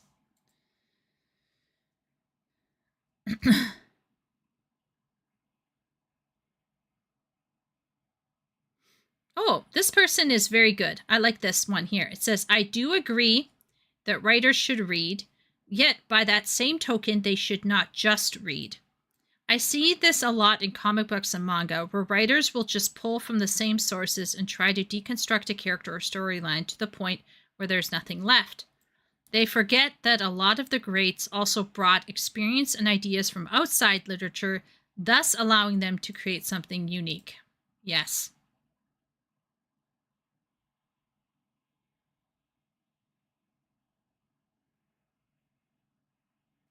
Yeah.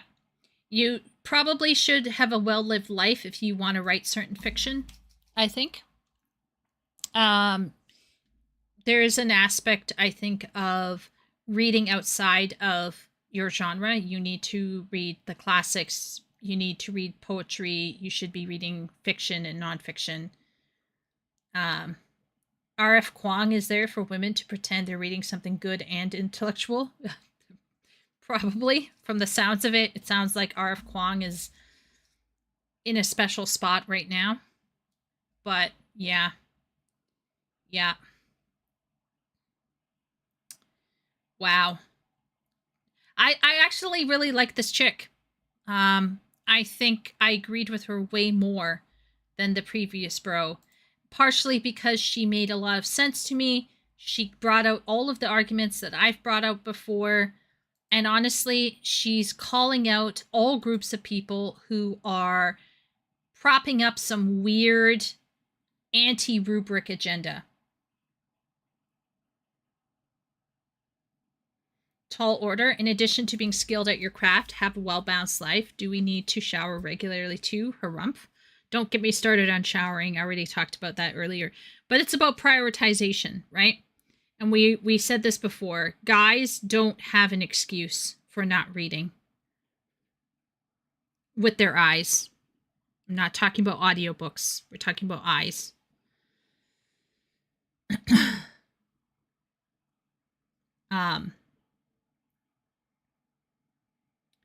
Yeah. It was a callback. I think that when I talk about a well-lived life, Sim, I'm talking about someone who has moved outside their comfort zone, engaged with people they disagreed with, walked through neighborhoods that they never lived in a neighborhood that's different from the neighborhood that they lived in before, moved around a bit, maybe traveled a bit. Travel is quite expensive, so I recognize why tons of people can't travel. Traveling is, I hate traveling to a degree. That, like, the act of it can be stressful, especially when you're at the customs in an airport. But generally speaking, I guess what I'm trying to say is, even if you can't afford traveling, there is a breadth of mind, I think, that you need to have lived a life. I think you need to have lived a life. And there are a lot of people, okay? There are a lot of people out there who never looked beyond the well. You know, they are the frog in the well. They can't conceptualize what some other person's life, contrary to their own life, would look like. I will take a case in point. Simp was talking about a book that was written about trad wives, a fictional exploration of trad wife life. And he noted how, in the end, the trad wife was talking like a liberal. And it kind of threw him for a loop. And I think part of this problem is, for example, you have a lot of left-wing intellectual people, or fake intellectual people, who literally do not understand the conservative viewpoint. They are unable to write outside of their political spectrum.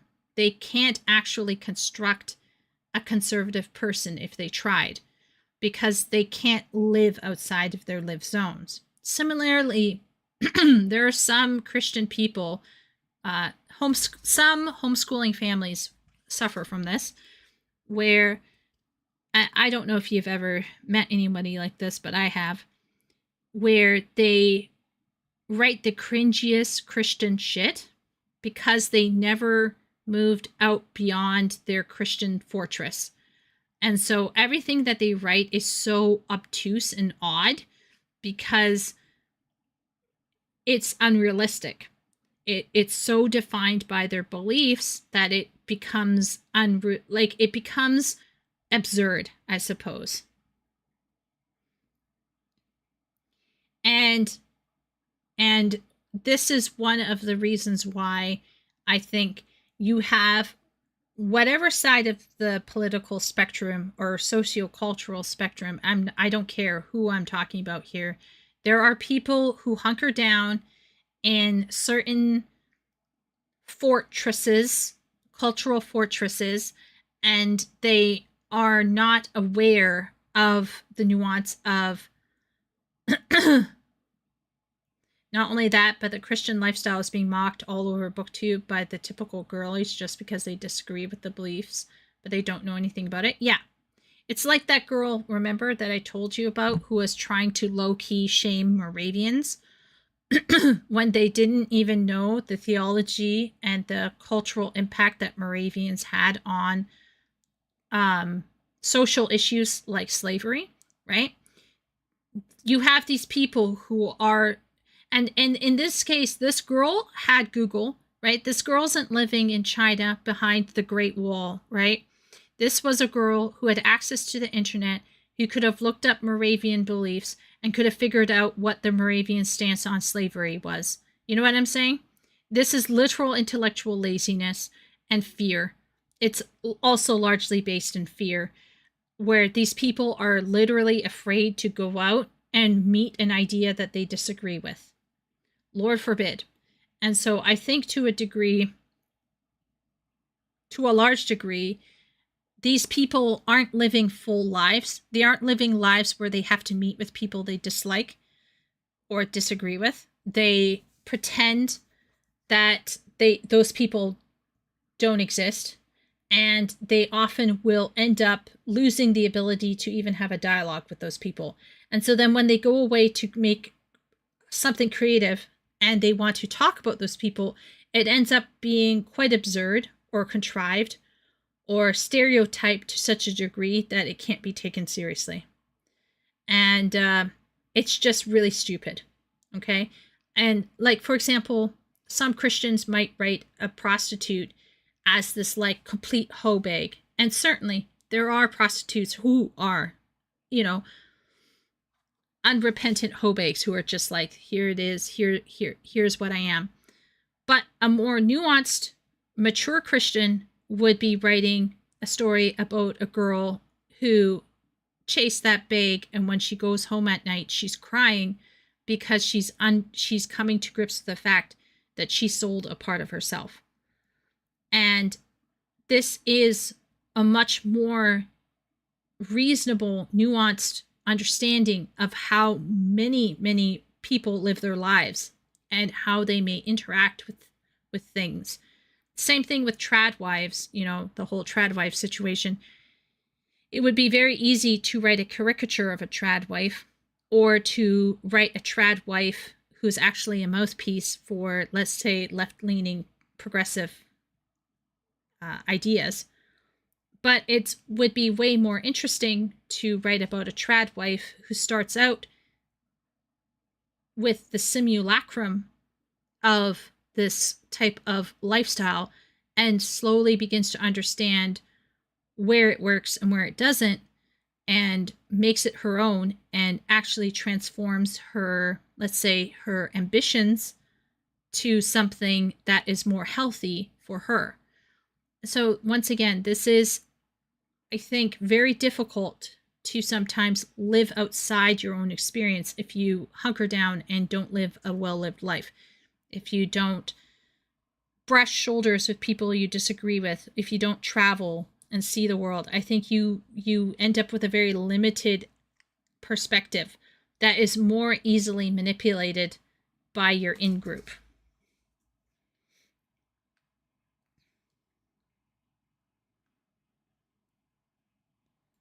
Yeah, talking to cradle trads can be irritating at times. Anything that isn't written in the canon is suspect or below notice, and they wonder why we don't make good Christian culture anymore. Yes, correct.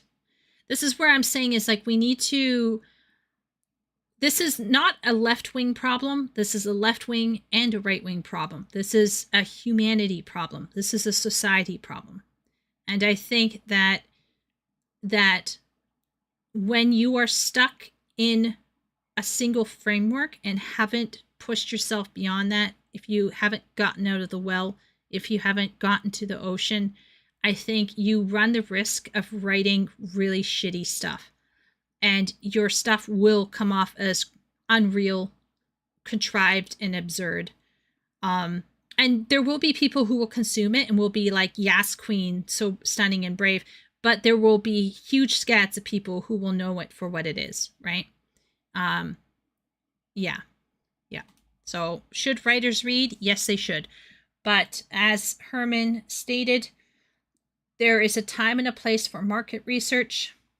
And Herman agreed with me that you should be reading and elevating your taste with more classical approaches to literature. I would probably qualify it further and say that audiobooks have a limited role when it comes to researching literary stuff and writing. I do think there's a limitation there. That's a position I'm willing to take. I could probably do some more research on it, but I'm in the middle of pursuing a certificate in business, so I have no time to do anything. And I feel really sad. There's my Dawn Trail review still happening. There's writing that's waiting around the corner. But after a day of studying and or teaching, my mental bandwidth feels a little broken. Willow will champion your shitty feminist trad published fanfiction any day of the week. Yeah, they will. Yeah. And that's the problem Like, it's fine if you come to me and you're like, yeah, I enjoyed what Fury brings because it was exploring something that is not usually explored. I'd be like, okay, sure. But don't come to me and tell me that it's great and it deserves anything above a 2-star. You know what I mean? So, yeah. Yeah. What time is it? It's almost 1 a.m. By the way, my Discord account died because my email address is dead. How did that happen? I don't know how I'll get back on Discord. Okay, well, if you are pining for our company, Sim, I recommend making an alternative Gmail. It's that simple. I actually have about 4 Gmails for 4 different things. And I also have an Outlook and a Yahoo account. I have literally 1, 2, 3, maybe 4 Gmails, a Yahoo, and Outlook. So I have 7 email addresses for different things. Oh my gosh. Scary. Poor Sim. He's fading from society as we speak. I didn't know Yahoo was still going. It is still going. Yeah. It is my sin eater. It is my sin eater. It is the goat that I lead out to the desert to die. But if I want to get like a free coupon from a shopping website, I give them my Yahoo thing. The good thing about Outlook is that you can connect it to a Gmail. I did not know about that. But it depends. Oh, actually, I technically now have 2 Outlook Gmails.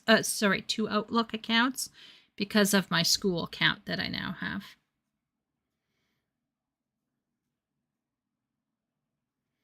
I don't know if I can just make another Discord account. Last time I tried to make an alternative Discord account, it wanted phone verification, and I don't even have a phone. Wow. Sim is literally going to become a Luddite as we speak. This is very sad. This is very, very sad.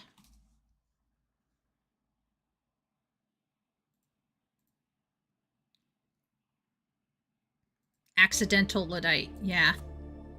One day you won't be able to log into your WoW account. How does that make you feel, Sim?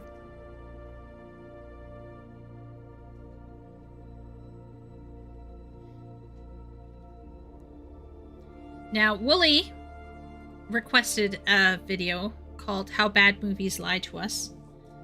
But given the time, I'm going to delay this till next week. Which I will stream next week. Ambivalent, I let my WoW sub expire again a few weeks ago. Wow. Okay. Fair. Alright. But anyway. I promise, Wooly, that next week we will start off with Literature Devil's How Bad Movies Lie to Us, because I am interested in talking about subverting expectations, because I think this is a gimmick that some people are using as an excuse for shitting on canon. Burners are like $20 at Walmart. Wait, what?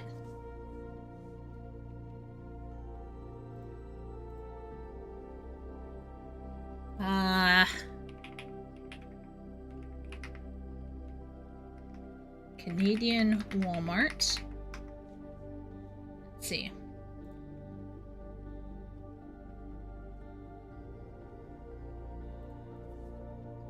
Phone.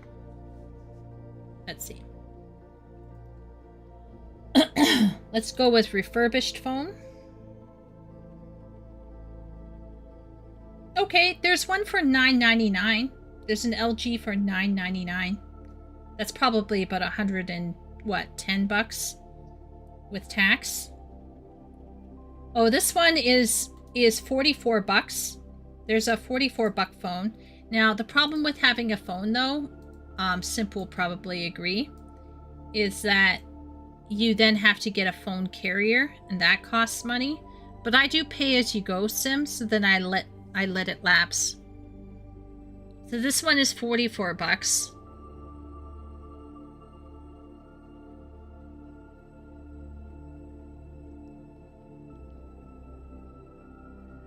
Sim lives in Canada, Royal, so we're kind of fucked. If that makes sense. What I do, Sim, is I do prepaid. Sorry, I do pay-as-you-go. So then I let my phone data lapse.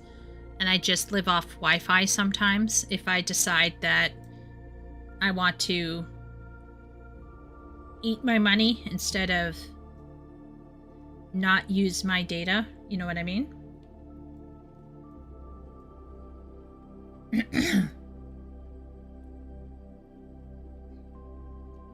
Maybe if you stop being neat. Yeah, maybe. Good night, party.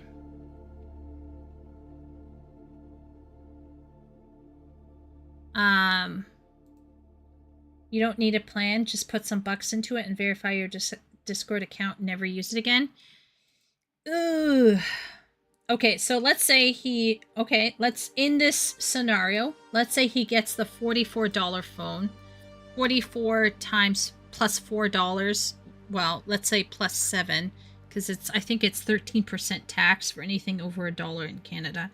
So let's put this phone at an easy $55. Could be a little bit less, could be closer to 50. So $55 for the phone. And then cheapest phone carrier. Cheapest Canadian phone plan. Fizz is $34 a month. Lucky Mobile, $19 a month.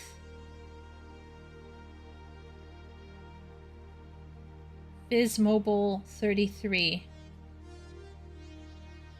I've never heard of Fizz Mobile. Very scary sounding. So you got Fizz Mobile, which is around $33 a month. And Lucky, that sounds really sketchy, I'm not gonna lie. $19 a month.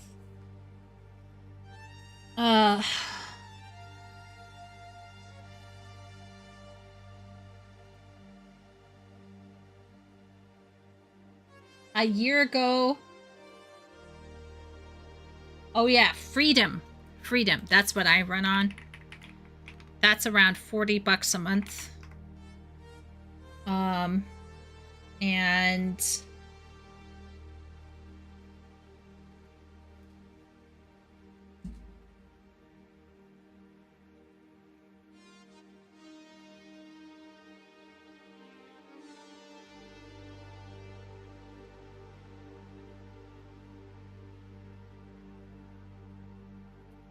yeah.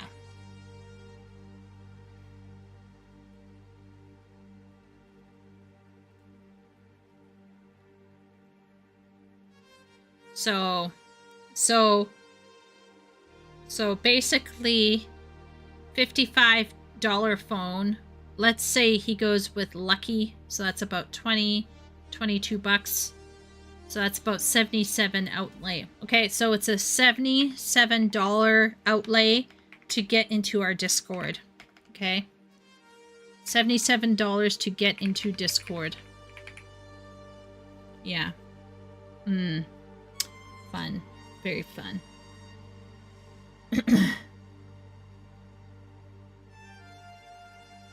If you have $5 and some time, you can set up a digital Google phone number. Yeah.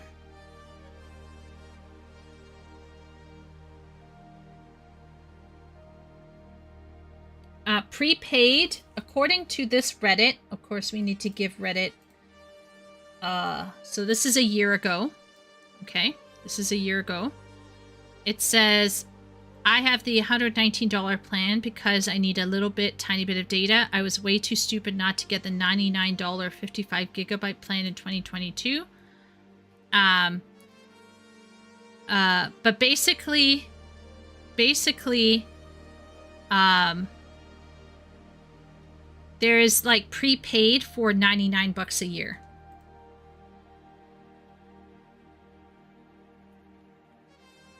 So it's actually quite expensive to do the prepaid. $99 a year to do prepaid. But it's for a whole year. But you'd have to shell out the $99 for it.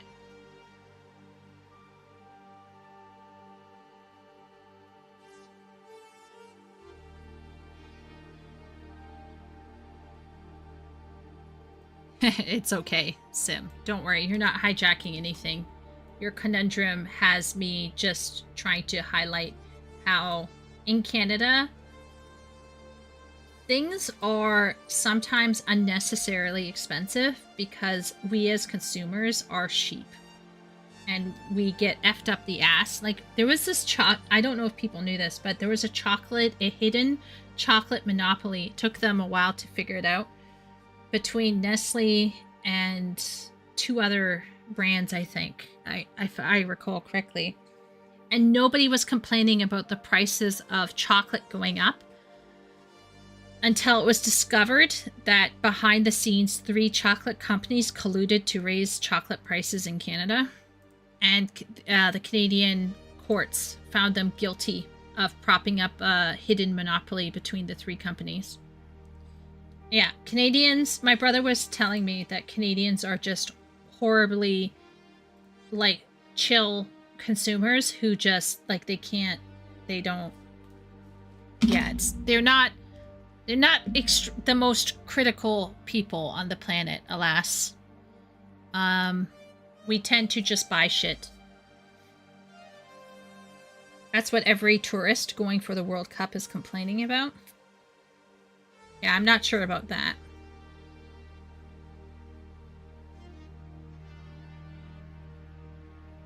I will say that in terms of tipping in Canada, you're generally expected to tip 10% for restaurants when you go in, or if you call Uber. You're not expected to tip at a Walmart. You're no longer allowed to tip at Tim Hortons, actually.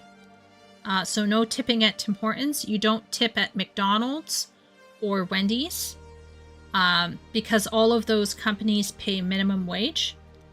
Some Starbucks will have a tip jar out, and privately owned businesses, like privately owned coffee shops, will have tip jars that you can toss some change in, but it is not expected because Canada has fairly strict employment payment laws. Tipping is immoral. Yeah, I mean, once again, for some people it's wrong. I don't drive. I have no access to a car. And if I want to get a Cloud Foam iced coffee from McDonald's, I rely on Kumar and Ranjit and Mohammed and Harish and Shafar, or whoever it is, to deliver me my food. And I do feel that they deserve a little bit extra for providing me with something I could not otherwise get my hands on. Raise salaries. I mean, we'd all love to raise salaries, but raising salaries then causes everything else to go up in price, and it's kind of like a vicious cycle. Canada, for example, has in the past continued to raise salaries to meet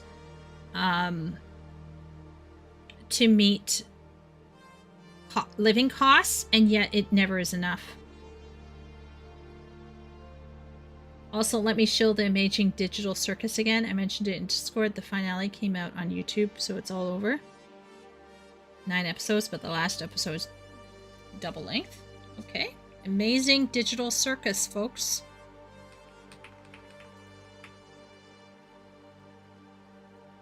Okay. I'm not going to watch any further in terms of videos, but before we end for tonight, does anyone else want to bring up something?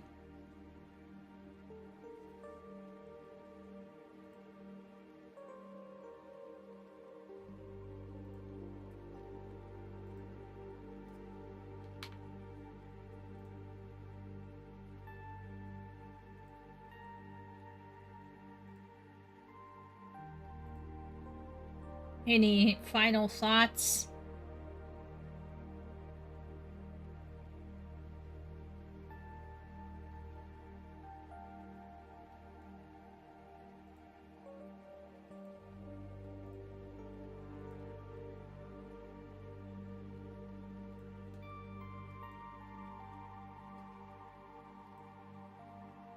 What's the most difficult book you've read?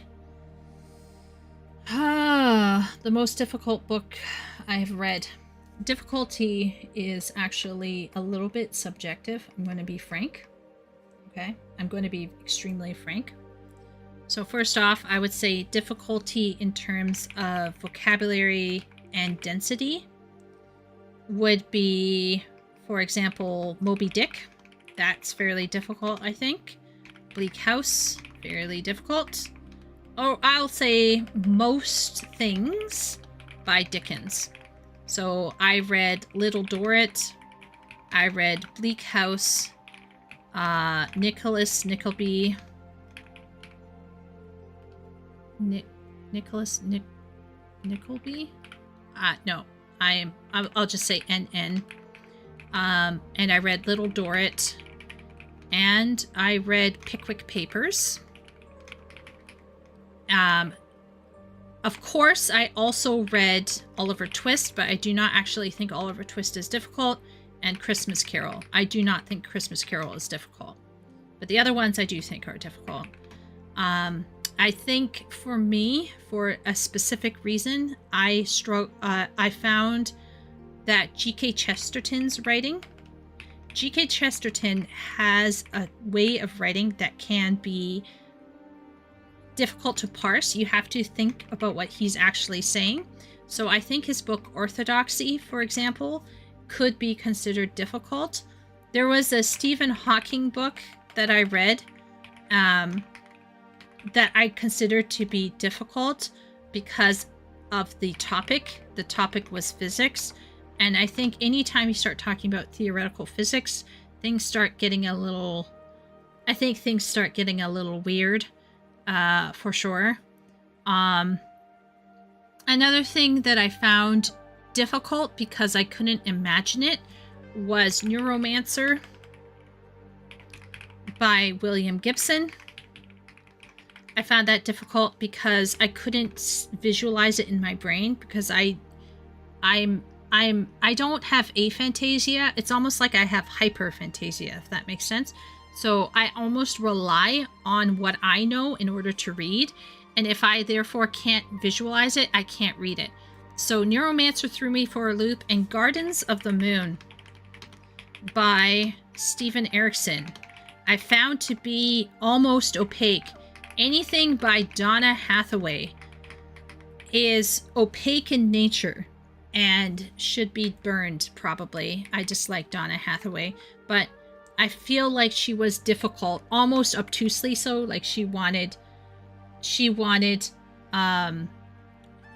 to sound really smart and ended up writing in such a way as to obfuscate too much.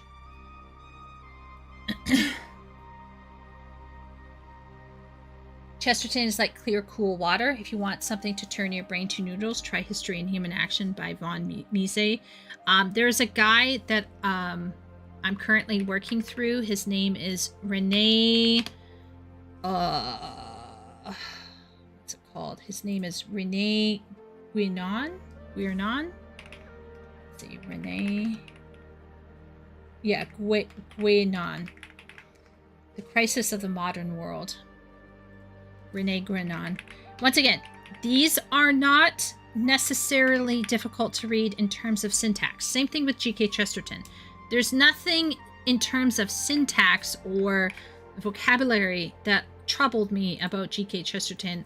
It is like if you are really trying to come to grips with what they are saying, you want to slow down. Okay, when I say something is difficult here, I will say it slows me down.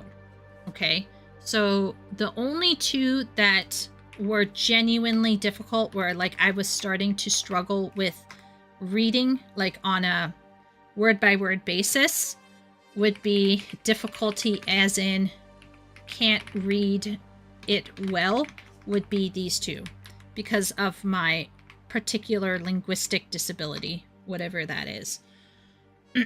Everything else up here was simply a matter of speed. Okay? I'm not speedily reading through G.K. Chesterton. I'm not speedily reading through Stephen Hawking. I'm not speedily reading through these. I would also say there are two authors that I've read quickly, and I have since gone back and read more slowly for various reasons, and that is Dorothy L. Sayers and Dorothy Dennett, the one and only that often sends me spiraling into autism.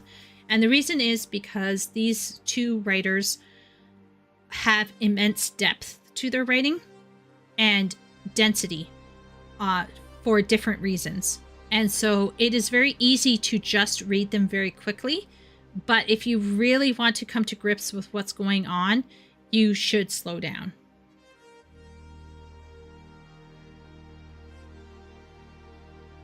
I had the same issue with the same book. Neuromancer? Or Gardens of the Moon, Nigel. Yeah. So once again, there's difficulty is not so. One man's difficulty is another man's ease, right? Some people will easily be able to parse one thing and not be able to parse another thing. This is just the way it is, right? There is a level of subjectivity to the concept of difficulty. But if we're talking about vocabulary or the way something is explained, I would say that Neuromancer and Guardians of the Moon were two books that I love to read, but I genuinely started to worry because words started blurring on the page. I would read a page and I would not know what was going on. I would not be able to tell you what was going on at all. And it started to make me feel anxious. Like I would feel anxious. I have since, of course, read Neuromancer again and again, to the point now where I can read it and not feel anxious. I now understand. But it took me a long time.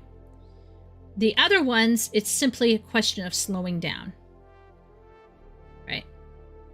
If you want to try to turn your brain to noodles, try History and Human Action by Von Mises. Okay? Alright. Let's put that down. So, yeah, that's my answer, Leo. I hope that makes sense. I personally don't see the point in bragging about something that you've read. That might, like, there are tons of books I've read that would be considered difficult by other people. For example, most Gothic literature would be considered difficult for most people, right? Wieland, for example, very difficult for most people. Jane Austen considered difficult by some people. Frankenstein, anything. Shakespeare. I love reading Shakespeare. Shakespeare is considered difficult for most people, right? Beowulf. Most classics are considered difficult by most people.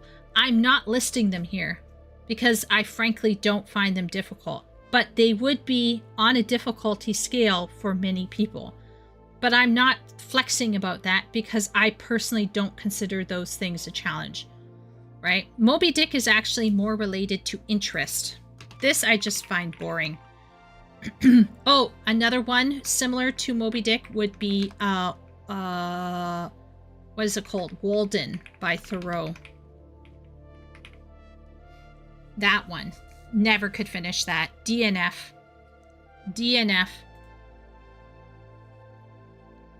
It's simply because of interest. I find trying to parse stuff, parse the language, and then get past the topic, I just was like, snooze fest, put me to sleep.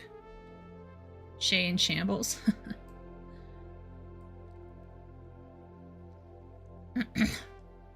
And like I said, Dickens is tough. I do think Dickens is tough. When I read Dickens, I slow down. There's so much going on in a Dickens novel. It's a tough one. It's a tough one. Yeah. Very difficult. If someone struggles with most Dickens, I get it. However, I don't include Oliver Twist or Christmas Carol. I do not consider them difficult. I consider philosophy in general difficult because it bores me to tears, even when it's easy to read. Yeah, that's what I'm saying. Is like difficulty can be linked to interest, in which case something is difficult to get through because you're not interested in it. But if we go by a more general standard of it's slowing you down or causing you to think more per sentence, or you simply can't grapple with what's happening on the page, like what happened to me with Neuromancer, I think those are more reliable definitions of difficulty. I hope that makes sense. So, yeah. Yeah, I know that Shay loves Moby Dick. I have great respect for her enjoying Moby Dick. It's just simply not my thing. But I know some people who cannot get through the first book, House of Nicolo Rising. I know some people who can't get through... what's that one book that I love reading and people can't get through it?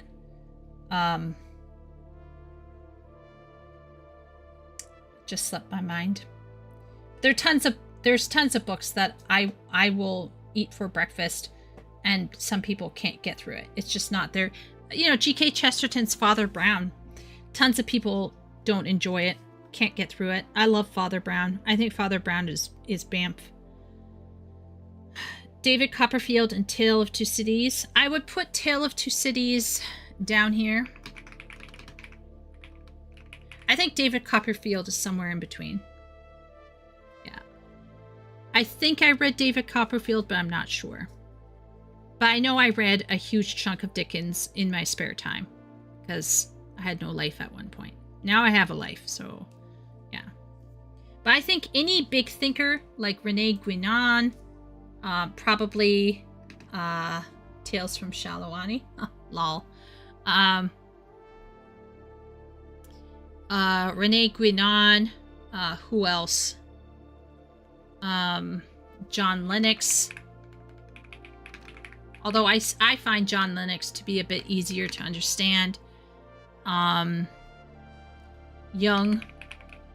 Carl Jung. He causes me to slow down. Freud to a degree, although I find Freud annoying, so I kind of hate him. But if you're taking Freud seriously, you slow down. Nietzsche, I think I would slow down for Nietzsche. Nietzsche, I think I would slow down for him, just because I think there are some things you should take your time with to really grapple with. So I see no shame in slowing down for something. To me, it's a sign that I'm trying to really come to terms with what's being said on the page. I'm not reading it for enjoyment. But there are some books like Neuromancer and Gardens of the Moon, that I went in thinking this was just entertainment, and then I ended up running into a wall because of the writing approaches. So, yeah. Yeah. Okay.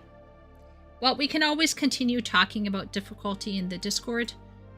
This week, I have a bit of a break from school. We have a student success week, which is just saying it's a break week. So I can chat with you a bit more if you want to talk about difficulty. But I do think it's It's one of those things that I believe requires a lot of thought, because there are different layers of difficulty in terms of concepts, topics, word density, page density, interest, writing approaches. So yeah. Great answer, says Leo. Okay, good. Awesome. All right, let's end it here, folks. Thank you, everybody, for coming. Appreciate everybody who hung in there. Next week, we will start with Wooly's video. I promise you, Wooly, we're going to talk about how bad movies have lied to us. And we can mold together, hopefully. Okay, so yeah. Take care, everybody, and I'll see you around. Bye.